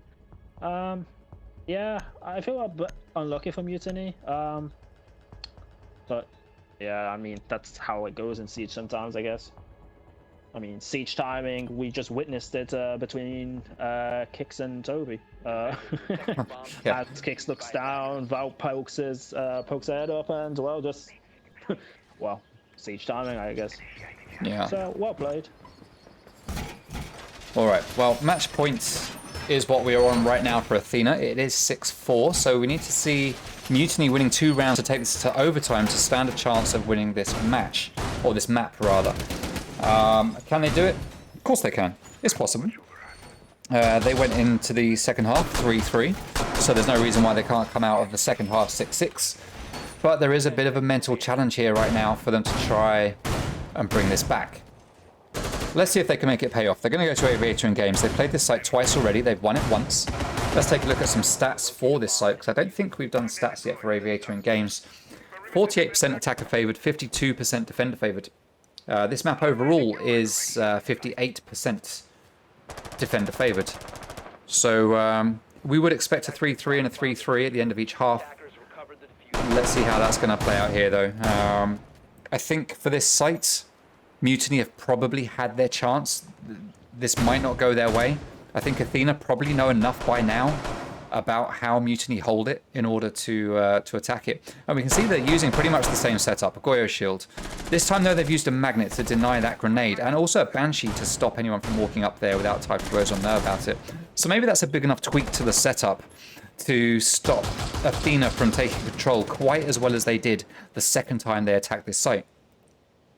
But it looks like Athena aren't even coming from that side this time. They are actually just all coming over here from the north side of the map and pushing in from Trophy and Statuary side instead. Cheetah Den is going to keep peeking onto 90. Henry is going to watch Liquor window to make sure that no one can come back to that position. So he's going to be responsible for holding that off, but he needs to make sure that no one jumps out from the bathroom window underneath him or from the front door. Now, Cheetah Den is downstairs, and he could be getting ready for a jump out there of that window. He'll be expecting Henry to still be there. It's the kind of play that he would make. He is starting to make his way over there, but he is heading back. Maybe he's got a call saying that, Den, you don't need to do it. Over here. C4 gets tossed, doesn't get pulled, and Den does make his way back upstairs, and he's going to swap places with Aza for some reason. Maybe they feel that Aza is... oh, because he's got a C4, that's why. So he's going to place it, but he's not going to set it off just yet. He's waiting for the intel. That could be Kix getting in a bit of trouble here, waiting for a death by C4. As long as Aza GN manages to stay alive, Henry takes down Typhlo Ozon. Another C4 gets ripped. Goyo sets off his, but it doesn't get a kill. But he does get a kill with a bullet by shooting it right into the head of Nekwa. 4v4, and Aza is making his way back to site. Zach is here in Vault. We've got Den playing up here on this shield at the top of main stairs, and just Toby peeking the angles through the holes in the wall. Players are stacking up on landing now, trying to make their way into Aviator.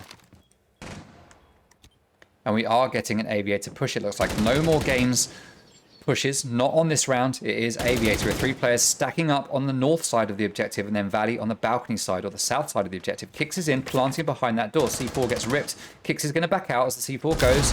That breaks that Goyo shield, and that's going to deny anyone from running out of vault as well. But Den is going to go for that flank. He's going to take down Henry. Is he going to be able to deny the plant? He's coming around to the doorway, but that doorway is being covered, and the plant is going to be successful. Den knows exactly where that plant is. He's going to come around and take down Kix. Davin Atkins, last man alive. He's going to get downed by Briss Zach. Henry B. Sorry. Cheetah Den doing a lot of damage, but Zach comes around from 90, I believe that was, to get the flank onto Davin. And Mutiny managed to put that round on the board, a very much needed round, in order for them to be able to stay in this map. Yeah, true. Yeah, well played from Mutiny, especially Robin going below, and a bit unlucky with that Nitro cell. Maybe if there was a bit more intel, could have took the Ash a bit early off the board. But still, well played, coming up red stairs. and flanking and taking one, and then smartly rotating back to site via main lobby. Yeah, but then holding main stairs and, well, holding studies and getting what felt like 3 picks. So well played from Den as well. Very good individual performance from him that round. But have to say, still well played from the entirety of Mutiny to play as a whole and play off each other. So fair play. Defenders, protect your bombs from being defused by attackers. All right. Okay, so Trophy and Statuary is going to get played again. The last site of regulation is going to be Trophy and Statuary. We've seen this played once already by Mutiny. They lost it. They are going to bring out Frost. Let's see what they'll be able to do. I feel like we're noticing a lot of Athena do something and then Mutiny do something. I don't know if that's my imagination, but it feels like that's what we're seeing quite a lot of here. I don't know why that is. Maybe it's a reason why the game is so close at the moment. It's all good. Makes it more fun for us to watch. And to be fair, a lot of what we're seeing, we haven't seen throughout the league so far. And I do like it when teams bring out something a little bit new, rather than the same old stuff that we've all seen 1,000 times before. So fair play to these guys for bringing something new to this, making it a much more exciting matchup to watch. All right, so... Oh, so go on, yeah. Yeah, I mean, we've got yet again another Frost play, so we'll see how much impact it has this time. But yeah, to touch on why it's so close, I feel like it's a very back and forth slug game so far. I mean, there's not really much to separate both teams. You have both teams have individual players popping off. A bit more balanced, I feel, on Athena than Mutiny, but I think Mutiny playing as a team very well. So I think that's making up. I feel like they're playing just a tad better than Athena as a team. But maybe it's just that certain players like Den for that last round getting, well, almost 3 kills, getting the down, I felt, and, well, having a pretty big impact on the round by just, well, helping Mutiny out. All right, so things are starting to happen. We are 1 minute into the round. Henry is taking damage. Smoke grenades are going out. Henry is downstairs trying to take down that utility from below, allowing his teammates to make his way in through the wall. So Henry, I'm guessing he has done what he needs to. There's actually no holes here. I don't know if there has been anything placed. We are getting impact tricks here from Brisak, which is the kind of thing they used to do back on Synapse in the Nevermore final. This is the kind of play that we used to see from Synapse in the Nevermore final. To be fair, though, a lot of teams do this. It's just this is classic for Zach to play Maestro and Patrick this wall. So let's see what will happen here. Valley is waiting for the opportunity to get this wall open. But it is going to get impact tricks. So the question is, how are they going to get past Brisak? They got 1 minute remaining. Nekwa starting to peek. Now, Aza is watching from a peek here from behind this bomb chassis. Was it Aza? Okay, so he's actually not looking there now. He has moved position as Kicks and Nekwa starting to make a move here onto Statuary. Oh, dirty little angle here from Just Toby. This is pure filth. That drone, though, is going to spot him most likely, and he is going to move position. Oh, he takes a couple of shots from Zach in the back. Oh, but Nomad peeks round, gets that kill. Well played to Nekwa. Kicks, gets taken down by Zach. 4v4 now with 28 seconds to go. This is the time where Frost mats come into play. People forget about them. Oh, Den takes a whole load of damage, and he's going to back out. What will Mutiny be able to do here? Zach takes down Henry as he rushes his way into sight. That's a second. That's the triple kill for Zach.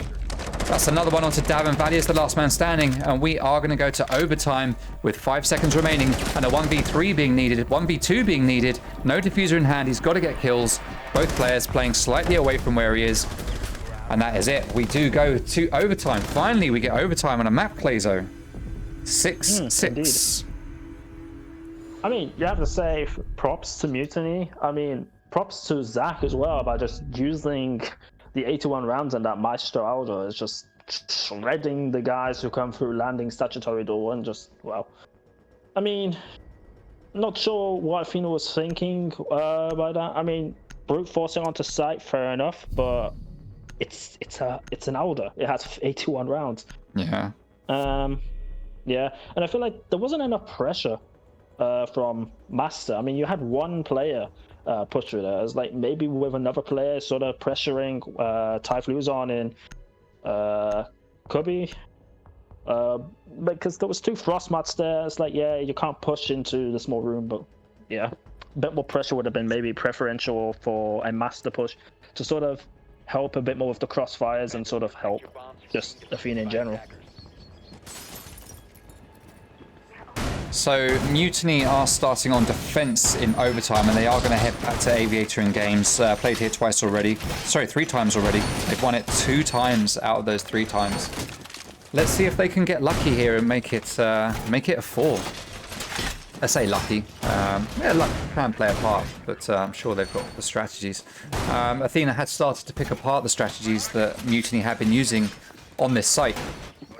But Mutiny managed to adapt quite nicely to it the last time, it felt like. So let's see if they can do so again. So what kind of setup will we get? We have pretty much the same as the last time. We do have the Goyo Shield, the Banshee, the Magnet. Makes perfect sense. It worked well. Just Toby, just doing the double reinforcements. We've got a hole open here. That's allowing you the long angle from over here in sight all the way back here into study. We've got a Magnet here, I notice, underneath the drinks in the corner. Double reinforcement. Signal Jammer to deny the wall. Signal Jammer here to deny this wall. And a hole which will allow a player in vault or behind a shield here to peek onto anyone coming in from balcony. But of course, holes work both ways, as we say, or as everyone says, and it does allow the attackers to shoot through here as well to take down the players in vault or over here playing in this angle. Now, Den is going to be holding 90, but he is going to back out as Henry Sink is going to look like, well, he looks like he was going to rappel up there, but he's decided not to. Den is going to lay down and predict that someone's going to rappel there, but he's not going to get a kill just yet.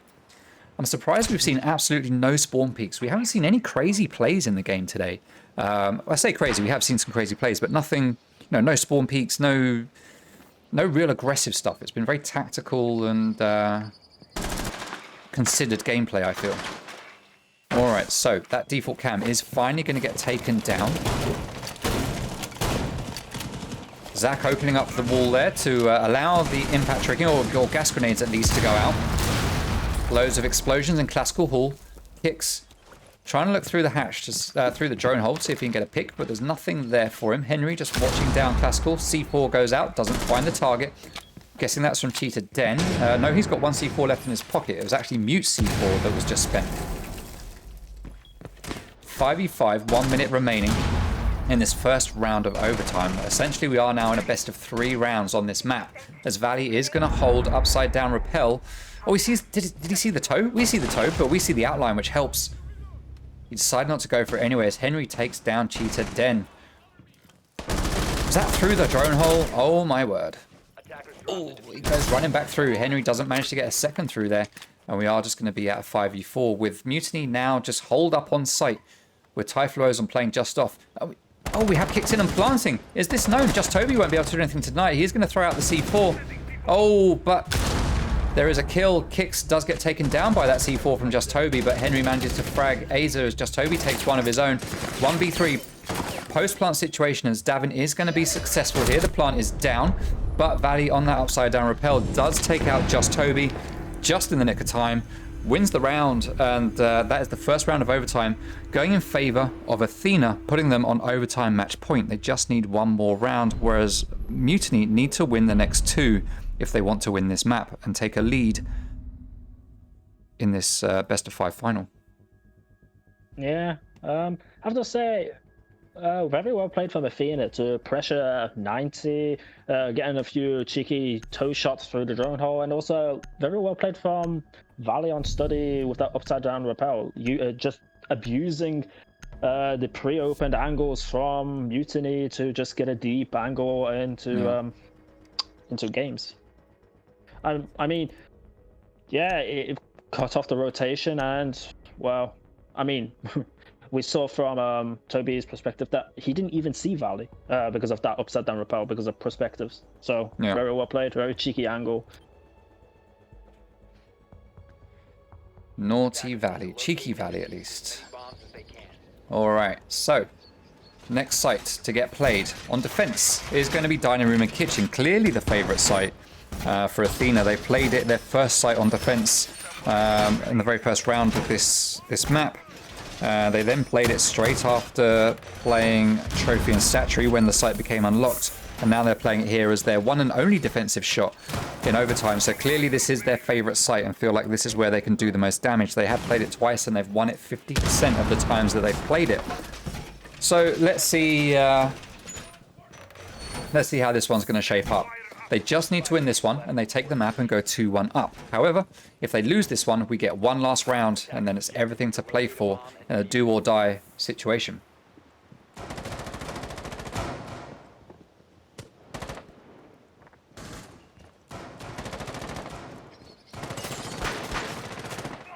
All right, so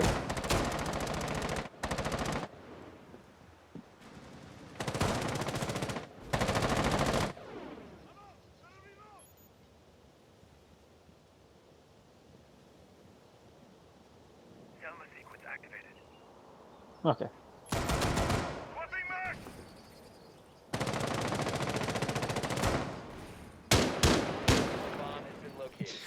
all right.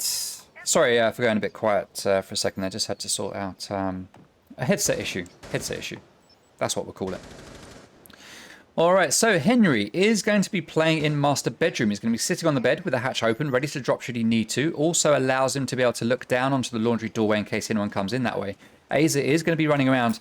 He's not going to bang this window open. He knows that Legion is there. Did Legion spot that drone? I don't know that he did. He's heard it. He's seen it. He's not going to shoot it. Aza is going to pre-fire that window just in case he gets the pick, but there is no pick. Brisak firing through a hole that he's created in the pantry wall as Cheetah Den looking for a peek coming out from the art studio doorway, but there is no one there just at this moment in time. Let's just go over here and check. No, there is no one here, so that's completely clear. Now, Davin Atkins is going to be playing here in the lounge. Looked like he got into a bit of a gunfight there with Toby through the hatch. Well played there. Having that hatch open, looking down for someone coming through. Just Toby is now on the back foot, worrying about what's going to come at him, and that has put a bit of a fear there, but they fear not too much because Typhlosion does take down Nekwa. Cheetah Den chucking the... Oh! Miss throw there from Den. He tries to get it through the hole. The amount of times I've done that in Terrace Hunts is absolutely unbelievable as Valley with the Alder just rips Typhlosion onto shreds, but Briskzak does get the refrag, leaving us in a 3v4. Kicksync playing here in Laundry. C4 goes out, doesn't do any damage. One player is in Kitchen. There's another one to the right. That player in Kitchen gets taken down. There is a second player there. As I said, that is Zach. 3 players in now. 2 in Kitchen. Oh, and Cheetah Den laying down on the floor with the skeleton key.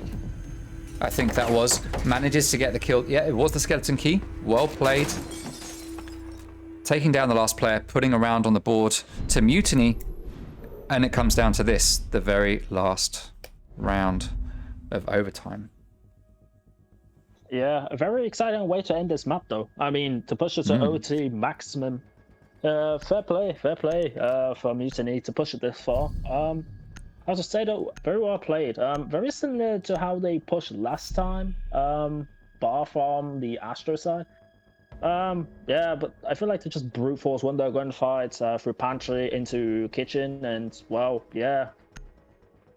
I mean, questionable what the Astro's doing, running through kitchen and then just going through the rotate into dining, but fair play. Yeah, very well played from Mutiny to just brute force and win gunfights, and, well, yeah, a bit poorly played, I feel, from Athena, but sometimes that's just how the cookie crumbles. That is exactly how the cookie crumbles. Oh, cookies. I want cookies now, Clayzo. What are you doing? We have no cookies. I think we have Jaffa Cakes, though. Maybe if I think and wish hard enough, Jaffa Cakes will just appear on my desk. I don't know. I mean, Let's see Jaffa Cakes ain't a bad replacement, though, now are they? What? Jaffa Cakes ain't a bad replacement to cookies. Oh, ain't a bad replacement. That's all right. I thought you said they were a bad replacement. I was going to say, what madness are you talking? Jaffa Cakes rock. Never trust someone who doesn't like Jaffa Cakes. That's why I say. All right. Cheetah Den playing Frost, putting down a Frost mat here underneath the window. Seeing Cheetah Den play Frost is just... It's weird. It doesn't feel right. This is not natural. Looks like we are going to get a bit of a setup here. We've got 2 ADSs, 1 magnet. So Typhlosion is going to be chilling here in the closet. Typhlosion is officially in the closet. He's just going to be playing here. Den playing in the bathroom. Aza looking for a little peek there out the window, it looks like. He hears Repel. I mean, even if you don't get a kill from it, it's good for hearing the sounds that are going on outside. Toby playing on site along with Brisk-Zach with that powerful order yet again. Valley's going to be droning. Henry Sink playing here, looking for utility, but he's not really going to find much. He finds a bomb. Well played, Henry. He has located a bomb. That's an easy 10 points on the board for him, I think you get for that. Valley droning. Shields have been spotted and pinged. We know there's a Banshee. We know there's a Frostmat hard right at the door, so let's make sure no one walks into that. Athena, be very careful. Kix pulls out his utility. Looks like he's getting ready to try to take down that stuff that's there. Is it going to be successful? Does take down the Banshee. That's what he was going for. We still have a Frostmat to worry about and a second Banshee. But we've got Den behind this shield just watching it and peeking it. Nekwa chucking the stun. Kix is going to go for a second utility take, it looks like. That's the shield out of play. Banshee is still up. Zach gets taken down. Now that is big. That is a huge play. It was Zach that caused them some problems the last time this site was played, with that Alder just ripping everyone to shreds that walked through that doorway.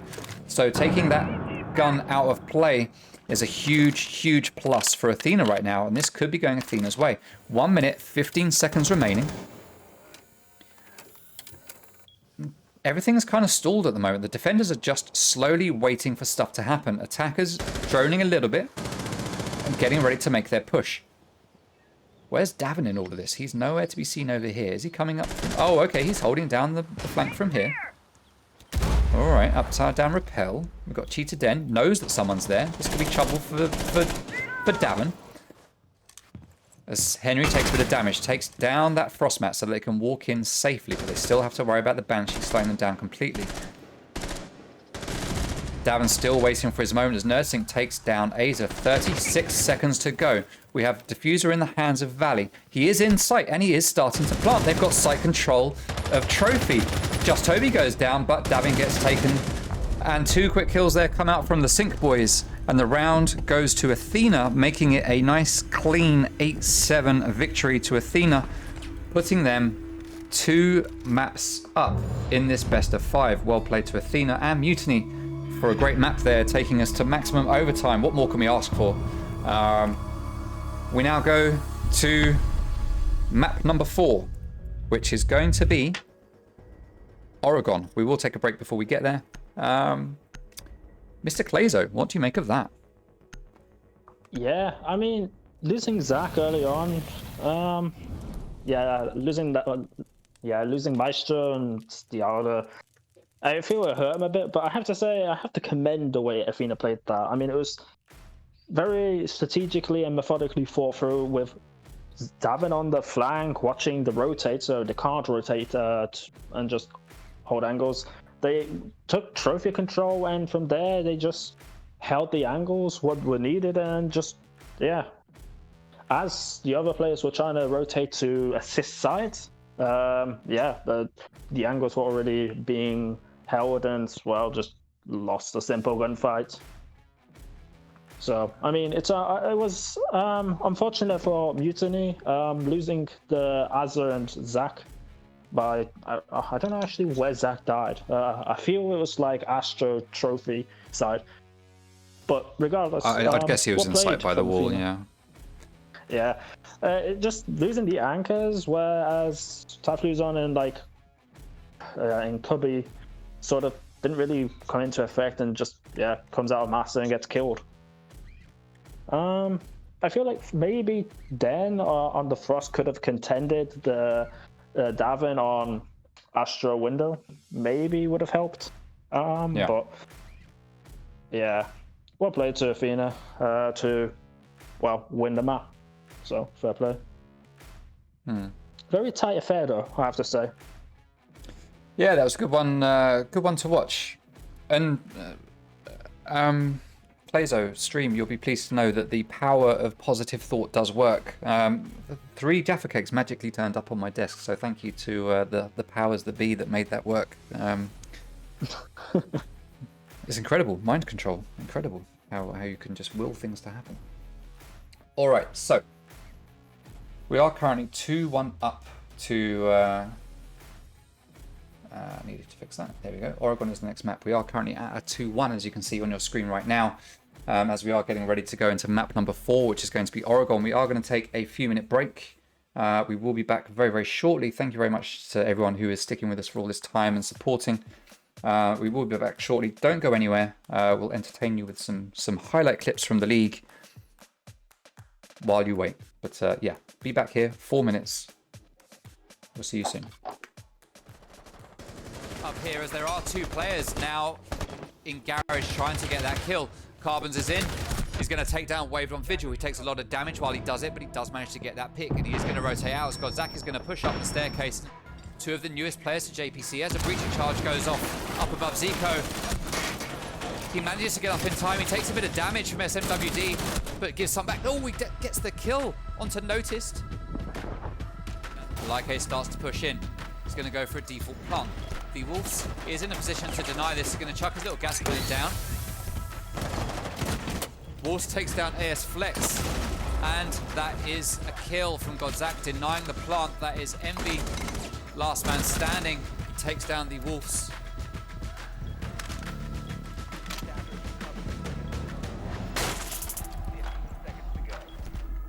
And Envy is going to go for the plant. Godzak is down below. It's a default spot. He could have shot him through the floor, but he's not going to.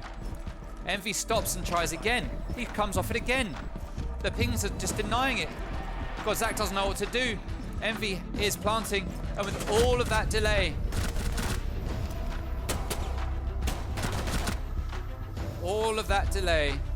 allowed Godzak to come up and take that round.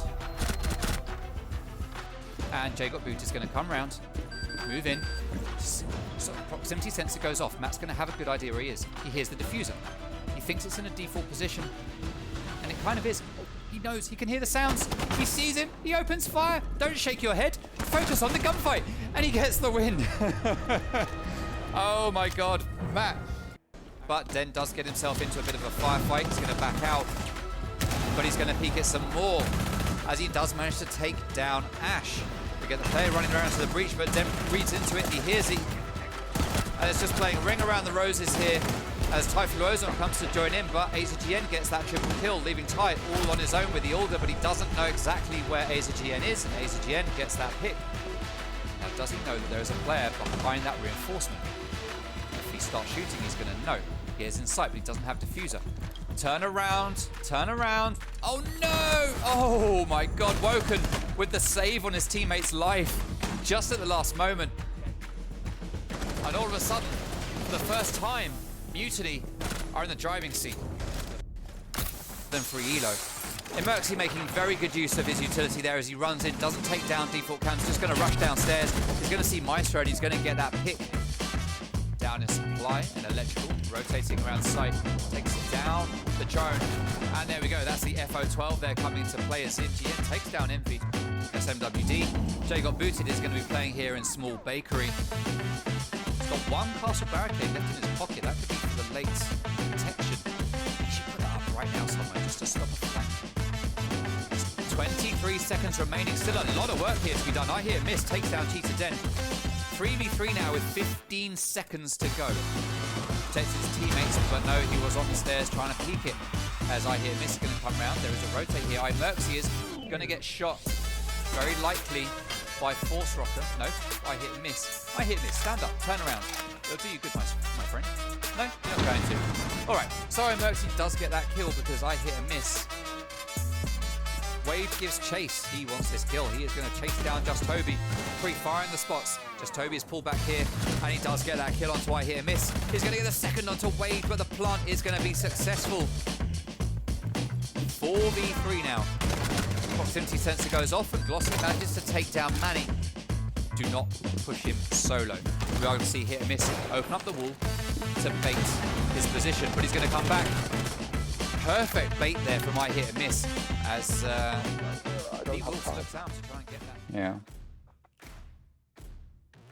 All right, welcome back. 2-1 is the current score. We're just waiting for the two teams to ready up, and then we will get back into this best of 5 game. Currently, we're waiting for map number Map number 4 to restart. Oh, it was to restart, be the first time it's starting. Now, for some reason, that's... let's get rid of that. Okay, right, both teams are readied up.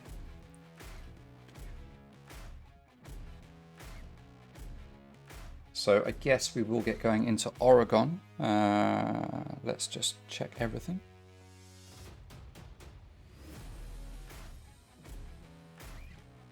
Okay, trying to connect. Interesting.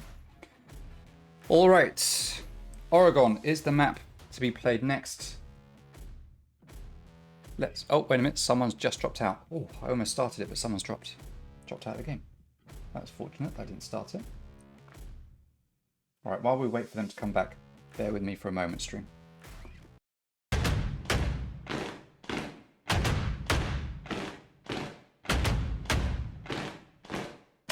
One of them is Jacob Booty playing on Sledge, watching the left side. We've got one watching the right side. C4 goes out. Oh, what a kill for Cobra Rosen. Nomad is there waiting to get the frag as he's distracted. Josh D takes down Ease, leaving him in a 1v3. He manages to take down Ash. That's the triple kill.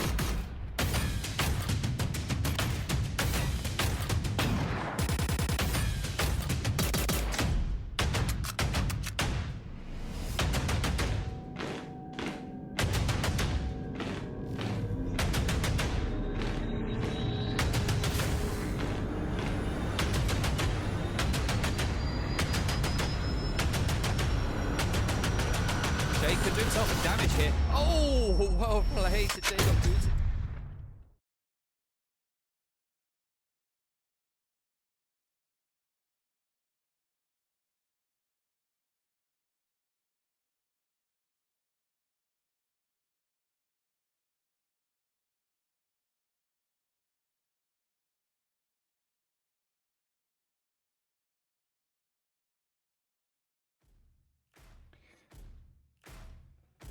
Alright, we have a problem with a player just dropping out every now and then.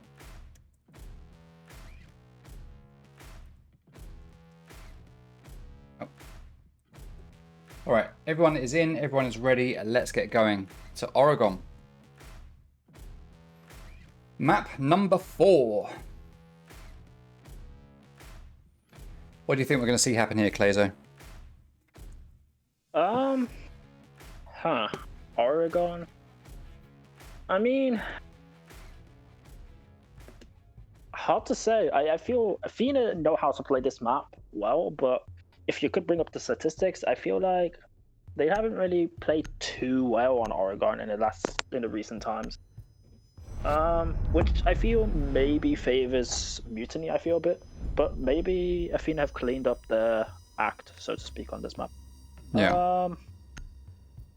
I feel like we're going to get a close game. I really can't see it being a one-sided thrashing to either side. I feel like Mutiny might be put under a bit more pressure because it's do or die now. They have to win this map. There is no...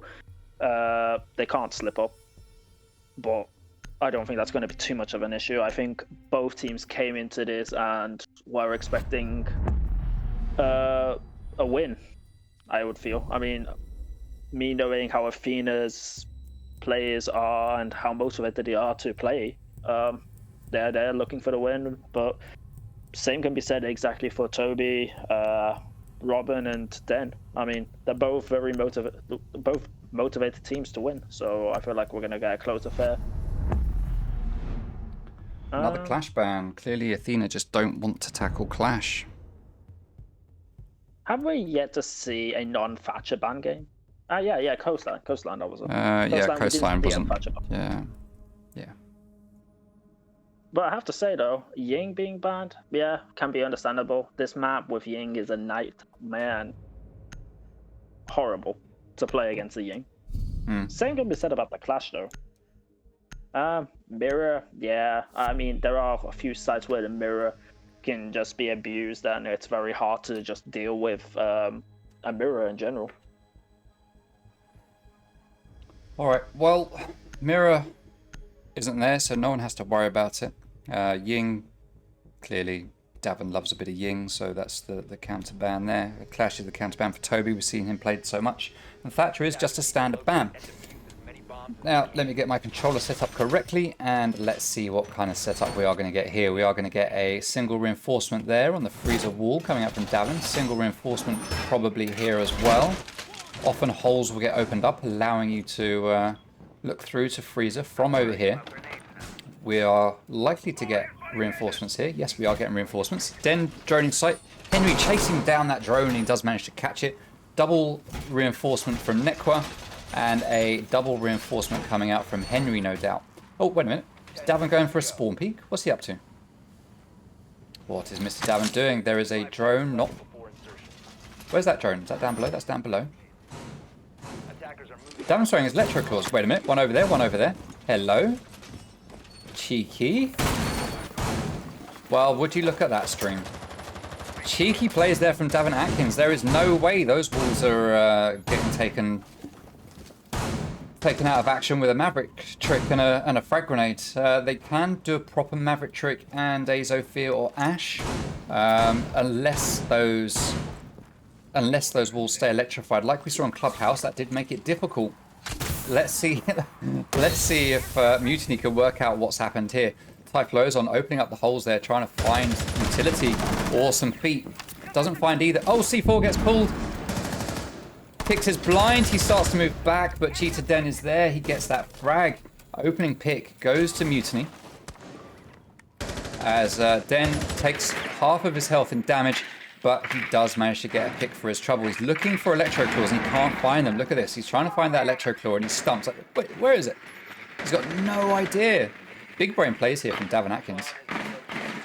Other drones are going in where they're going to try and find the other electro claw. Den is already down very low on health. ASGN starting to push. He takes down Henry. Takes down some utility. And they have control of pillars. They're opening up holes now to try and get into sight. Den has some bullet holes here, I'm guessing. Yes, he's just looking down into the site there, opening up another hole. Oh, nice little angle there to that chassis, the bomb chassis. Classic peek there for defenders to use, but Den anticipating it. 3v5. Advantage. Mutiny. Oh, Nekwa, though, takes down Zach with a C4. And it looks like they're still trying to work out how to make their way through these walls. No one is getting through these walls, I don't think. It's going to have to be a push here through this doorway. Azer's starting to force his way in. He has control of sight. He's going to take down that Banshee that will allow Cheetah Den to walk in and start to plant in a default spot. But Malusi's there, comes down, denies the plant, but he does get shot in the back. As smoke goes down as well to the hands of Azer. And that's a fairly straightforward opening round for Mutiny. Azer just allowed to walk into sight and just shoot people in the back. Well played to Mutiny. Yeah, I mean, give credit where credit is due. Davin with the big brain play with the Kairi claws. But I feel like it's just struggling to deal with the aggression from Robin. I mean, he's playing Ash, he's just running in and, well, just peeking people half the time and then playing in, well, very awkward corners where you wouldn't expect an attacker to be. So fair play to Robin. But yeah, I mean, Mutiny playing quite well on the attack. It looked like a very default push though. Just go into trench, push into pillars and, well, just hold angles and, well, cover the plant. Although the plant wasn't covered quite as well as I would have expected, but I mean, the refrag was there and, well, the final kill too. So fair play to Mutiny. Bit unlucky and unfortunate for Athena, but still a long way to go. Yeah, there was nothing outstanding about the attack strategy. It was, like you say, just push in through blue, take control of pillar, start to move into sight. And it paid off for Mutiny. They managed to make it work. But we are going to see Athena head back to laundry and supply room. They're not going to try another site. My guess is, yep, Davin is going to do the same trick again. It worked last time, at least in terms of denying those walls. They just need to work on how they're going to counter people that come in, well, from one doorway, basically. They denied walls, but couldn't stop people from just coming in from two doors, was how that worked. So, not quite what Athena would have wanted. I think Kicks getting picked off early certainly didn't help. I don't think they were expecting him to get blinded and taken down quite so soon. And then, yeah, Aza just managed to run in and take down everyone else. And that was it. That's all she wrote. A nice easy 3k for him there. All right, so Henry is going to sit behind this shield. Oh, nice shot there onto Sophia. Well played. Well played, Henry. Got a cheeky little pixel peek here onto the rear stairs, back stairs. Typhlosion is going to drone it out. And they're still going to be looking for these electro claws. We can see that both of them are up. They have been placed, and they are both up. Zach is on drone. No, he's not on drone, sorry. He is just laid down watching. Who is on drones? One person's droning. That is Toby, sending the drone in. And they now have just 3 drones left in the pockets of Mutiny. Every single drone except for 3 have been taken out. Stun grenade goes down to burn the ADS.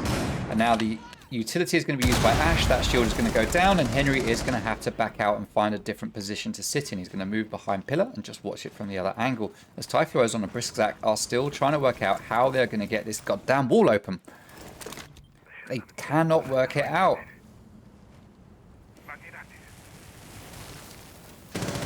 All they can do is Maverick Trick. That's the only thing they're going to be able to do there, I think.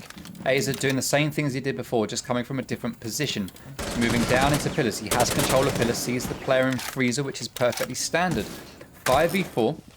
Utility getting taken down by Aza, as Davin takes a whole load of damage here from the player on the tall tower window. But Kix does take down Aza, who is refragged. 4v3 now, as just Toby is going to join his teammates on the back stairs. Drone's going out. Are they going to try to find these electro claws, or have they given up? I think they've pretty much given up now. They need to realize that they're going to have to find another way through. But without their main entry fragger, this might prove difficult. Now, Briszak can entry frag. Oh, well played to just Toby. Nice little shot onto Nekwa there, running out when he didn't really need to. And he did suffer for it. Toby now holding a standard angle there to the rotate. He sees the grenades, the gas grenade going out from smoke, which isn't going to do much. It's not... Oh, that is actually going to deny Typhlosion a little bit. We've got no smoke grenades left in the hands of Valley. C4 gets pulled. Just Toby takes down Henry in the freezer. But C4 does no damage to anyone. Plant is going down. It's not going to be denied by Valley. It's not going to be denied by Davin. They've got no one in freezer that can peek it. And that's the triple kill for just Toby. It looks like they didn't need Aza for this. Toby is perfectly capable of racking up the frags himself. Valley, last man, 1v2, SMG 11 in hand. Toby's going to try to peek it. We saw his head, he backs out. But Toby gets the 4K there with the AK-74, I believe it was. Great gun. And yeah, nice convincing take from Mutiny. This is shaping up to be very much a Mutiny map right now. Yeah, I have to say, well played. Looks pretty grim, I have to say, at first for Mutiny. But, I mean, Toby decided to step up the round and show that, okay, yeah. I mean, it's not all about Aza on the Ash doing everything for us. I'll go and get a quick 4K for the team and show people that I'm not just a support player. So, fair play. Yeah, just pretty much just using that AK and just shredding people. I mean, he was literally saw someone and shot their head. So, yeah, fair play from Toby. Well, push from him. Played very similar to how Aza would, just by pushing into a very awkward spot and just winning his gunfights. Also, a nice little flick onto the Wamai, I think it was, by Deep Bonker / Electro onto Nekwa. So, yeah. Fair play. Yeah, that was a good play. That was a good shot. Alright, so this time, Athena giving up on laundry and supply room. They're going to try something else. They've just decided that it's not worth trying it 3 times in a row. They are going to go upstairs and try to take on the dorms instead. Now we are going to get a standard double reinforcement to ADSs. We've got a Goyo shield here. Davin playing on Goyo, just looking at it, thinking, is this exactly where I want it to be? What's he looking at? Oh, he's pinging stuff. What's he trying to do? He's trying to get the right angle for a hole, I guess. Attackers are moving out to locate a bomb and Interesting. Interesting. See the hatch getting reinforced to make sure... Oh no, it's not going to get reinforced. Or is it? Oh, I was he's just... using the APAC strap that they use, where they sort of hold with a, I think it's a pixel by the shield. Okay, right. And you can pretty much deny attic that way. Okay, so they might want to reinforce the hatch to make sure that no one takes it out from below. They could have Buck go down there, open it up, and then a frag grenade follows to take a kill, but there is no Buck on the board right now. So they're safe from that, and we are getting a 3-man push over here onto Big Tower. And 2 players coming over here to Closet. Fairly standard split push coming out here. Aza will have taken down any utility on this from below with the Ash charge, but he's missed it. The batteries are still alive. He's going to have to go back and give that a second crack. But Henry's going to be ready to peek that.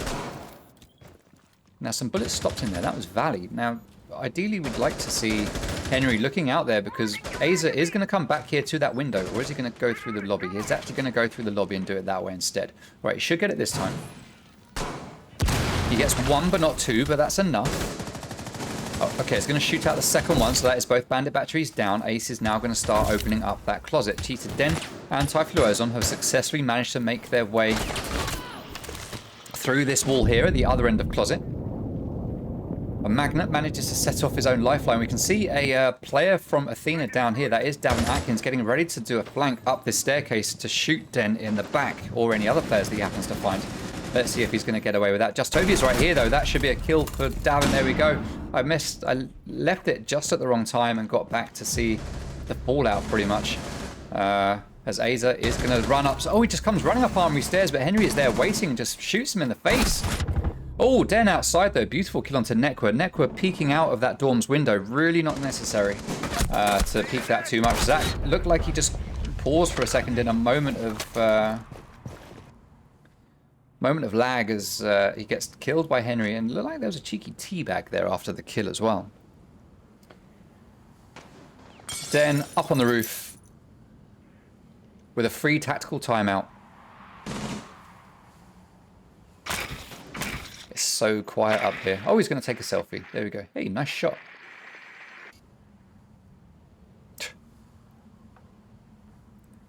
Yeah, I presume we're just going to see the rest of the round of him just sitting up here, and if anyone decides to pick, then maybe give him a freebie, which I don't see Athena doing.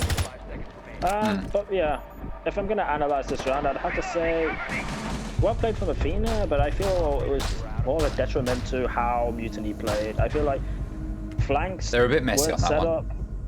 Yeah, I mean, they allowed Davin to push the kitchen into the corridor and just peek Toby in meeting. Not sure why there wasn't an air jab placed anywhere there.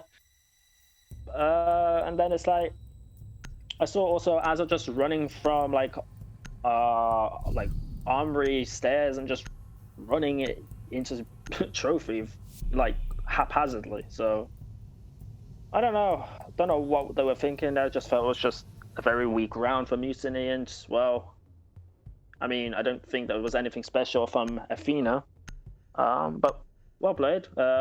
Nonetheless, Athena's first round on the board. Yeah, it was a very standard hold from Athena, and they made it pay off. But it was just odd decisions and loss of gunfights, I think, really coming down to it there for Mutiny. So Dining Room and Kitchen is going to be the next site to get played by Athena. We haven't seen them play this site just yet. Let's take a look at some stats.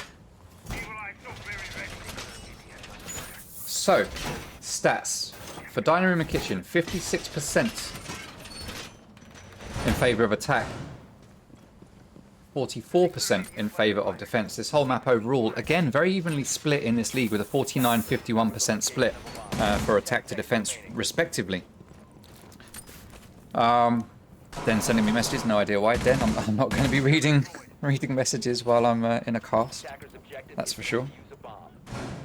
Right, so Kicks is going to be holding here on 90, Showers 90 with a shield, pretty standard, ADS standard.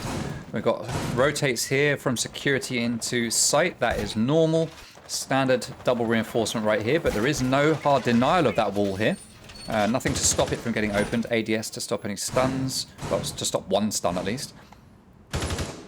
And this is the extent of the setup. I guess we've got a top floor hold as well. Yeah, we've got 2 players up here with the hatch open. Makes perfect sense.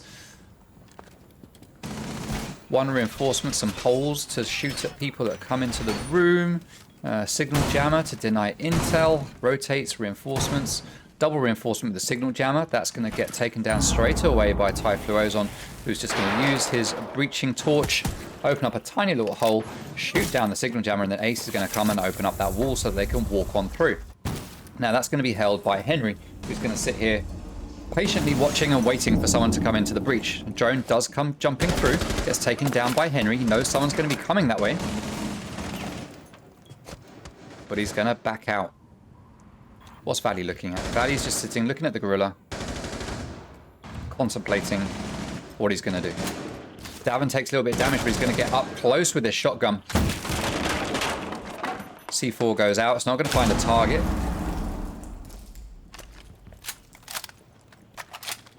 I think Davin should have just stayed there with the shotgun, to be fair, but you always look at these things differently when you're actually in the game. It's easy to analyze from here, but not so much when you're in the game. Now, there is a player on white. Cheetah Den is holding the wrong angle. Who is the player on white? Is it Davin? It is Davin. He's going to be playing Canadian. He sees Sophia and takes her down. That is Cheetah Den out.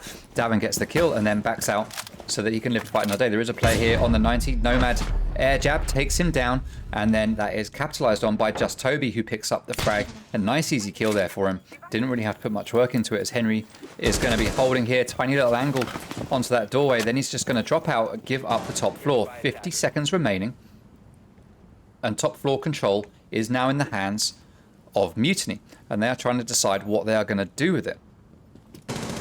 Zach is going to open up this hole, this wall. No need whatsoever, just a utility dump waste. They need to be thinking about opening this wall rather than that one, to be fair. Aza gets taken down by shots through the floor. Nicely played. Was that Nerdsync? Necrosync, rather? I guess it must have been. He's the only one down here. It sounded like an alder that was going off. Valley sitting, waiting, watching that doorway with a tiny little angle. Zach is going to revive Aza. And it looks like it's going to have to be a hatch drop. They have no choice here. They can drop this meeting hatch. Zach's got diffuser, but he's got no way into sight because it's reinforced. He hasn't got the time. 3v3. Aza goes down. Toby gets a kill, but it doesn't matter. Impactless frags because Zach is in completely the wrong place to capitalize on it. Completely the wrong place. Unfortunate there for Mutiny, allowing Athena to take that win, making it 2-2. Yeah, I mean, I feel like Zach should have dropped meeting and opened meeting a lot earlier. Definitely, definitely. I mean, the amount of pressure he could have forced on Athena by opening that wall would have been, well, it would have helped the team a lot more, I feel. He was pretty much useless upstairs as Ace. But I have to say, well played to Davin on white. I mean, I'm not sure what Den was looking at, if there was just no intel, I guess, or he was afraid of the Jaeger in kids. But nonetheless, well played from Davin to get that cheeky pick. But unfortunate that he runs into the air jab and gets, well, killed for nothing and refrags. But, I mean, happens. Maybe he just didn't hear the air jab like half the time, I guess. Yeah. Not saying that Davin doesn't hear air jabs, I'm just saying that the game mechanics aren't always the best. Yeah. So they are going to switch it up and go to Meeting Room Kitchen. We don't very often see this site get played. We have seen it in the league before, and 67% of the times we saw it, it was won by attack. So this is an interesting play coming out from Athena. But when you look at what happened the first 2 times they went to laundry and supply room, it's no surprise that they're going to try something different. Overall, the stats of what's happened here on this site before in the league doesn't really matter much compared to your own experience of what happened on those first 2 rounds on laundry and supply room. And it's probably better to just take that gamble and head over to this site instead of having another crack at laundry and supply room, which failed. I was going to say failed so miserably. I don't know if that's unfair. That's probably quite fair, actually. It wasn't. I don't think it was even close. There was a lot of faith put into those fancy electro claws tricks. It was very good. It was very good, but they just couldn't stop the unstoppable forces coming through from pillars and just gunning everyone in sight.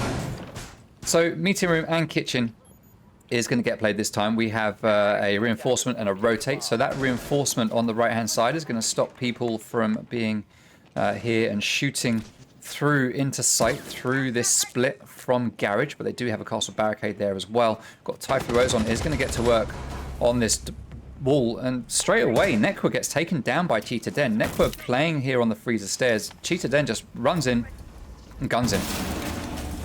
Well played to Den there. Nice early pick for him, putting the early advantage into Mutiny's hands. As just Toby's going to be droning downstairs on the basement. Typhlosion droning at the top floor. AZGN making his way in towards the tall tower. T1. Zach making his way to T2. He's going to drone it first. Cheetah Den on drones at the top of Armory Stairs and also on Security Corridor, just getting intel for himself and for his team. Now we have got this wall open. That's going to allow Mutiny to jump in, and they could just plant here in the corner, to be fair. If they can have a gun holding an angle, they could just jump in and plant right here in this corner. If they can just take out kicks, that's probably all they'll need. But they do have, I say that, oh, well, they did have Davin Atkins up here waiting to deny it. But Aza, with a swift shot through the wall, manages to take him down. And there goes Kicks as well. He gets finished off, and now they are free to just jump in and plant right there in that breach hole that's been opened up. Valley is going to push up on it, though, as Henry goes to the top floor to try and catch these guys by surprise. It's a 2v4, and this is going to be very, very difficult. Henry is down below. There is a player here in security. Henry sounds like he knows. Valley takes down one. Oh, no, Henry goes down to Cheetah Den, leaving Valley all on his own, but he isn't going to be able to stop a wild Aza running through the site with an R4C pointing at people's heads. He does get that kill, and that's a round on the board to Mutiny, making it a 3-2 in favor of Mutiny as we go into the last round of the first half. Yeah, I have to say, well played from Mutiny. Very dominant round, I feel. There were one or two kills that I'm like, well, I'd say the first two opening kills that I'd be like questioning is like, did Az actually know Davin was on that elevated angle? Was there a soft ping? Like, if that was, fair enough, fair played. If it was luck, then that's just how it goes. Unlucky. It sounded like it was just a very focused 2 or 3 bullets. So I don't know. What's the thing? Well, maybe we can ask that in a post interview. Maybe we'll see. Yeah. But yeah, a very dominant, very thorough round from Mutiny to just take that round away from Athena. All right, so this is our 4th map. In 3 of the maps we've seen so far, we have seen, in 2 of them, we have seen Athena go into the second half 4-2 down. And then in the 3rd one, which was Villa, the last map that we played, we saw them go into the second half 3-3 up. That's, well, it wasn't up, 3-3 split, nice and even. This time, they are currently at a 3-2 down. They just need to win this round to go 3-3. As we saw, this is a very even map when it comes to attack and defender favored in this league, at least, considering all the times it's been played in this league, and it has been the most played map in this league, so we do have a lot of data on it. So it's likely that I don't know what it's like. It is likely that we would get a 3-3 at this point. Mrs. 2 is absolutely right. It is a 4-7-7-5-8-7. Well done, Mrs. 2. Well done. Welcome, Nerdsync, to the stream. All right, so Cheetah Den playing up here on this window. He just misses out on getting a kill there onto Nekwa, who starts running in. He opens up that door just a little bit too late. Just Toby is going to be playing outside double window. Or is he going to drop out somewhere else? Personally, I'm not a fan of this double window. I think things always go wrong when you go to this double window. I stay away from it. I've never found it to be successful for me. The only way it's going to work is if you're in a really good team that have managed to get so much focus over on this side of the objective that no one's even looking over here anymore. But so often people are just so focused on this window, it's very difficult to make a play from it. Now we're going to have Cheetah Den making his way up White Stairs, but the proximity sensor is going to give his position away, and he is going to back out. He's going to take down the utility on this wall. He's taken 1 bandit battery successfully, and Ace is going to start to open it up. Typhlosion is there with him, playing as Maverick, and they're going to hold an angle here, just in case anyone walks up to it. Now, common play here is for a C4 to just come flying out through the hole that gets made, but it's not going to happen because Henry does not have C4s. It's not what Jaeger carries, so he is instead going to sit here. He's going to get droned. They know he's there, so he's going to back out. He was going to hold that angle, waiting for someone to push in, but he is going to back out instead. We've got Valley playing up here, just at the top of the stairs by the doorway. He's going to take out that drone, and he's going to get ready for someone to push in through that breach. Second wall is now getting opened. Kix is going to be able to hold this from attic as Davin comes up laundry stairs for a flank onto armory stairs. And Nekwa is holding the angle here from kids onto the trophy door. Davin takes down Cheetah Den with that flank. Well played. That's Den down here. That's Sophia out of action, and Davin is going to make his way down to the freezer to rotate back up the other staircase and then come back up white stairs to support Valley. All right, Just Toby, very low on health now, is focused on this window, and I just don't see this going well. Especially if Athena know that he's there. Typhlo's on just pre-firing through some walls, playing in trophy, waiting to find a pick. Looking behind him just in case, but there is no one coming that way. Zach firing onto Kix there in the attic. He takes a bit of damage. He sees smoke out the corner of his eye. He turns, but doesn't manage to hit the shots. Zach does take down Nekwa finally, though, and he still has diffuser. 15 seconds remaining, and he is in the closet, but he does go down. Typhlosion is going to pick up that diffuser. It's on to him to jump in and try to plant. He is in the middle of a smoke grenade, but he's the last player standing. He's not going to be able to get the plant. He is going to be able to take down smoke. He gets that kill. He's got 2 more to find, but he's not going to find 1 because Kix is there waiting in attic with the AUG, taking the headshot, finishing off the round and putting 1 on the board for Athena, making it 3-3. Well, yeah, a very good round, especially from Davin, especially on that roam. Yeah, making it very difficult for Den below to sort of use that verticality. I have to say, though, well played from Athena as a whole. I mean, they played off each other, covered each other's angles well, and made it a real pain for Mutiny to sort of get some sort of crossfires and win some sort of site control. I feel like the only thing I could really critique was maybe have put a bit more pressure from the double windows, maybe sort of to alleviate certain angles and sort of get in Athena's head that, okay, someone might jump through double window and sort of stir something up. But yeah, losing as at the beginning of the round was not helpful. Kind of put Athena in a driving seat for that round. Well, the sides have now switched, and we see that Mutiny are now on defense, and they are going to laundry and supply room first, just like we saw from Athena. Now, they're not going to pull out the same fancy electroclaw tricks that we saw from Davin, I'm pretty sure of that, because it didn't look like they actually worked out where those electroclaws were. That's something for us to ask Davin about. Should we get an interview? In fact, we can ask either team when we get an interview about what they thought with the electroclaws and how that worked out. Ultimately, for Athena, it didn't pay off in the end, as we saw, but still, a nice trick nonetheless. Now, Zach is going to be upstairs in meeting, opening up some holes there in the top of the stage wall. That allows you to look onto the hatch from up here.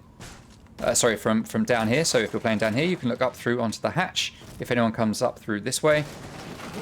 Also, at the same time, if you're upstairs, you can look down through the hole in the floor, down onto the back stairs to cover. Now, Henry Sink manages to get the early kill onto Aza. He pings the walls to let the teammates know that it's opened up. Utility gets taken down by Davin and Henry, and they start to move in. And it looks like we are going to get a push down the back stairs. We've got 2 players stacked up here on blue. Valley's going to be coming in this way, along with Zofia. So Valley will be responsible for planting. Looks like he's playing as ace, is he? Yes, he is. We've got meeting room control now for Athena, with 1 player on drone standing up between T2 and T3. Sorry, T1 and T2. That is Davin Atkins going to start making his way down to join up with Henry, and they are going to work on getting this hatch open. I expect to see a Maverick trick here as Kix takes down Cheetah Dem.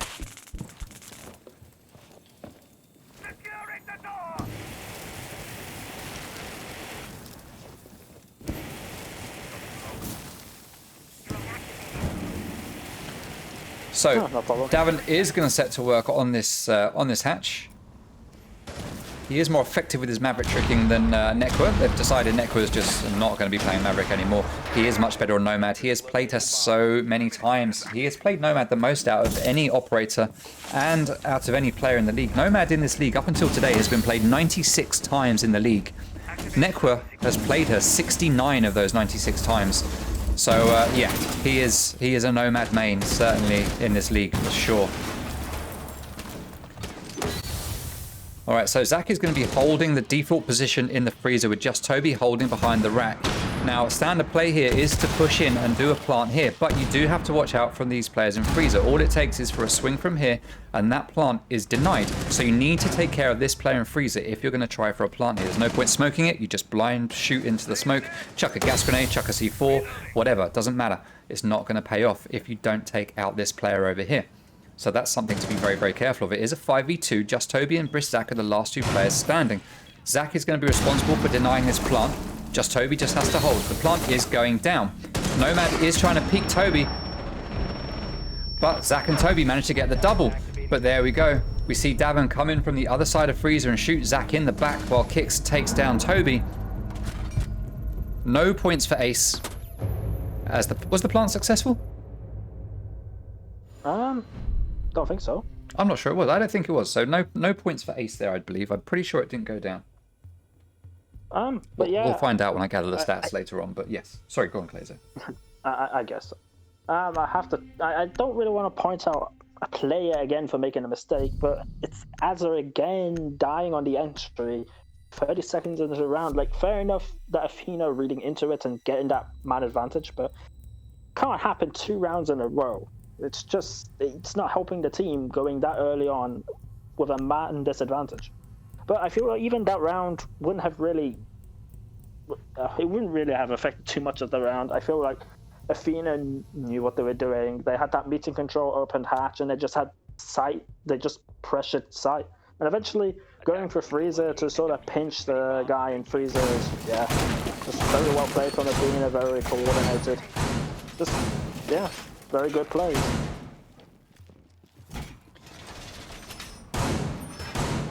So Mutiny are going to have another stab at Laundry and Supply Room. So at the moment, this site is just proving challenging for defenders.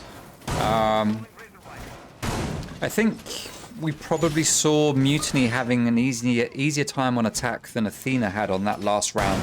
I think Mutiny were much more confident and much more controlling on attack when they went for Laundry and Supply Room. Let's see what Athena will change this time. I mean, we say, why would they change? It worked. Why do they need to change? Well, they could do things faster, be a bit more efficient, and adapt to what they saw last time that managed to really hold them up. So it'd be interesting to see how Athena tackle that. Now I noticed that Davin has 5 blowtorch canisters. I'm pretty sure when I played Maverick last night in a custom, he had 6. So I don't know if I don't know. That's weird. That's weird. I'm sure he's supposed to have 5. I was surprised when I saw 6. All right, so Den playing down here on. Sorry, go on. It is supposed to have 6, but I'm curious why he used it. Yeah, but it's the round. He had that in prep phase, I'm sure. Anyway, it doesn't matter. Cheetah Den just bouncing around by the doorway, trying to shoot a drone. Eventually, I think he did manage to get it. I looked away from him, so I'm not sure if he did actually get it. But he is going to stay here on pillars, holding this angle. I do like this new red dot sight. I've never liked the red dot sight, but this one I do like. This is a good sight. They've taken a sight away from Mira now, I hear. What's that? What did they take away from her? Was it the 1.5? Yeah. Yeah. Right, so Aza holding in freezer. He is the freezer man. Typhloozon is going to be holding here in laundry room. Just quick zooming onto absolutely everything as Just Toby is going to be playing behind the bomb chassis with that fancy diamond camo on his gun. Valley and Kix yet again are responsible for taking control of blue, with Henry here on the back stairs playing Ash as he is likely to do. Ash has been played in this league 114 times. Fun fact for you. Played by Aza GN 50 of those times, the most. The operator that's played Ash the most, even more than Henry, which is quite a surprise. Because Henry does love his Ash. But we are in a 4v5 as Network does get taken down. Magnets are getting pinged, they know exactly where it is, so they know that if they chuck a grenade in there, it's not going to do anything, and it can't be peeked from that doorway, which Valley was trying to do. They see another magnet, he takes a shot at it, but I'm not sure if he actually destroyed it. I don't think he did. Typhloozon remains in laundry and supply room, getting this long angle onto the doorway here. That's a nice position to play. Don't know if he saw that player drop from the hatch. Gas grenades go out. That's not really going to deny anything. No, you could walk in there and still go for a plant. 4v5, 25 seconds remaining. Again, the key things here are the player in freezer. You've got Cheetah Den watching this hallway. This is a strong setup here for Mutiny right now. They've got 5 players sitting here watching, knowing exactly where they're coming from. And that is the first achievement of the game. That is overcooked. Davin Atkins kills himself with his own grenade by possibly holding it too long or just misthrowing it. Either way, Henry gets taken down. Kix gets taken down. Valley gets taken down. Everyone gets taken down. And the round goes to Mutiny. Finally, someone has managed to win Launch and Supply Room on defense. Yeah, I have to say, well played to Mutiny by playing actually passive and not over peaking and overextending. That really did help that round, I feel, because it forced Athena just to peek them, and well, it didn't work out too well. I mean, Davin killing himself with the grenade, whether that was just through him overcooking it and making a mistake, or whatever happened, yeah, unfortunate. Also to note, as playing a little bit of Ring Around the Rosie, I think it was with the Ash on Pillar. It was a bit comedic, but as a whole, Mutiny playing it well, playing it passive, and how you should be playing, yeah, downstairs. So, fair play. Showing Athena how to hold the site. Yeah, certainly much more competent at it than Athena managed to do in their first 2 rounds, or their only 2 rounds that they played there on defense. They didn't need the fancy tricks, and they just held it down, and they managed to make it work for them. All right, apparently it says 6, and I'm seeing things. I'm sure I saw 5. I'm sure I saw 5. Yeah, Whatever. I saw 5. Oh, okay. So Ethan Note says 6 to you're seeing things. I'm sure I saw 5 at the time. All right. Anyway, doesn't matter. It's irrelevant. Completely irrelevant. I'm going to be watching this when I come back to do to gather the stats and whatnot. I'm going to check that. Not that it matters. It's done now. All right. So dorms. Next site to get played by Mutiny. Let's see what they can pull out the bag here. Now, we did see an incredible game on Oregon between Mutiny and Apollo. We saw it go to an 8-7. It was a max overtime game. And what a game it was. It was so close all the way through. And then Toby managed to clutch it up in the very last dying moments of that final round, that round number 15. With a fantastic win. If you were here for the opening ceremony, you'll have seen it in the video. It was in the opening video. So this is a decent map for Mutiny. They can play it. And at the moment, they're playing it very well. And playing Athena at their own game. 4-4, everything balanced out. And we are getting a very fast assault coming out here from Athena. They've already got tracks going down here into site and trophy. Davin's already here in master bedroom with control. Electro Claw tricking is happening from Ty Fluozon. So the signal jammer has been taken down. It's been replaced with an Electro Claw now, which is going to deny that closet wall from getting opened even more. Henry is down below. There's not much he's going to be able to do about it. He's going to try to have a look, see if he can get it, but Zach is going to be looking to try to get a pick. He does take down the Electro Claw. He sees Zach. He's going to open fire on the floor, but there is a player down here in meeting that Henry's going to need to watch out for. We've got just Toby here on 90. Cheetah Den going to be coming around to try to get that kill onto Henry. I don't think that Athena know that he's here, but Henry has dropped out of classroom, so he is going to live to fight another day as he heads up to the games room here, opens up the window, and there is no one actually in games. Hello there, says Sophia. I like that. So Kix has that long angle open into the attic where there is currently no one playing. Now Typhosm could go in there, but he's not going to because there are traps in the way. Kix is going to start applying pressure. And he's going to go on drones as Den is playing down below the attic, throwing C4s but not finding any targets. Pretty sure that was him throwing one. Yes, it was. Davin holding the angle here into the attic from Armory Corridor. The closet wall is now opened up and Henry can start making his way in, but they do have Aza here playing Canadian, waiting to get anyone that walks in through that breach, through this hole set up here in the wall. He does take down Valley. It's a 4-4 as it is a quick refrag. Kix starts to push in along with Davin playing on Gridlock. Aza goes down, 4v3. 35 seconds to go, and that's the player downstairs taken down. Davin is starting to plant. 4v2. Zach isn't in a position to deny. C4 goes out to deny the plant. Zach does deny Ace, does deny Ash by shooting him in the face, leaving Nekwa and Typhlosion in a 1v1. Diffuser not in hand. Nekwa has a rough idea where Typhlosion is, who is taking damage. He's going to give chase. He's got the diffuser. Is he going to go for the plant? He is going to go for the plant. Typhlosion is going to hear it. He doesn't know exactly where it is. Nekwa comes off it. No! Oh! Oh, if he'd have stuck it, I think he actually would have got away with that. That's, oh yeah, that's a shame. Well, round to Mutiny. Yeah, well played from Ty to win that 1v1. Yeah. Could have gone realistically either way. I feel like, yeah, he could have stuck it.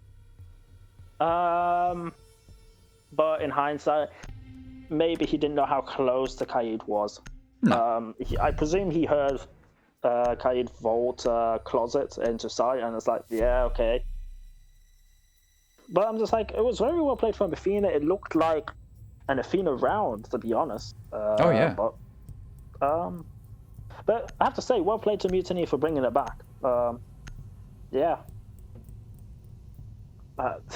Just very well played from Mutiny to bring it back from a 4v2. Yeah, well done, son, for that one. They're going to try kids and kitchen and dining now, so let's see how this one's going to play out for them, if they can do as well on this one. It was a very strong retake for them on that site. A very strong retake for them, so well done to them for that one. Let's take a look at the setup. So we do have a setup going down upstairs, which is what we would expect. Nothing surprising there at all. By the way, stream, Extreme Rate are helping us out with this league by supplying some of the prizes. If you type !prize pool into the Twitch chat, you'll see the prize pool. Extreme Rate are offering 5 controller faceplates or shells to the winning team, so that's 1 for each player, up to 5. They can only have 5, so the team will have to pick which 5 get it. So we're trying to offer something just a little bit different to what other leagues are offering here over in Europe or the UK. It's not just a cash prize pool. There's a little bit extras to try and make it something a little bit more special, a little bit more unique, and to celebrate the fact that we are a controller league by giving away controller stuff. So thank you very much to Extreme Rate for helping us out with that. And they have also committed some support for Season 2, I'm very pleased to confirm. So we'll have some stuff coming out from them for Season 2 as well. So thank you, thank you, thank you. All right, so Henry playing Ash, no surprise. Going to rappel in 2T2. Standard take here, open up this wall into attic and start to push it. Now, they're all running around a bit like headless chickens here. We've got 3 of them here on the staircase, just running backwards and forwards, not quite sure what they're going to do. Nekwa looks very confused. Valley just standing out the back, just sort of like, I'm supposed to be peeking an angle, but you're all in the way. What am I doing? So this is interesting. Now, they are actually going to not bother trying to get into this wall at all. Nekwa does take down Cheetah Den. They don't need to get in here because, of course, the site is not upstairs. It is downstairs. But there is a heavy presence up here. Now that hatch is going to get opened up by Typhlosion with an impact grenade or a C4. I think it was a C4, wasn't it? Yeah, it was a C4. Typhlosion does take down Nekra, and it is a 4v3. As Just Toby is playing here in meeting. Oh, he sees the player just out the corner of his eye. He looks away. Kicks is a little bit more on the ball. Gets a kill of his own. And Henry Sink gets the kill onto Zach, leaving Ty the last man standing yet again. But this time in a 4v1. And the chances of clutching this up are very, very slim. I would be surprised, stunned, if he does manage to make this. Well, he managed to make that one work. Well played. Nice kill there onto Kicks. Pre-firing everything he can. He's locked out of sight by a castle. That is not the play.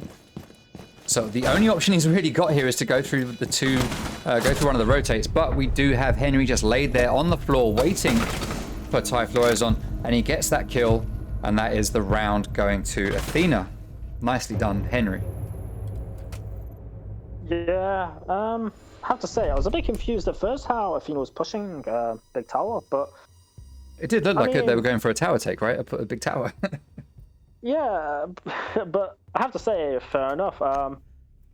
Yeah, just a flurry of kills happened left, right, and center.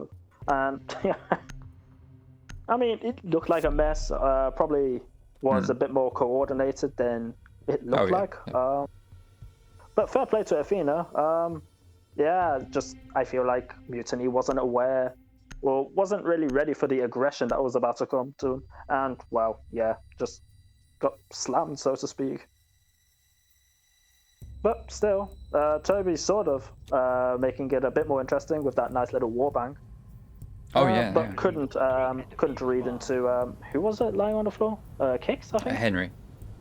Henry. I think. Yeah. But Right, we are going to well played on bringing it back to 5-5. Yeah, so whatever happens here, we are going to see at least 2 more rounds play out on this map. At this moment, will we see overtime? I don't know. It looks like I think we possibly could. You know, we could possibly see an overtime here. It wouldn't surprise me. But let's see. Let's see what happens. Laundry and supply room is going to get played again here by Mutiny. Let me reset some stuff. There we go. Will we see a map number 5? That is the question. If Athena win this one, I've just realised I haven't put the bans up. There we go, bans are up. I am slacking. If Athena win this, then they win everything. If they don't win this, then we go to map number 5, which is going to be Theme Park. And Theme Park could be very interesting. Alrighty, so Pix and Valley are going to be pushing from blue yet again. Got one player on the tall tower, nothing unusual here. This is what we'd expect, and this is the kind of take we were talking about just in that last round, but this time they're not going to be going for attic because it's not needed. But Davin is just clearing from T3 all the way down. Henry is starting to make his way in to get ready to go to those back stairs. Network will be following him very shortly, I expect. He's playing just outside, but he will be following. Air jab's going down to deny the flanks. Typhloozon is there in kitchen. I don't think anyone spotted him. They've just run through. Wait a minute, no, he wasn't there. He was downstairs. Right, it looked like he was upstairs, thanks to the outlines. Cheetah Den is playing down below. I do that quite frequently where I think, wait a minute, is he there? Or is he on another floor? I can't tell. The outlines are so vivid, it makes me feel... the fact that it's an outline should tell me that they're probably not exactly where I think they are. So Zach playing this standard position again, where just Toby was before. We don't have the player over here in Freezer, but we do have a rotate here that's been opened up. So Den is going to be holding behind this nice shield, watching down the hallway, and he can just move back here and go to this doorway should he need to. So this is a good play, but Typhloozon playing that long angle there from over here at the back of the Freezer, manages to take down Nekwa, and that leaves us in a 4v5. Electro Claws are getting spotted. They know where the utility is. We've got an ADS, we've got a Magnet, we've got a Banshee, we've got an Electro Claw. Everything is just stacked up there from the defense. We've got one Magnet, ADS, Banshee, drone underneath. There's possibly a Magnet just under there as well. That's one ADS burnt out for a bit. Oh, there we go. Grenades go out. We've lost a lot of utility there. The only thing left standing is that ADS, which is going to recharge. It has recharged. That Magnet has recharged as well. But the Banshee is dead. We've got 2 ADSs here and a Banshee here in the hallway. Aza has taken the place here in this Freezer. Oh, Zach with the kill onto Davin through the Maverick hole in the wall. Well played there to Zach. 3v5, and it looks like this could be a Mutiny round. 30 seconds to go. Mutiny would have to throw pretty hard right now for Athena to win this. Zach in a good position here. We've got the player over in Freezer in a very strong position to deny a pretty default plant. That's Valley taking down Aza. I think that's the Freezer player. Just Toby does get the refrag. Freezer, we still have Cheetah Den. He is coming around now to stop the default plant, but that is Kicks taken down by Toby. Henry, yet again, last man standing. He's not going to be able to get a single kill as Den and Toby both rush out to try and get the pick, wanting to pad those stats. And that is another round going to Mutiny as they go to match points. 6-5 in favor of Mutiny. One more round is needed, and we go to 2-2 on the map scores. Yeah. Well played from Mutiny yet again. Very similar hole to how they last time held downstairs. So, I'm not sure if Davin got scared by Zach just shotgunning him through a Maverick hole, but fair enough. But I don't think he could predict that. But fair play. I have to say though, well played from Mutiny as a whole. Also, Den upstairs, the unknown wild card that round could have changed it if he decided to flank tower and cause an absolute hassle, but he chose the better of it and go through Freezer, and well, although he wasn't really too much active in the round, still, rest of the team on site could just deal and just hold angles and pick people off. So fair play, fair play. So we're going to see Dorms get played again by Mutiny. This is their second time coming to this site. They won it the first time they played here. It's just become unlocked for them. Let's take a look at the stats for Dorms, because I don't think we looked at those earlier. We have looked at other sites. Maybe we did, actually. Dorms are 43% attacker favored and 57% defender favored. So at the moment, I would say that Mutiny have had their chance on this site. I think we could see this go Athena's way. Yeah, we saw one win on defense from Mutiny, one loss on defense from Mutiny, 2 wins on defense, 1 loss, 1 win. By rights, this should be, I think, an Athena round, but let's see how it's going to play out. I mean, we've seen it already successfully defended once by Mutiny, and I think, to be fair, it was very, very close. It could have been anyone's round, as we talked about at the end of it. So if Athena work around whatever got in their way last time, we should see this be tipped a little bit more in Athena's favour. I think it was more a case of Mutiny on the back foot than Athena for some of the round. So let's see how it's going to play out this time round, with Zach playing upstairs with a shotgun, waiting to get the kill on the player down below. He's going to put down his signal jammer. And that's not going to deny the ace Selma. That is still going to open up the wall. Now, it will deny a second Selma that goes up on the other side, should Valley decide to throw down a second one. But at the moment, he's got everything that he needs in terms of a hole into the site. Henry repelling on that game's window. Oh, we're going to get an angle opened up here into Freezer. Into Attic. That's nice, that's nice. Typhlosion, though, does gain an extra angle to watch down into that armory hallway. C4's going to go out, but there is no one there for it to kill. There it goes. Oh, yeah. Yeah, it would have got Kicks, but Kicks managed to back out just in time as Henry takes down Aza with the nice headshot. That is Jaeger out of play. Just Toby at the moment with a 10-6, top fragging for his team. Well played to Just Toby here. As Kicks is sitting in Trophy, Typhlosion still holding down in Attic. All on his own, just trying to hold players back. Davin repelling up to the roof. Looks like he's probably going to be rotating around to join Valley and Henry. Very possibly. No, he is coming to Attic to go for that window. Alright, Typhlosion is watching it. Gridlocks are going to go down, so they're just going to get shot out as Davin jumps in and Typhlosion manages to down him and get that kill. But he is very quickly refragged by Zofia, being played by Kicks just outside the hole in the wall. 4v3, 40 seconds to go. Cheetah Den laying here in the rotate, just waiting for a pick. Knowing that someone is going to come bounding through that hole at any moment. And Athena don't seem to know that he's there. They need to get some droning on the site here. They've got 2, 3, 4, 5 drones left in their pockets or out already that they can use. They know that Den's there. He's given away his position by opening fire. 20 seconds to go. Oh no, the smoke grenade. Oh, I thought the smoke grenade had dropped through and was going to go off down below and not there, but it did go off, denying Den's field of vision. C4 goes down, does take out Valley, and I just missed it. Henry and Kicks rush in and get a couple of kicks. Just Toby is the last man standing. Henry is starting to plant. C4 is going to deny it. A huge play from Toby. They managed to pick up the diffuser to try and get it again, but they didn't manage to get it in time. What a win there for Mutiny as they take the map. 7-5. Well played. Indeed, well played, Fan Toby. Stealing that round from Athena. Stealing that map, in fact, from Athena. That was a guaranteed overtime. That just didn't kill that. Toby's the clutch master on Oregon. That's what I'm learning. Yeah. Saving Mutiny. Yeah. Well, just well played from Toby. Just well played. The game sense to do that. Also, to sit there and wait with the Nitrocell in hand before triggering it just before 0-0-0, I guess. Fair play. Well played. It literally gave Athena zero chance to get the diffuser and plant at the same time. Yeah. So. But also, I have to commend the rest of the Mutiny.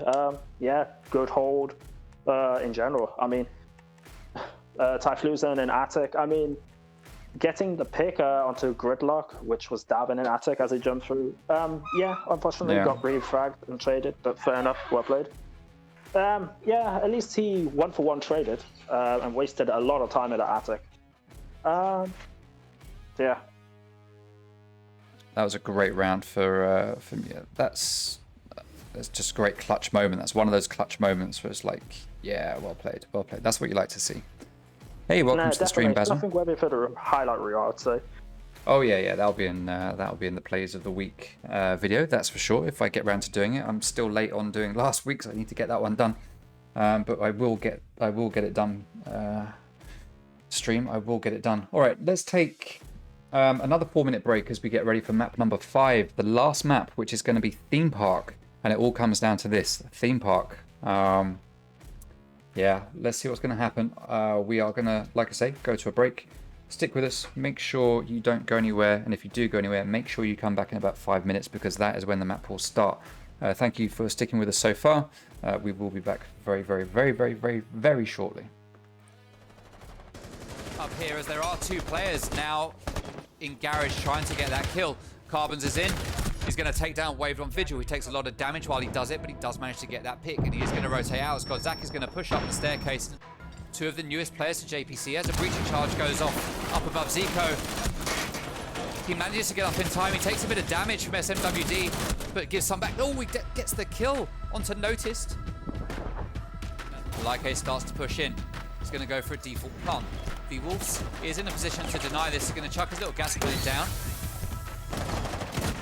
Wolves takes down AS Flex, and that is a kill from Godzak, denying the plant. That is Envy, last man standing. He takes down the Wolves.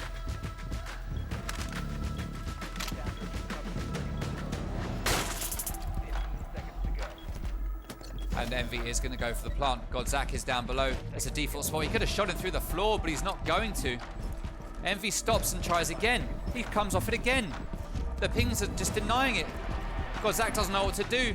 Envy is planting, and with all of that delay,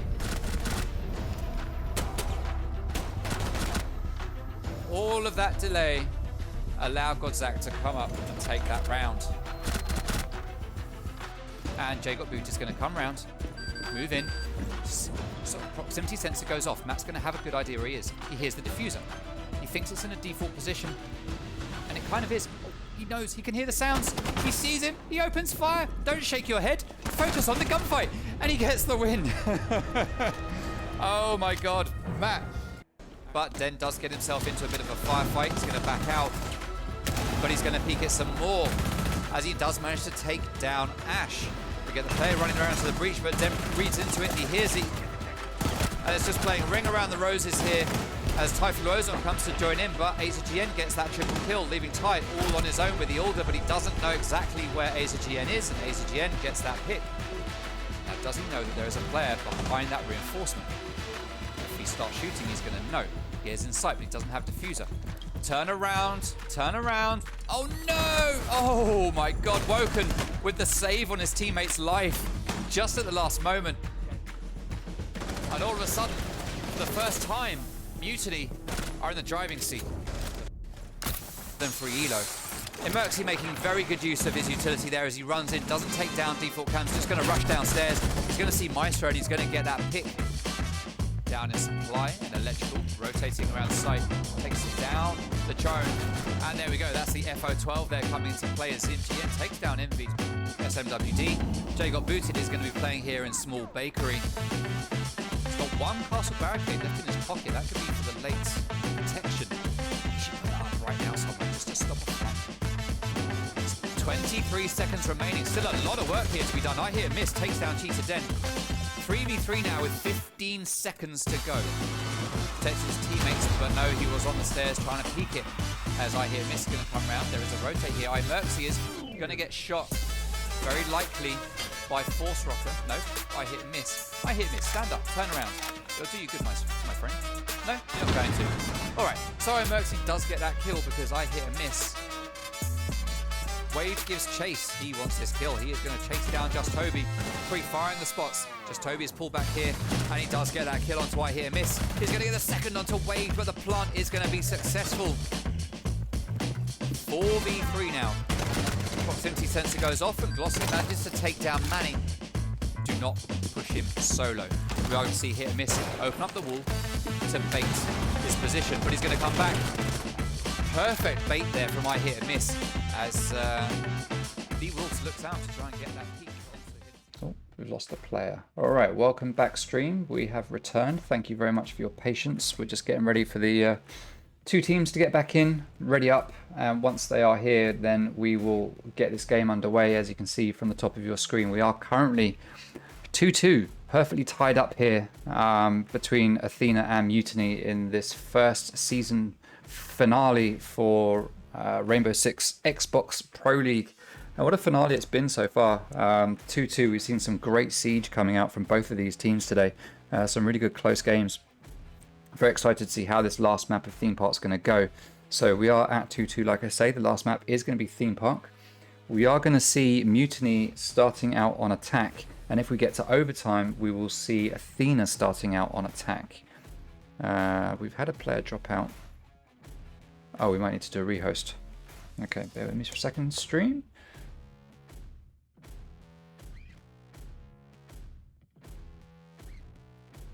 Just need to see what's going on.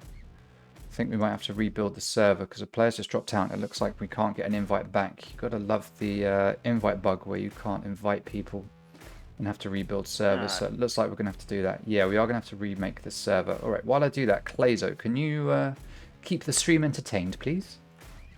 Of course I can. Hey, thank you. So, chatter, how are we doing? Everyone enjoying the stream? Anyone got any so-called burning questions they want me to answer? And you can answer them 3 minutes later. Yeah, I know. Because of the delay. Brilliant system. You gotta love the delay's so useful, but it is frustrating. Might be quicker to just at me through DMs. Yeah, if you've got a question for Clazo, just at him. Yeah, just at me. Well, to be fair though, we can type back and get an answer quicker. All right, so we've got the server up and running. Let's get an invite out to the players, and then once they get in, I think we'll be pretty much good to go straight away. So that's Athena, I think, invited. Oh, and let's just invite a couple of extras. I have to say that there was one question I saw on stream. Something about why do people pick the Ace over the Thermite, although Thermite is being picked in over Ace in Pro League. The reason why in Pro League they pick the Thermite is because of the breach hole size, because vaulting into site is, well, it's a death sentence generally. I mean, if you get caught whilst vaulting, you just slow, you're easy, your hitbox is very sluggish, so to speak. Whereas if you can just bolt into site, I mean, it makes it much harder for the opposition holding the angle to, well, flick and readjust onto your aim. Of course, PC, you have a mouse, so it's fairly easy to readjust. Which you would think maybe if they played on console, it'd be a lot harder to readjust. But I mean, I guess that goes both ways for both players on the that are running in and to readjust and reacquire each other. So to answer that question, that's probably why people prefer the Ace on console. Is just probably because the gun is super powerful, whereas Thermite's gun is well, it has a slow rate of fire, although it hits like a truck. Certain people just don't like playing it. I personally do, but if you're gonna pick between guns, you're hard to find a better gun than the AK-12, because it is statistically the best gun in the game. So if you're gonna choose Ace, then it's probably better to choose Ace for his gun and for the versatility of having a Selma charges, hard breaching. Yeah, the AK-12, it is a good gun, and then of course I think a lot of players like comfort in the fact that they can open stuff up from a distance without having to get up close to the wall. In this world where impact tricking is a thing, C4s flying over the top of the wall is a thing. I think people like also that comfort factor of being able to open walls from a distance. I think that probably helps. Yeah, I mean, there's also the one factor of having the Selmas is the fact that you could, in theory, have 3 portable. I say portable, but you can make 3 makeshift mirror holes by shooting the second Selma charge and effectively making line of sights wherever you need them. So yeah. Oh yeah, it's much more versatile. All right, everyone is back in the lobby. Let's just see if everyone is actually ready. Thank you very much, everyone, for sticking with us for so long. Hopefully you're enjoying the games. We do just have one map left to do. I put on the screen there that we talk a little bit about Season 2. I did mention it earlier. Let me just very briefly update on Season 2. Oh, actually, I might not get time. All right, let me check. All right, Mutiny are ready. Let me just check with Athena.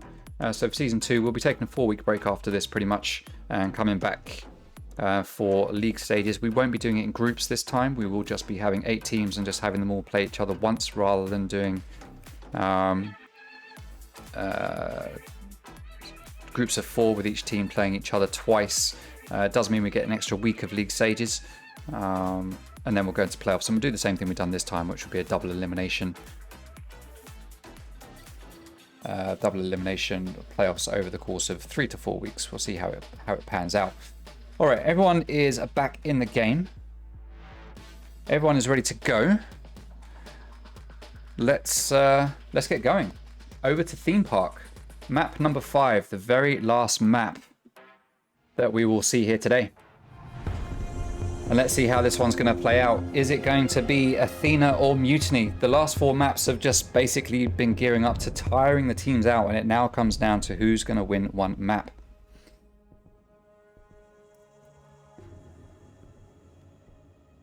Now, if you are interested in being a part of this league, you do have to go through Challenger League first. So if you type !Challenger into the Twitch chat, you'll get a link to a page where you can register to join the qualifiers, to join the league.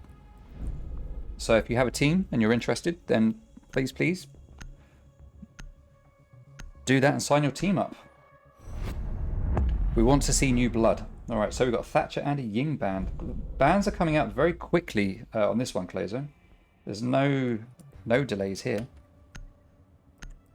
Yeah. They know exactly what they want. Pre-planned bands. Both teams have a set goal in mind for what the bands they want, I presume. Yeah. To be fair, they're exactly the same as the last map. Yeah, I mean, theme park is one of those odd maps. I mean, I'm curious to see which team is going to be more familiar with this map. I know quite a few teams that are struggling to sort of find their whereabouts on this map, how to roam, how to set up strats. It's one of those maps that people just shy away from, I feel. So let's see which team has prepared better. All right. Now I know that Athena will have done a lot of preparation for this. How much will Mutiny have done? Now Mutiny are good on theme park from what I remember. I have seen them play very well on theme park. Davin's playing Alibi. This is what we like to see.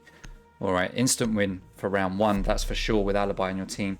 Armory and Throne is going to be the first site. No big surprise. It's what most people go to first when Thatcher is banned specifically as well. So let me make a note. Armory and Throne. Let's see how this one's going to pan out as we go into map number 5, the last map, 2-2. This one is for all the marbles. Round number 1, map number 5. Athena versus Mutiny. The very first season of R6XBPL concludes with this map. This is where it ends. I feel like I need to dramatize more, Clazo. I'm not dramatizing enough. I could hype it up for you. Go on, go on, hype it. Okay, welcome to Xbox Pro League Season 1 Finals. This is the final map. This is where people have to really come down and actually clutch. This is where it all matters. People need to step up. They need to show what their worth is. Show what the team is worth. This is where all the money comes down to, where all the talking and bragging points come down. Come on. Both teams are going to show the best they got. Both teams are hyped up. Both teams are ready for this. Both teams really want to get that money and the prize pools. Thanks to Extreme, what's it called? Extreme Rate? Extreme Rate, yeah. Yeah. Thanks to them, we have these brilliant prize pools. And thanks to them for sponsoring Season 2 with extra goodies. You'll hear about them at some point later. Yeah, yeah. I'm not going to spoil that. But anyway, to carry on with the hype. If we can get some fucking hype in the chat, come on, this is going to be amazing. This is going to be all we wanted. This is exactly what we wanted. Map 5.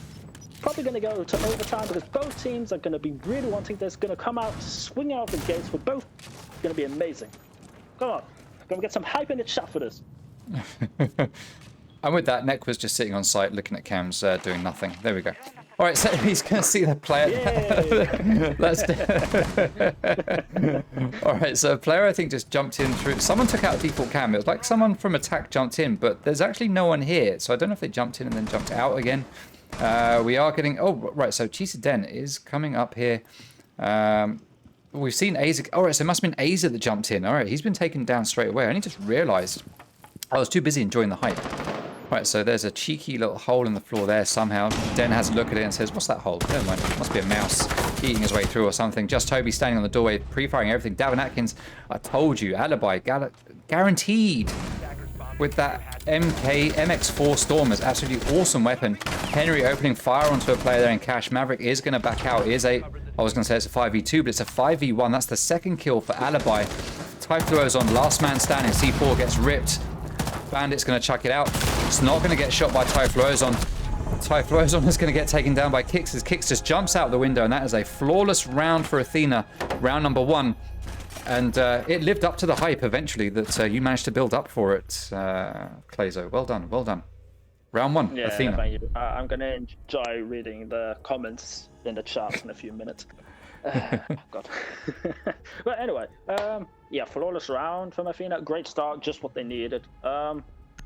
Yeah, I feel like Mutiny felt a bit lost. Was very unsure how to really push that. I mean, yeah, like you said, Alibi coming in clutch with Davin, easy round. Nothing really more to say to that.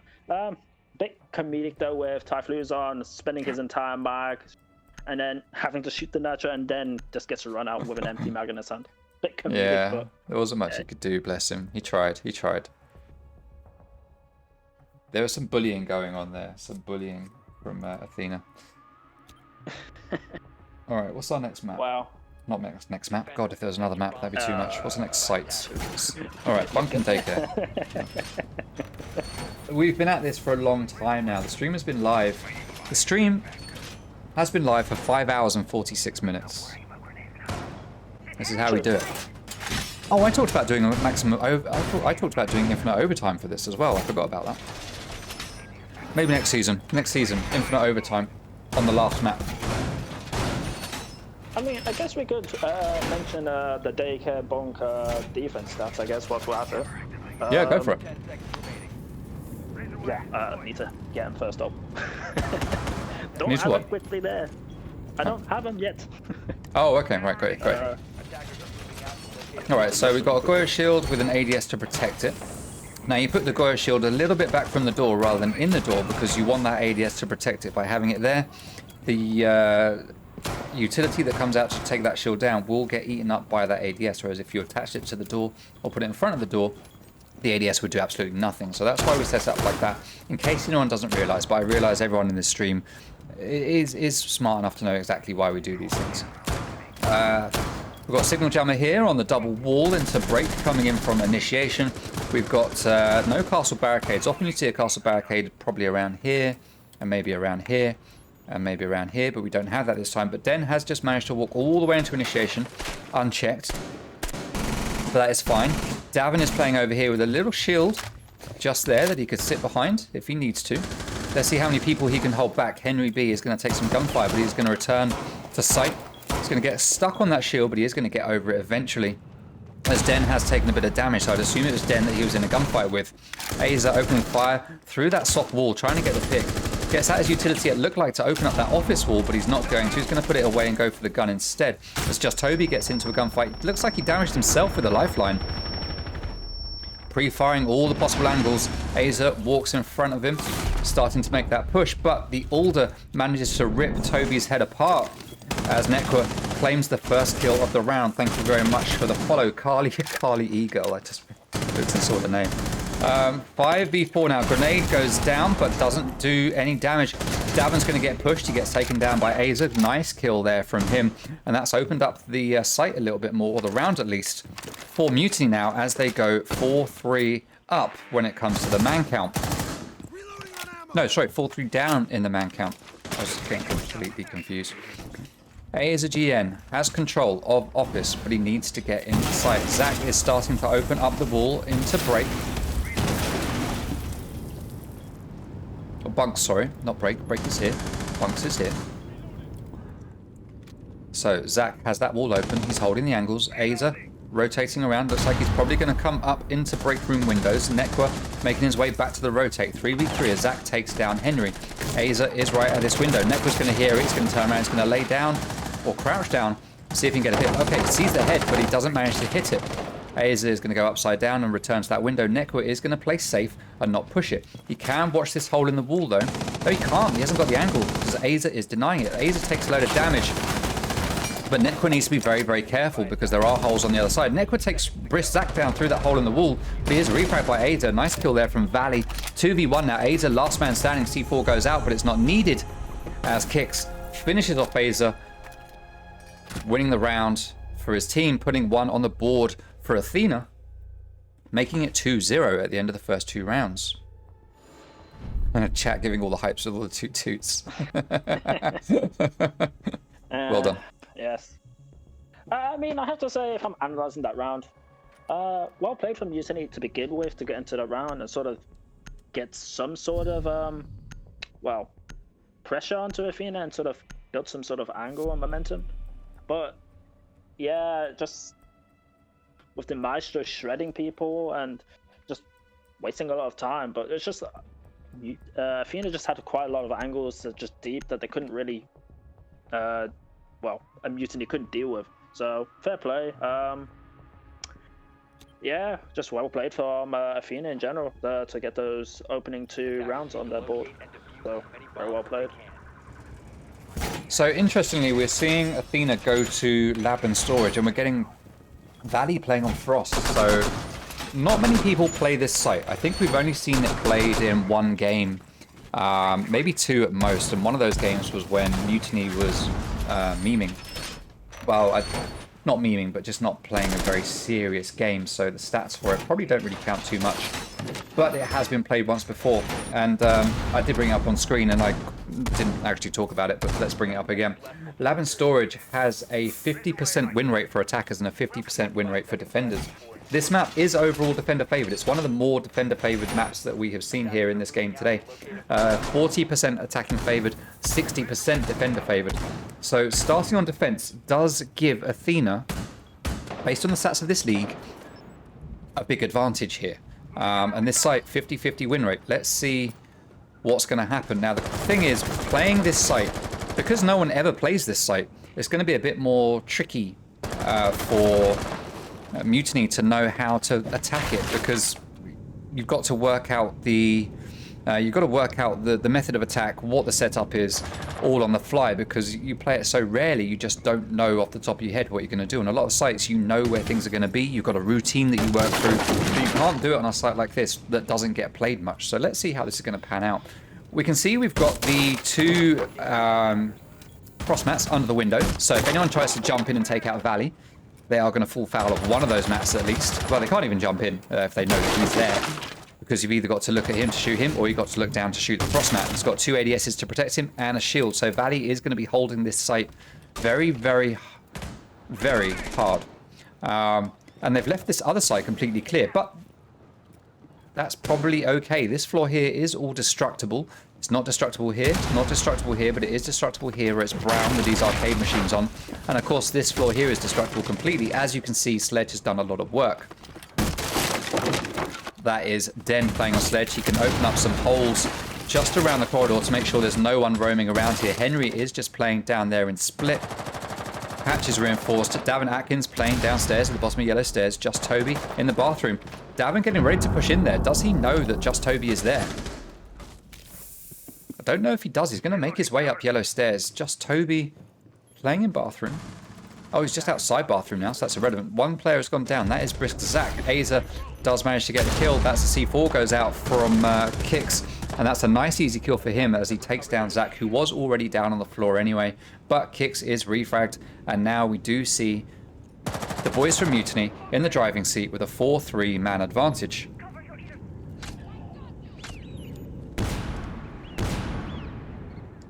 All of the holes now are opened up in Cafe. There's not really much more vertical destruction to be done here. I think they've pretty much ripped up everything they need to. Henry is going to be playing downstairs in the hallway between there and bathroom. Valley's still on site. Grenades all going off. That shield's been taken down, but the frost mats are still up.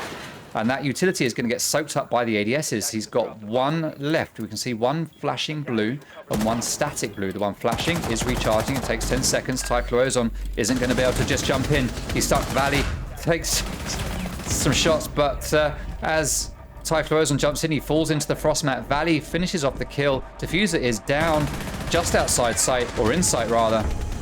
And that is round going to Athena. Great play from Valley, just sitting there in the corner, holding firm, knowing that there isn't really much the attackers can do because they can only push him from the bathroom. So well played there to Athena. Great hold on lab and storage. Yeah, I mean, the roam clear upstairs was pretty efficient. I mean, they lost one person, but they got 2 picks for it, Mutiny did. So well played in actually dealing with the roam pretty well. But I mean, having those 2 ADSs and 2 frost maps by drug window, it was a nightmare. And as you saw, I'm not sure quite who it was, jumped in and it's like... It was Ty, Ty. Yeah, it was just, no chance. I mean, yeah, it looked pretty solid and convincing as an Athena round. I mean, the roam game was a bit weak from Athena, but I think they prioritized the bunkering on site. I mean, they had people spread out, but close enough to actually help and enforce each other on site. So, well played to Athena. Not really much Mutiny could have done different there than maybe deal with the offside shallow roamers, so to speak, but well played. Unlucky for Mutiny, well played from Athena. Yeah, that was a good round to watch. I enjoyed that one. Alrighty, so round number 4, Athena taking the early lead. Is this fatigue setting in for Mutiny, or is it just that Athena have prepped better on Theme Park? That is the question. That is the question that literally no one is asking, except for me. So we can talk all we want about that in post-match interviews. If Mutiny win this, we can ask them if fatigue has set in at all. Well, we can ask both teams. We can ask them the same sorts of questions. All right, what is happening here? So, Armory and Throne getting played yet again. We've got Davin upstairs on Alibi. Late setups, just reinforcing the hatch now. Zach is going to drone this and say, hey, there's someone here reinforcing. Quick, run in, you'll get a kill. Quick. Oh, you missed it. So, Aza doesn't manage to capitalize on that intel quick enough, but he does know that someone is up here and what is happening. But the players have dropped back to site, so there is nothing here for the attackers to actually worry about. It looks like they've got complete... No, they haven't got top floor control, sorry. Davin has made his way back to this little room. We can see he's got reinforcement, signal jammer to stop that from getting opened, shield, 2, 3 ADSs. He is holding office passively yet very aggressively here. Basically, what Davin is saying with his setup is, I am here until the moment I die. I am not leaving. Well, maybe I am. He's just going to walk off now into... going to leave his position. Davin wanting to peek, but then running back. Just stay where you are, Davin. Just stay where you are. Den starting to move through. Oh, he sees the head of Jaeger, but he doesn't take the chance, and he misses every single shot that he takes. Eventually... Oh, bullets from down below. Cheetah Den just spots them just in the nick of time and backs out. And Davin is going to stick here firmly in this vault. Now, the reason for doing this is, of course, because a part of the attack on Armory and Throne Room is to do a lot of damage in the office to the floor, so you can move all of the anchors out of position. But by Davin playing here, with all of this protection, there's not much he can do. Now, we do have Maverick here ready to trick this hatch, but we see Valley down below, waiting, looking up through that hole. Does he have a C4? He does have a C4. Does he have a C4? No, he doesn't, so he can't C4. He could see through that hole, possibly. Wait, where's Davin gone? Davin's backed out. He didn't stay until the moment he died. He has actually left. Davin, you big coward. You should have stayed there till the last moments. Disappointed. All right, anyway, never mind. 45 seconds remaining. Top floor control has been given up to the attackers. And they haven't really done enough to capitalize on it. They've made some holes, but they're not using them to their advantage. They have all gone downstairs and now started to try to push to site. Den is making his way and forgetting that someone is always sat in the back corner there. Somehow, though, he still manages to kill Nekwa. Why hasn't Valley killed him? Where's Valley? Valley was here. Finally, Valley does something and gets that frag. 4v2 now. Zach starting to push split. Just Toby coming in from the other side. Zach takes down Valley and is in sight. That's the triple kill for Kicks. That's the quad kill for Kicks as he takes down Just Toby as well. And that was a very convincing win there for Athena. I just have no idea what Valley was doing. Sat in that corner for so long, allowing his teammate to get killed. I don't know how he didn't see it. Yeah, I have to quite agree with you there.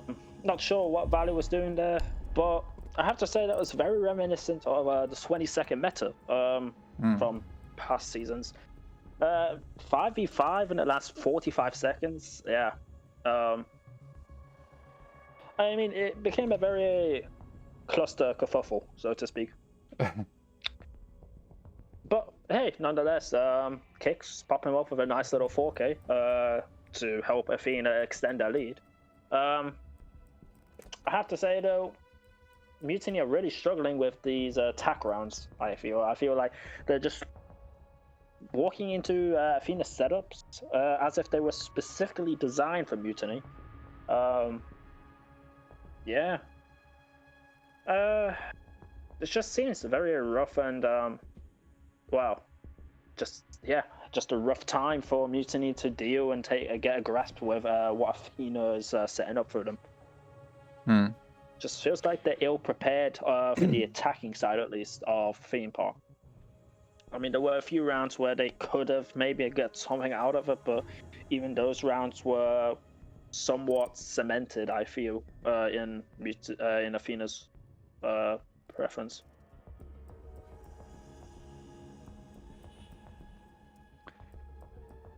Okay, so we have had a call for a pause because one player dropped out. Who was it? Aza, Den, Zach, Toby. Who's the fifth? Oh my god. Typhlu's on. Typhlo's on, that was it. You watch these people for like hours and hours and hours, but you still, when you see one missing, it's like, who is it that's missing? I can't tell. I've been calling his name repeatedly for the last 5 hours, but still, like, who is it that's disappeared? He does make it back in. We'll let him pick an operator. He has picked Let Us Unpause. That is the one rehost that Mutiny have for the map.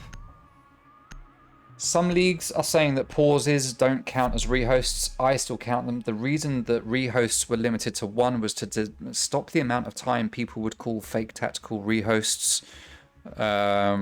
And just to stop games from going on forever and ever and ever. Just because we can pause now, I don't really see that that's a difference. People can still use it for a fake tactical rehost or repause. Repause? What am I talking about? For a fake tactical timeout. So I see it still counts as a rehost. Now, for some reason, my name has got stuck up on the top of the screen there for some reason. That's not good.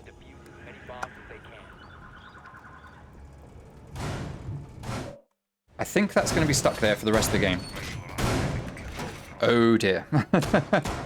How has that happened? This is why I go into parties. This is why I do a party when I cast, so that we don't get my name up there on the screen. Siege. All right, Bunk and Daycare is the next site to get played. And Athena at the moment are going great guns, so to speak, on defense. 4-0 up.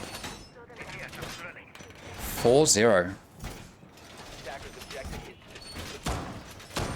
Yeah. All right. I mean, it's looking pretty grim, I have to say, for Mutiny so far. I'm curious if Athena will be willing to press their advantage and try to 6-0 them before they switch. But Hey, we'll thank see you if for the Mutiny follow-in, can Zane. sort of read into it and sort of at least get 2 rounds sort of to make it a bit easier for their defense. Yeah, at the moment, Mutiny are going to be hoping for the 4-2 split. That's what they're going to be hoping for. So let's see if that's going to pay off now, or come up at least. So Cheetah Den just switching onto Ash, forgetting Sledge, going onto Ash. Going to give that to Aza. Zach has taken some damage already on Maverick. For some reason not playing Ace. That has been given to Typhlo's on instead.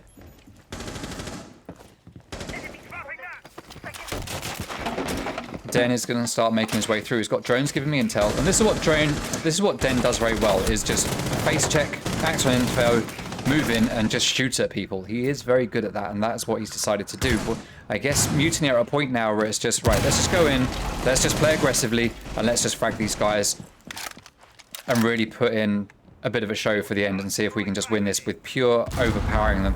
They will have realized that Athena are playing very strat heavy, very defensively, very passively. And they're going to try and play into that by just forcing them into positions where they don't want to be. Now, Davin is coming up here for a late flank, it seems, up the Dragon Stairs. Looks like he gets spotted as he does back out. He was opening fire. Aza Jin has followed him down. Cheetah Den has followed as well, and they're going to be trying to find Davin. Playing here, 190. He's going to get droned. He's got one player pinching from each side. He manages to take down Sledge, but he does get taken from behind by Cheetah Den. So well played there to Davin, but also especially well played to Cheetah Den and to Aza for that pinch onto Davin. They did lose a man in the process, but at least they managed to even it out. Henry takes down Brisk Zach. That's some not quite so important utility off the board on this map. Ace is a little bit more important than Maverick right now, I would say. But it is a good gun that is out. C4, sorry, Selma, not C4. Gets thrown onto the bunks, sorry, yeah, the bunks wall. Henry playing behind the bomb on the couch, just peeking that hole that's getting opened up. Just Toby gets taken down, and the aggression coming out from Mutiny isn't paying off in this round, as they are 4-2 down when it comes to the man count. Cheetah Den is going to lay down, but it's been read into, and that is Athena winning it with 2 quick frags. And that's another round on the board for Athena, 5 in a row. This is the most rounds either of these teams has won in any of these maps here today. Yeah, very dominant showing from Athena so far. It looks like Athena have just prepped much more than Mutiny have for theme park. At least so far, how it looks like. To touch on Davin flanking, I think he played that extremely well. Yeah. I feel like Davin just played it extremely well in the situation that he was in. I mean, he got pinched, took a chunk of the timeout, and still got a pick to trade 1-for-1. Yeah, nothing you can. I mean, you could ask him maybe to kill both, but I mean, let's be realistic. Played it as best as he could. Fair play. Little notes that Mutiny need to watch flanks a bit better. But I feel like Athena's players across the board are just doing extremely well because they're doing exactly what they needed. Like, he's on 10 kills. I think everybody on Athena is powerful, so they're all doing their own thing, holding the angles. So, fair play. It's just, I feel like, yeah, what I've been saying for the last few rounds is like Mutiny are just struggling to find how to read Athena and how to pick apart their defenses. It's just rough going, I feel, for Mutiny. 10 seconds remaining. Yeah, this is going to be a tough one for Mutiny to come back from. Even if they win this one round, they've still got to win 4 more to level up with Athena when they switch over onto defense, which obviously isn't impossible. Athena have just won 5 in a row on defense. There's no reason why Mutiny won't be able to do the same. But will they, like you say, have they put in the prep that Athena have clearly put into this? I mean, we're getting the same strat coming out here from Valley, so clearly they feel that's good and that's going to work. Nekwa playing over here in barrels, Henry in throne.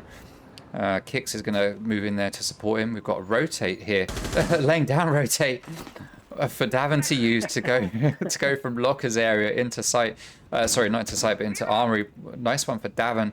Aza now starting to push in based on intel from the drones. And we've got a big setup here in throne room, even though that's not the site. So it looks like we are trying to deny here Mutiny from coming through throne, coming through barrels, opening up holes in the walls here. These are reinforced as well, because opening these up gives you lines of sight into the site through this doorway. You can use Sophia or Ash to open up this wall here. That gives you more line of sight and access. And they've just done a complete extended hold over here into Armory and thrown to be able to deny that. Now, Zach does manage to pick up a kill onto Kicks.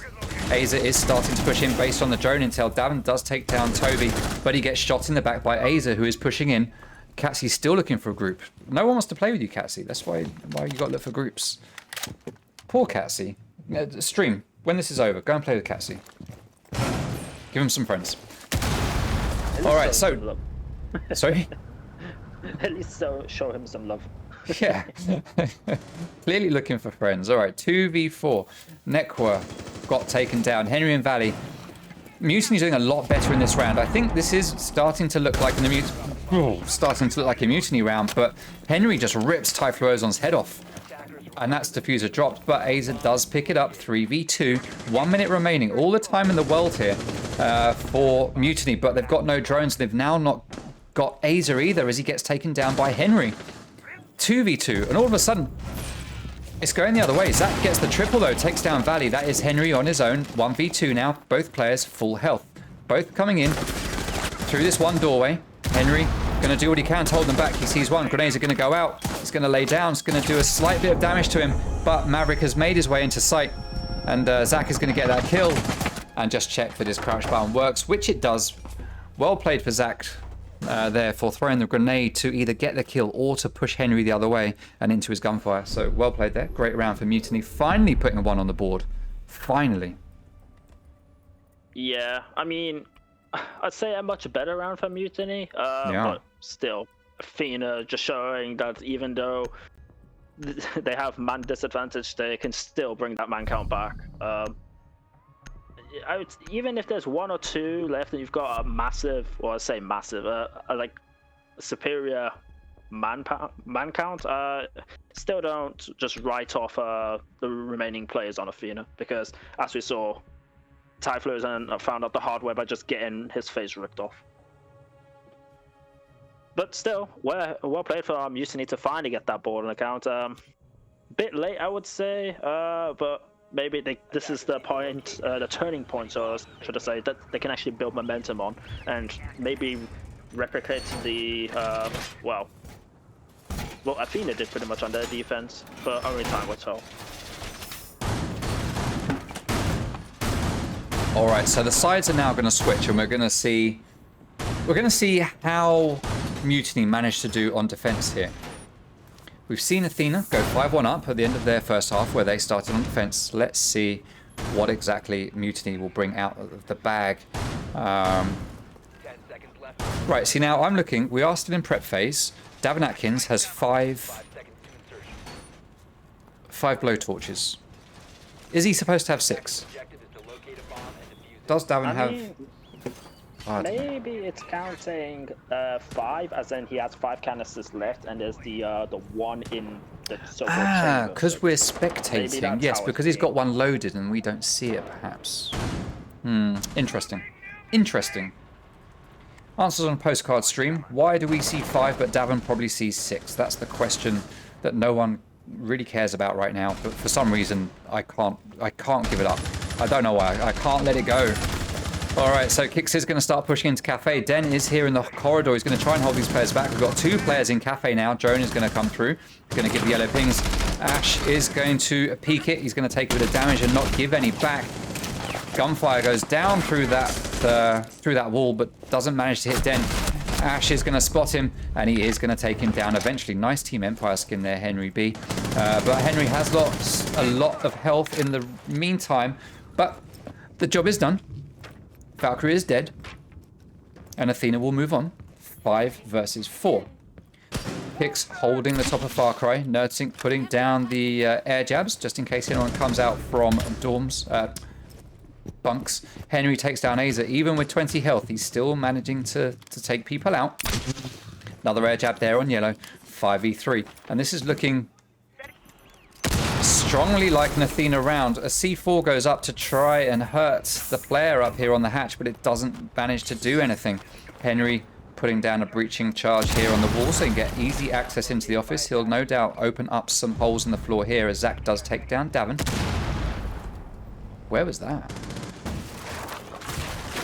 Oh, it's over here. Okay, that's in barrels. Nicely done. Oh, just Toby with the kill onto Kicks. All right, and all of a sudden, 3v3. Things are back now in the very even situation. 3 versus 3. Typhlo's on low on health, but so is Henry.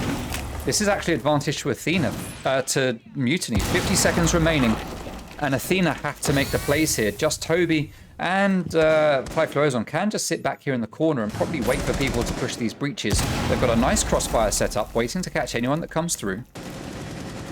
Athena have got 2 drones in play that they can make use of.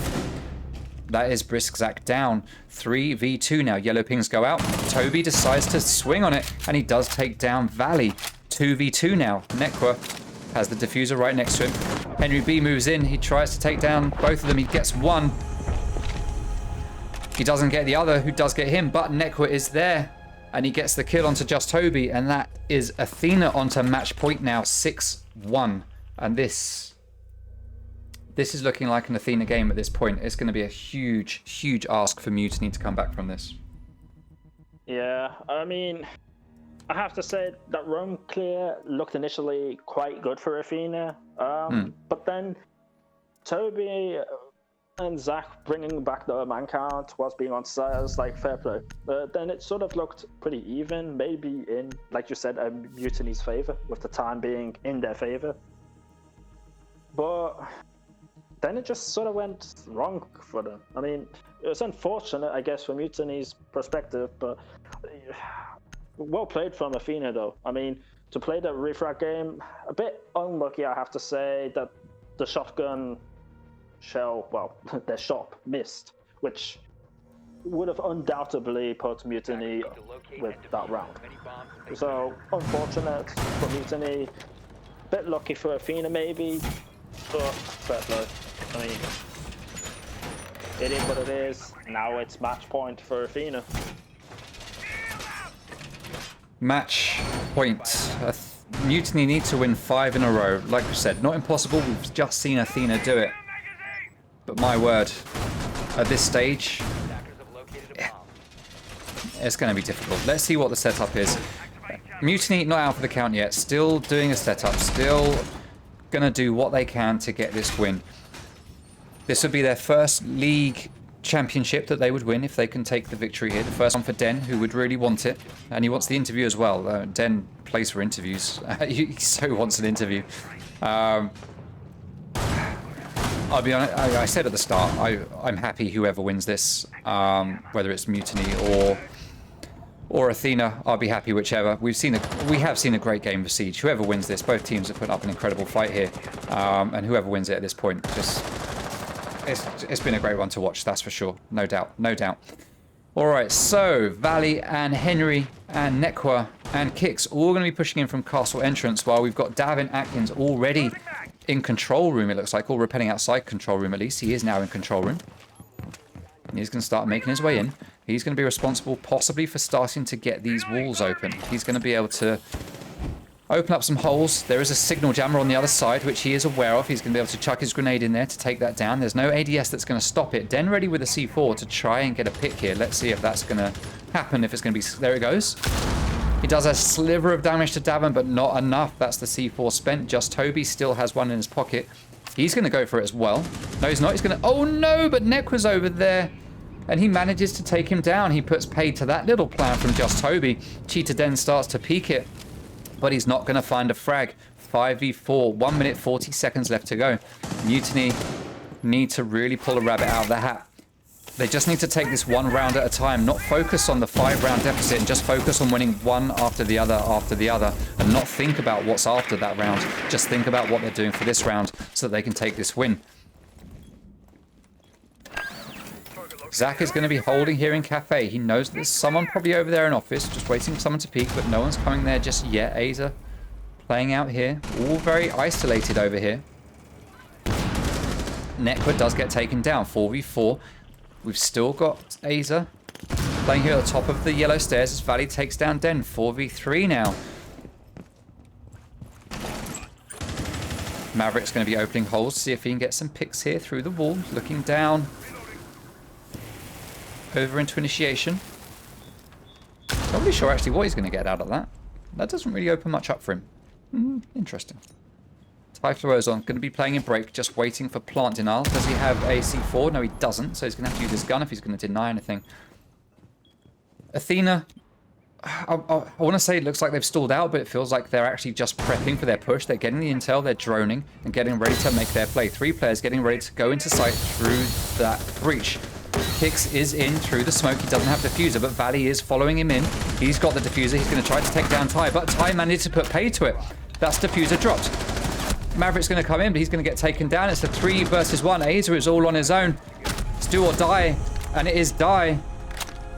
And that is round to Athena, map to Athena, match to Athena, game, set, match, everything. Well played to both teams, but a 7-1 on theme park for Athena. Well played. Well played. Plazo, what do you think about that? I mean, fair enough. Respect to Athena. I mean, I'm not sure why it was such a blowout it felt on a theme park. Whether it was down to Athena just being the better prep team on the night, whether it was down to Mutiny just running out of steam. I don't know. I guess we'll find out maybe in the interview when with Davin if they just whether how he felt about it. But it just I don't know. There were certain key things on theme park that was like very interesting. Certain things that I wouldn't have expected to be pulled out. That Mutiny just struggled to deal with. For instance, when Davin was alibi in office / revolt.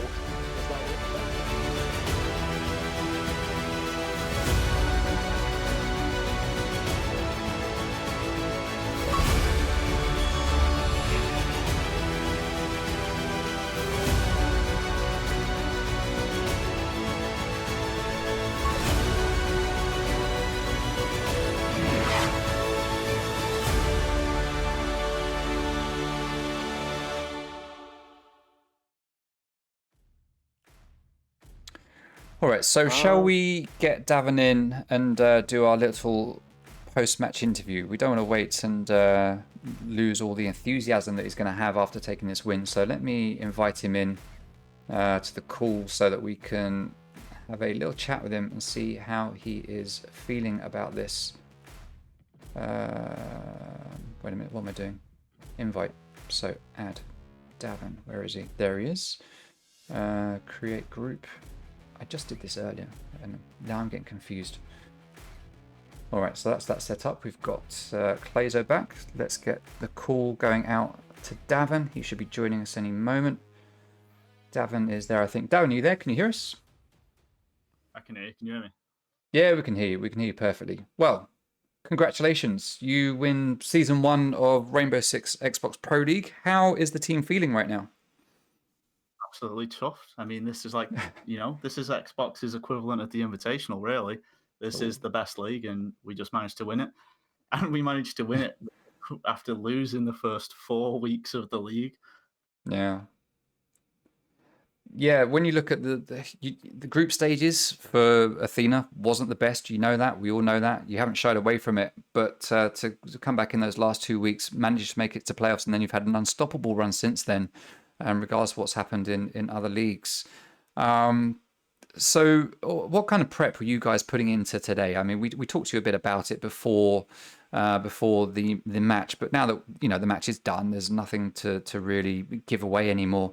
Did it go the way you thought it would today? Did it really go the way you thought it would?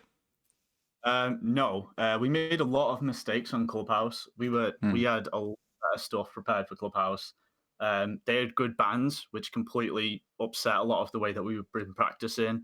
So that definitely slowed us down. Like all our Arsenal attacks, we always focused on making sure we get kitchen, and we wanted to play in there. But with the Thatcher band and the Habana band, it's not possible for us to get it at that point.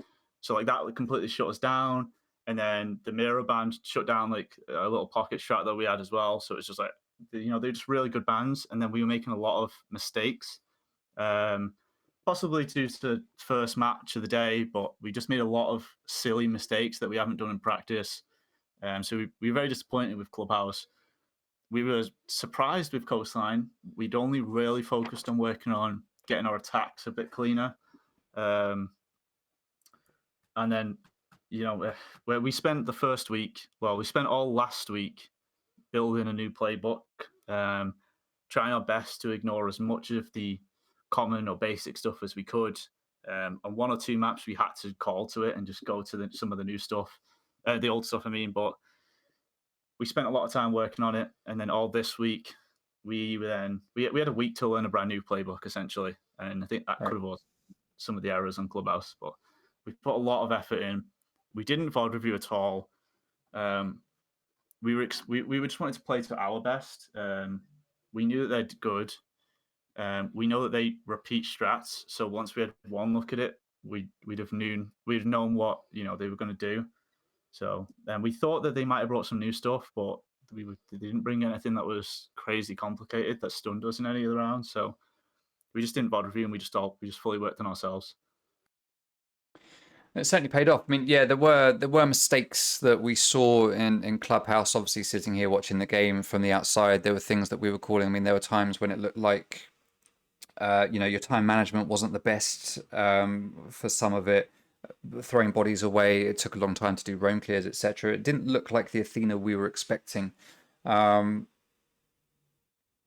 it still went your way. No, I'm looking at the wrong page. But it didn't go your way, because we know that. You went down 4-2 at the end of the first half, and then it looked like you guys just didn't get the traction in the second half. So you've talked about what went wrong there. I mean, there were some things I picked out. I think you did the SSG hold at the start, which was really, really effective, and allowed you to get those first two rounds early on, at least. And then we saw a great rush onto CCTV. How long had you been practicing the rush onto CCTV? At least it looked very well executed. Just a week, like I said, all the week before, I was just sat working on stuff, making sure we were ready, and then all this week, every day, a bunch of the guys always kept getting online, and we just sit and walk through it, and it was very boring, but we went through it quite a lot, and we scrimmed JPC quite a few times. Right. We had to, unfortunately, not throw, but we had to just essentially play casual against Apollo and Awoken, because it didn't matter, the games. So we didn't manage to get any practice in there. So that ate up 2 extra days where we could only dry run, because we didn't have time to fit in scrims. And then we scrimmed all the other 3 days and making sure we were prepared to learn that. So everything we did today, we only learned this week. So I'm hoping we can get things a bit cleaner and a bit better moving forward. Yeah. I want to talk about Coastline. I'm going to let Clayzo ask you some questions in a minute, but I want to talk to you about Coastline, not about Coastline as a whole, but there was a moment where you pulled out an absolutely incredible clutch, where the site was hookah and billiards, plant was down. You came from behind, from the White Stairs area, through luggage, managed to shoot one player in the back, shoot another one down that I think was rappelling on the window. Plant was just successful. Den managed to jump out. You saw him jump out, and you took the opportunity to hit that diffuser. Rather than rappel back up to the window to cover it, Den, for some reason, ran to Aquarium. And it was just a really great clutch to watch. How did that come about, where you knew that you would be safe making that flank from behind, or was it just an instinct where it's just like, let's just make a play, if it works out, it works out? Mutiny clearly had no idea it was coming, but it was a great play to watch. That play only happened because they had one man dead at that point, and as I was approaching luggage, I saw that they had a drone on top luggage and it had no light on. So shout out to whoever died for allowing me to get away with that. But it was a bit of a turning point for us, because we were very disappointed with Clubhouse. We weren't as fired up as we wanted to be, and Clubhouse, and it was a bit 50-50. It didn't start clean for us. At least we didn't get the rounds that you should really get on attack on Clubhouse. So that round, like, sort of, it might have been the turning point for us in the entire series. It was one that got everybody a bit fired up. The old man getting those moments.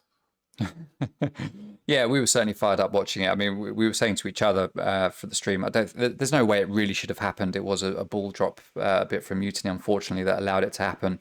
But it was a great play to watch, and it did set the scene, I guess, for the rest of the map that we were watching. Clayzo, is there anything that you want to jump in with? Yeah, sure. I'll then touch about how Oregon. Yeah, you started Oregon, I say badly, but I mean, you had a few big brain moments with the Kaid placements that we did catch. Although it's not exactly new because everyone knows about it. But did you?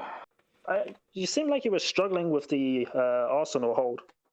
Is that Arsenal or whatever?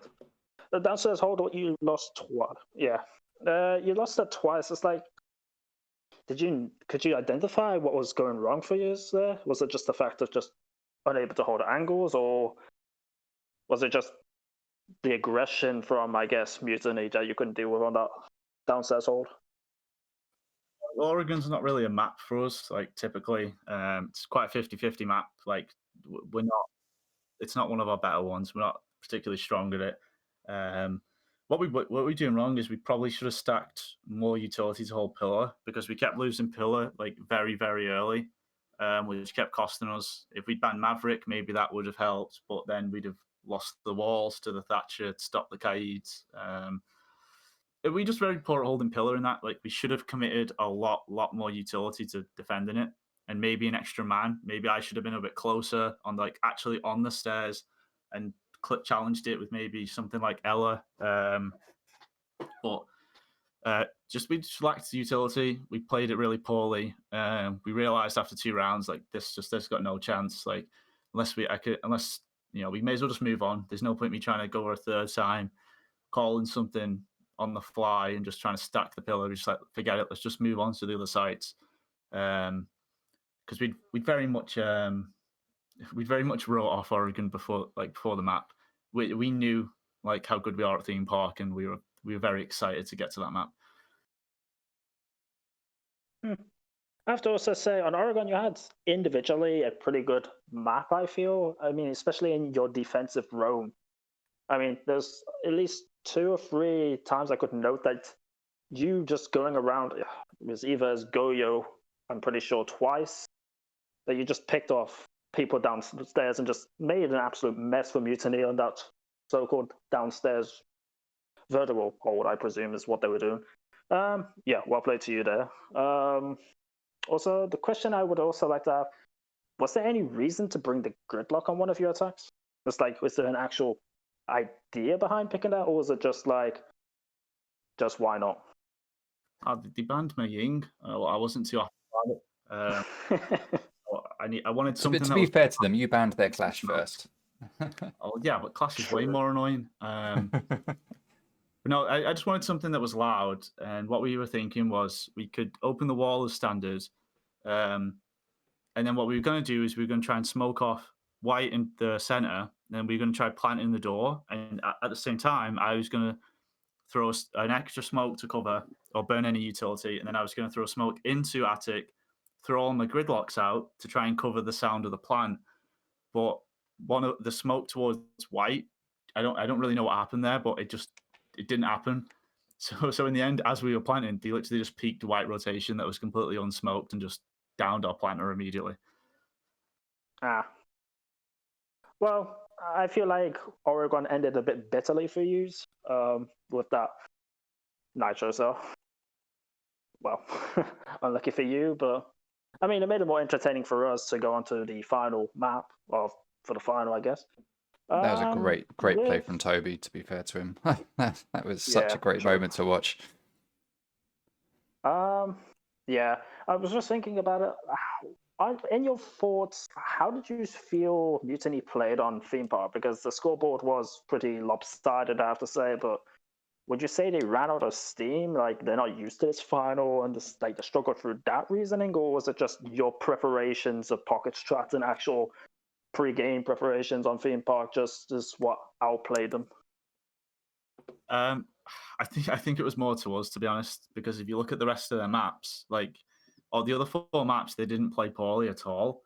and they were competitive in all 4 of the other maps. But then, like I said before, we very much wrote off Oregon, and we were ready for Theme Park because it's statistically one of our better maps, and we knew that we had all this stuff, like the alibi and the shield and stuff, and we'd done it against JPC with a random pickup, and it was working very well against them, even with a random like emergency pickup player.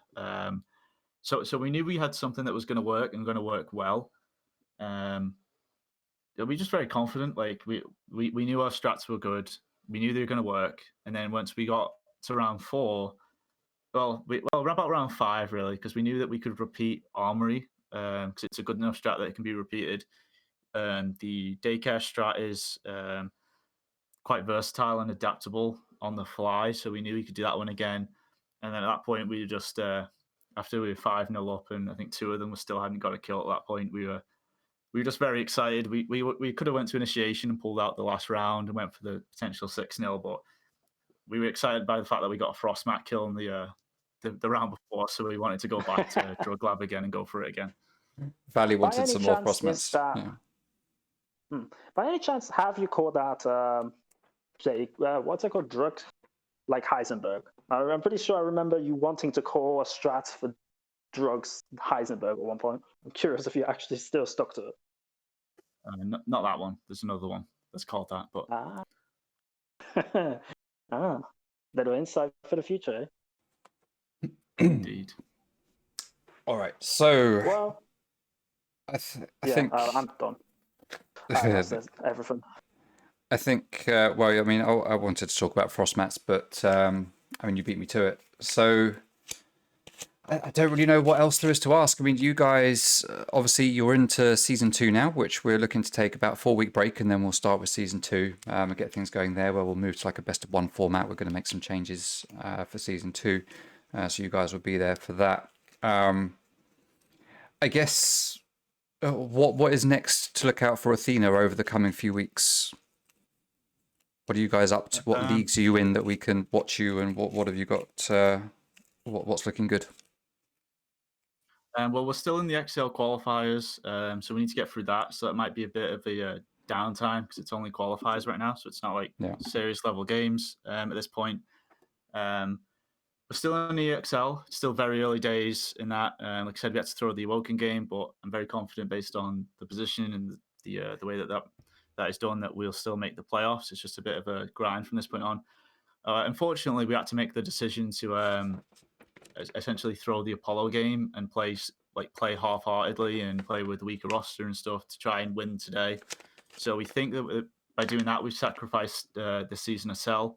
So we'll be out in group stages there, but that was something that we thought, it's worth sacrificing Cell this season and really focusing on winning this league. Hey. So we're probably out in Cell, and then we're just going through qualifiers and the nice league grind in the EXL. Okay. All right. Well, thank you for the insight. I guess there isn't really much more to say. I mean, GG to you and Mutiny as well. I mean, it's always easy to say that you guys put on a great game, but of course it takes 2 people or 2 teams to make a great game, and Mutiny played a part in that, putting up a great fight for the first 4 maps at least. Map 5 just was an unfortunate thing where it was just a little bit more one-sided than I think we would like to have seen, but it is what it is.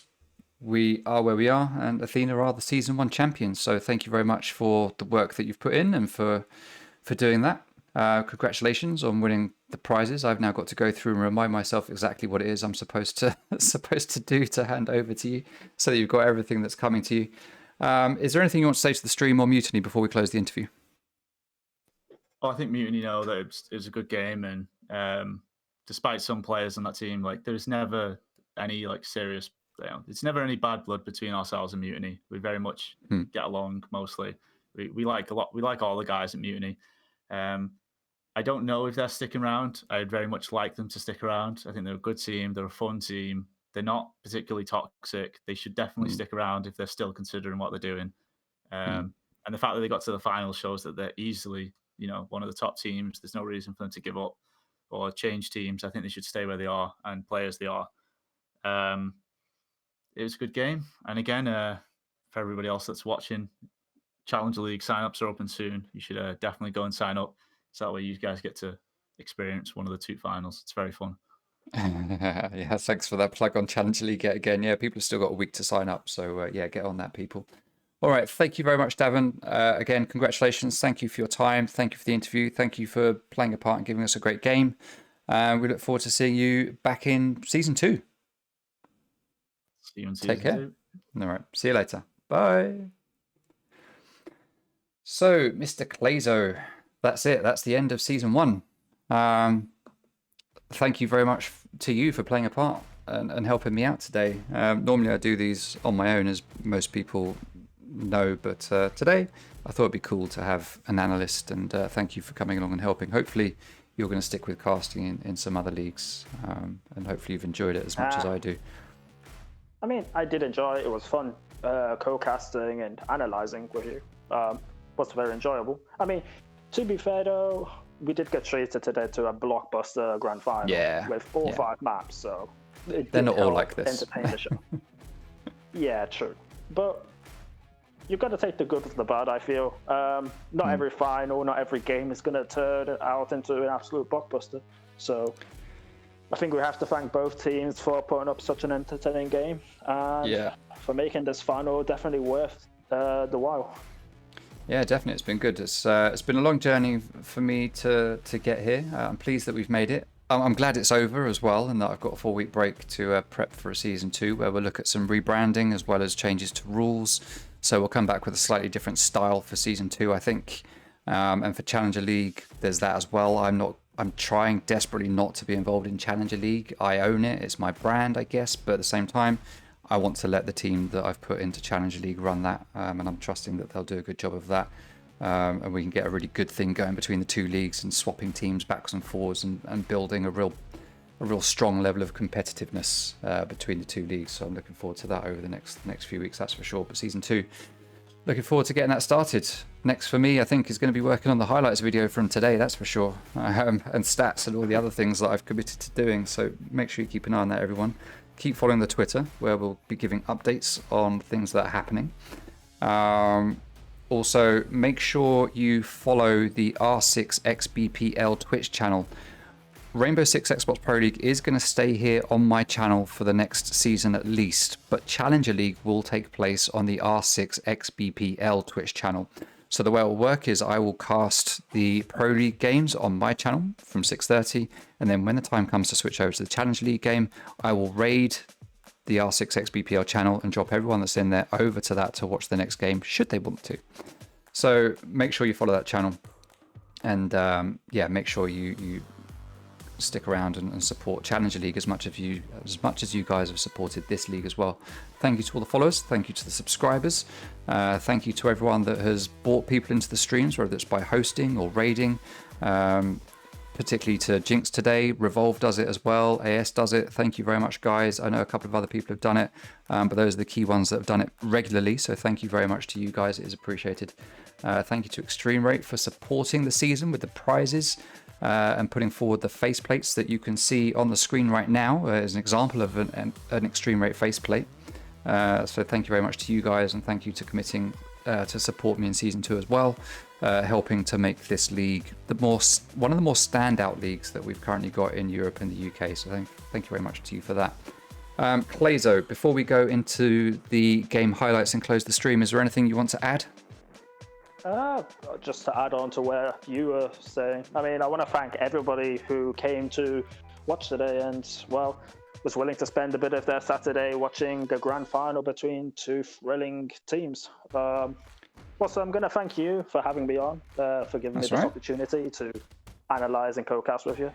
That's all right. I know it's a bit out of your depth, I guess, so to speak, because you generally stole it, but I hope everyone has enjoyed today, and well, I hope they come back in future to enjoy more content like this. Yeah. All right. Well, thank you very much, everyone. Thank you, Clazo. Thank you to the teams. Thank you to Mrs. Toot for moderating and keeping stuff going, and for keeping me in Jaffa Cakes. Very much appreciated. And we'll go into the game highlights from today, and look forward to seeing you all supporting Challenger League and Season 2 of Pro League when it starts up in 4 weeks' time. Thank you very much, everybody. Let's end the stream He sees Jack right looking there. the wrong way and he takes him down. And is denied. It is a 2v3. That is Valkyrie taken down as in a 4v3. Just Toby evens it up though and makes it a 3v3 as Nekwa picks another kill up. Oh, nice one there onto Ace. Oh, well played, Toby. Nice. I think he's got kicks rather. He has come too far. Oh, but he reads into it. He takes down Den. Well played by Kicks. Did he know kill there onto Sing Sing as he peeks that doorway and he gets the double onto Davin Atkins and very quickly it's about to be Mutiny's map. If Henry doesn't make this work, he manages to get one. He's got two left to find. Sitting around between Sunrise and Blue Bar. He knows exactly where Nomad is and takes her down. Well played there to Aza. To Toby, who's got a teammate there with him. Oh, and Kicks with a lovely headshot there onto Just Toby. Heavy plant denial for the default plant. And a beautiful kill there onto Nekwa from Den, just spotting. Davin is in sight. He takes down Bandit from behind. He has no defeat. Oh! Nekwa with the big play there. Two players. He's going to come around. He knows there's a player here. He sees him lay down, and that is a nice kill there for Henry as he takes down Just Toby, backing up Davin, who some positions Typhos starts to plant, but he gets downed. Henry finishes off the kill. Brisk Zach right here. He's going to run in, and he does manage to take down Nekwa with a beautiful headshot. Bouncing around, gets the double. He's going to go for that triple, but he doesn't get it. It's Kicks that gets it. Again, but he's a little bit late to the party. Or he might not be too late though. He opens fire onto Kaid, manages to take him down. Diffuser is around as Davin starts to push in, and he takes down Typhloozon. Peeks his way around. There is and we are going to go to overtime with 5 seconds remaining and a 1v3 being needed, 1v2 being needed. No diffuser in hand. He's being damaged. One player is in kitchen. There's another one to the right. That player in kitchen gets taken down. There is a second player there, as I said. That's him in the face. Oh, Den outside though. Beautiful kill onto Nekwa. Nekwa peeking out of that dorm's window. Who is the player on white? Is it Davin? It is Davin. He's going to be playing Canadian. He sees Sophia and takes her down. That is Cheetah Den out. Davin gets the kill. He is in the middle of a smoke grenade, but he's the last player standing. He's not going to be able to get the plant. He is going to be able to take down Smoke. He gets that kill. He's got two more to find. Starting to plant. 4v2. Zach isn't in a position to deny. C4 goes out to deny the plant. Zach does deny Ace. Well, he managed to make that one work. Well played. Nice kill there onto Kicks. Refund jumps in, and Typhloozon manages to down him and get that kill, but he is very quickly wins field of vision. C4 goes down, does take out Valley, and I just missed it. Henry and Kicks run. A huge play from Toby. They managed to pick up the diffuser to try and get it again, but in a 4v2 as Henry is unlikely to get revived at this point.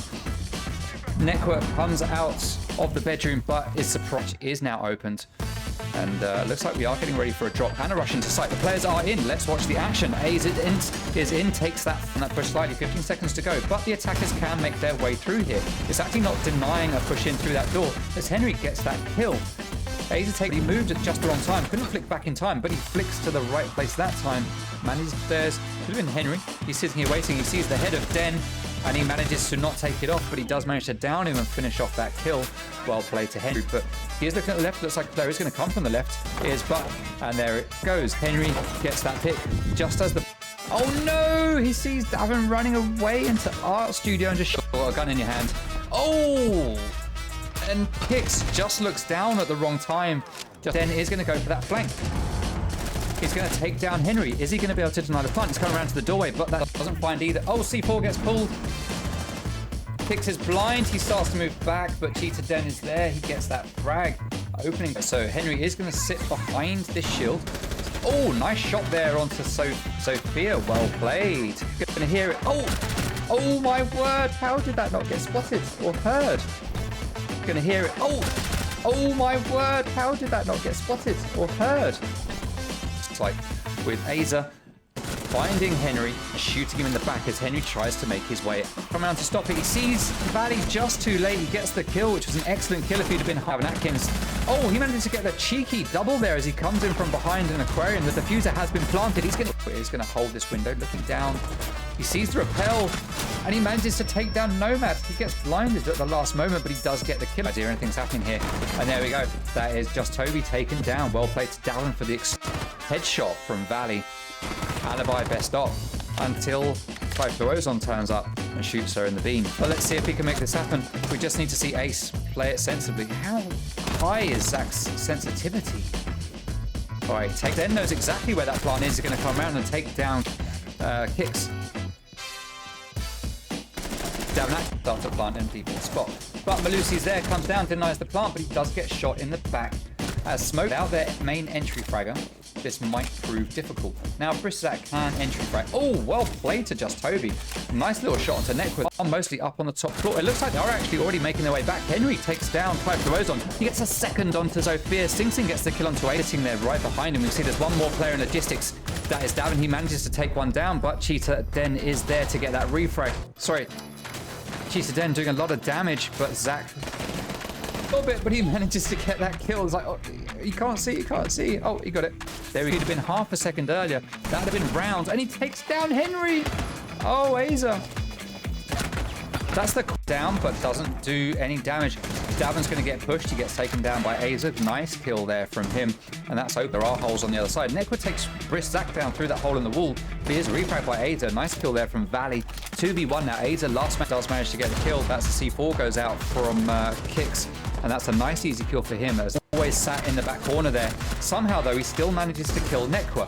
Why hasn't Valley killed? Manages to take down Sledge, but he does get taken from behind by Cheetah Den. So well played there to Davin, but also pings go out. Toby decides to swing on it, and he does take down Valley.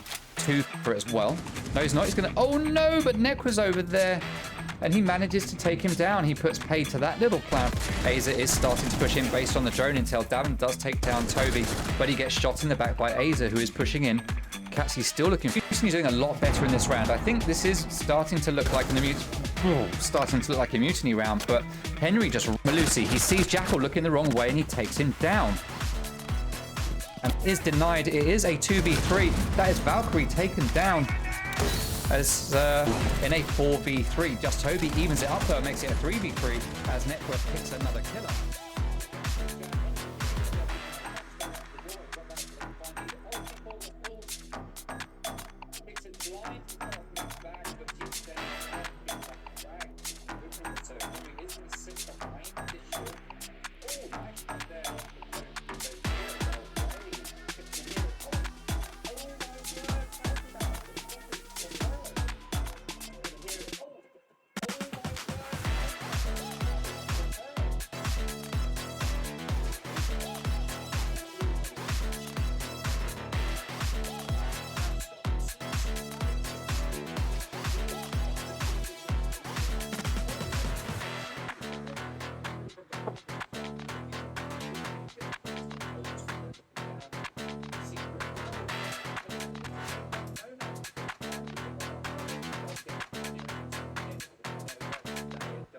Taken down, well played for this headshot.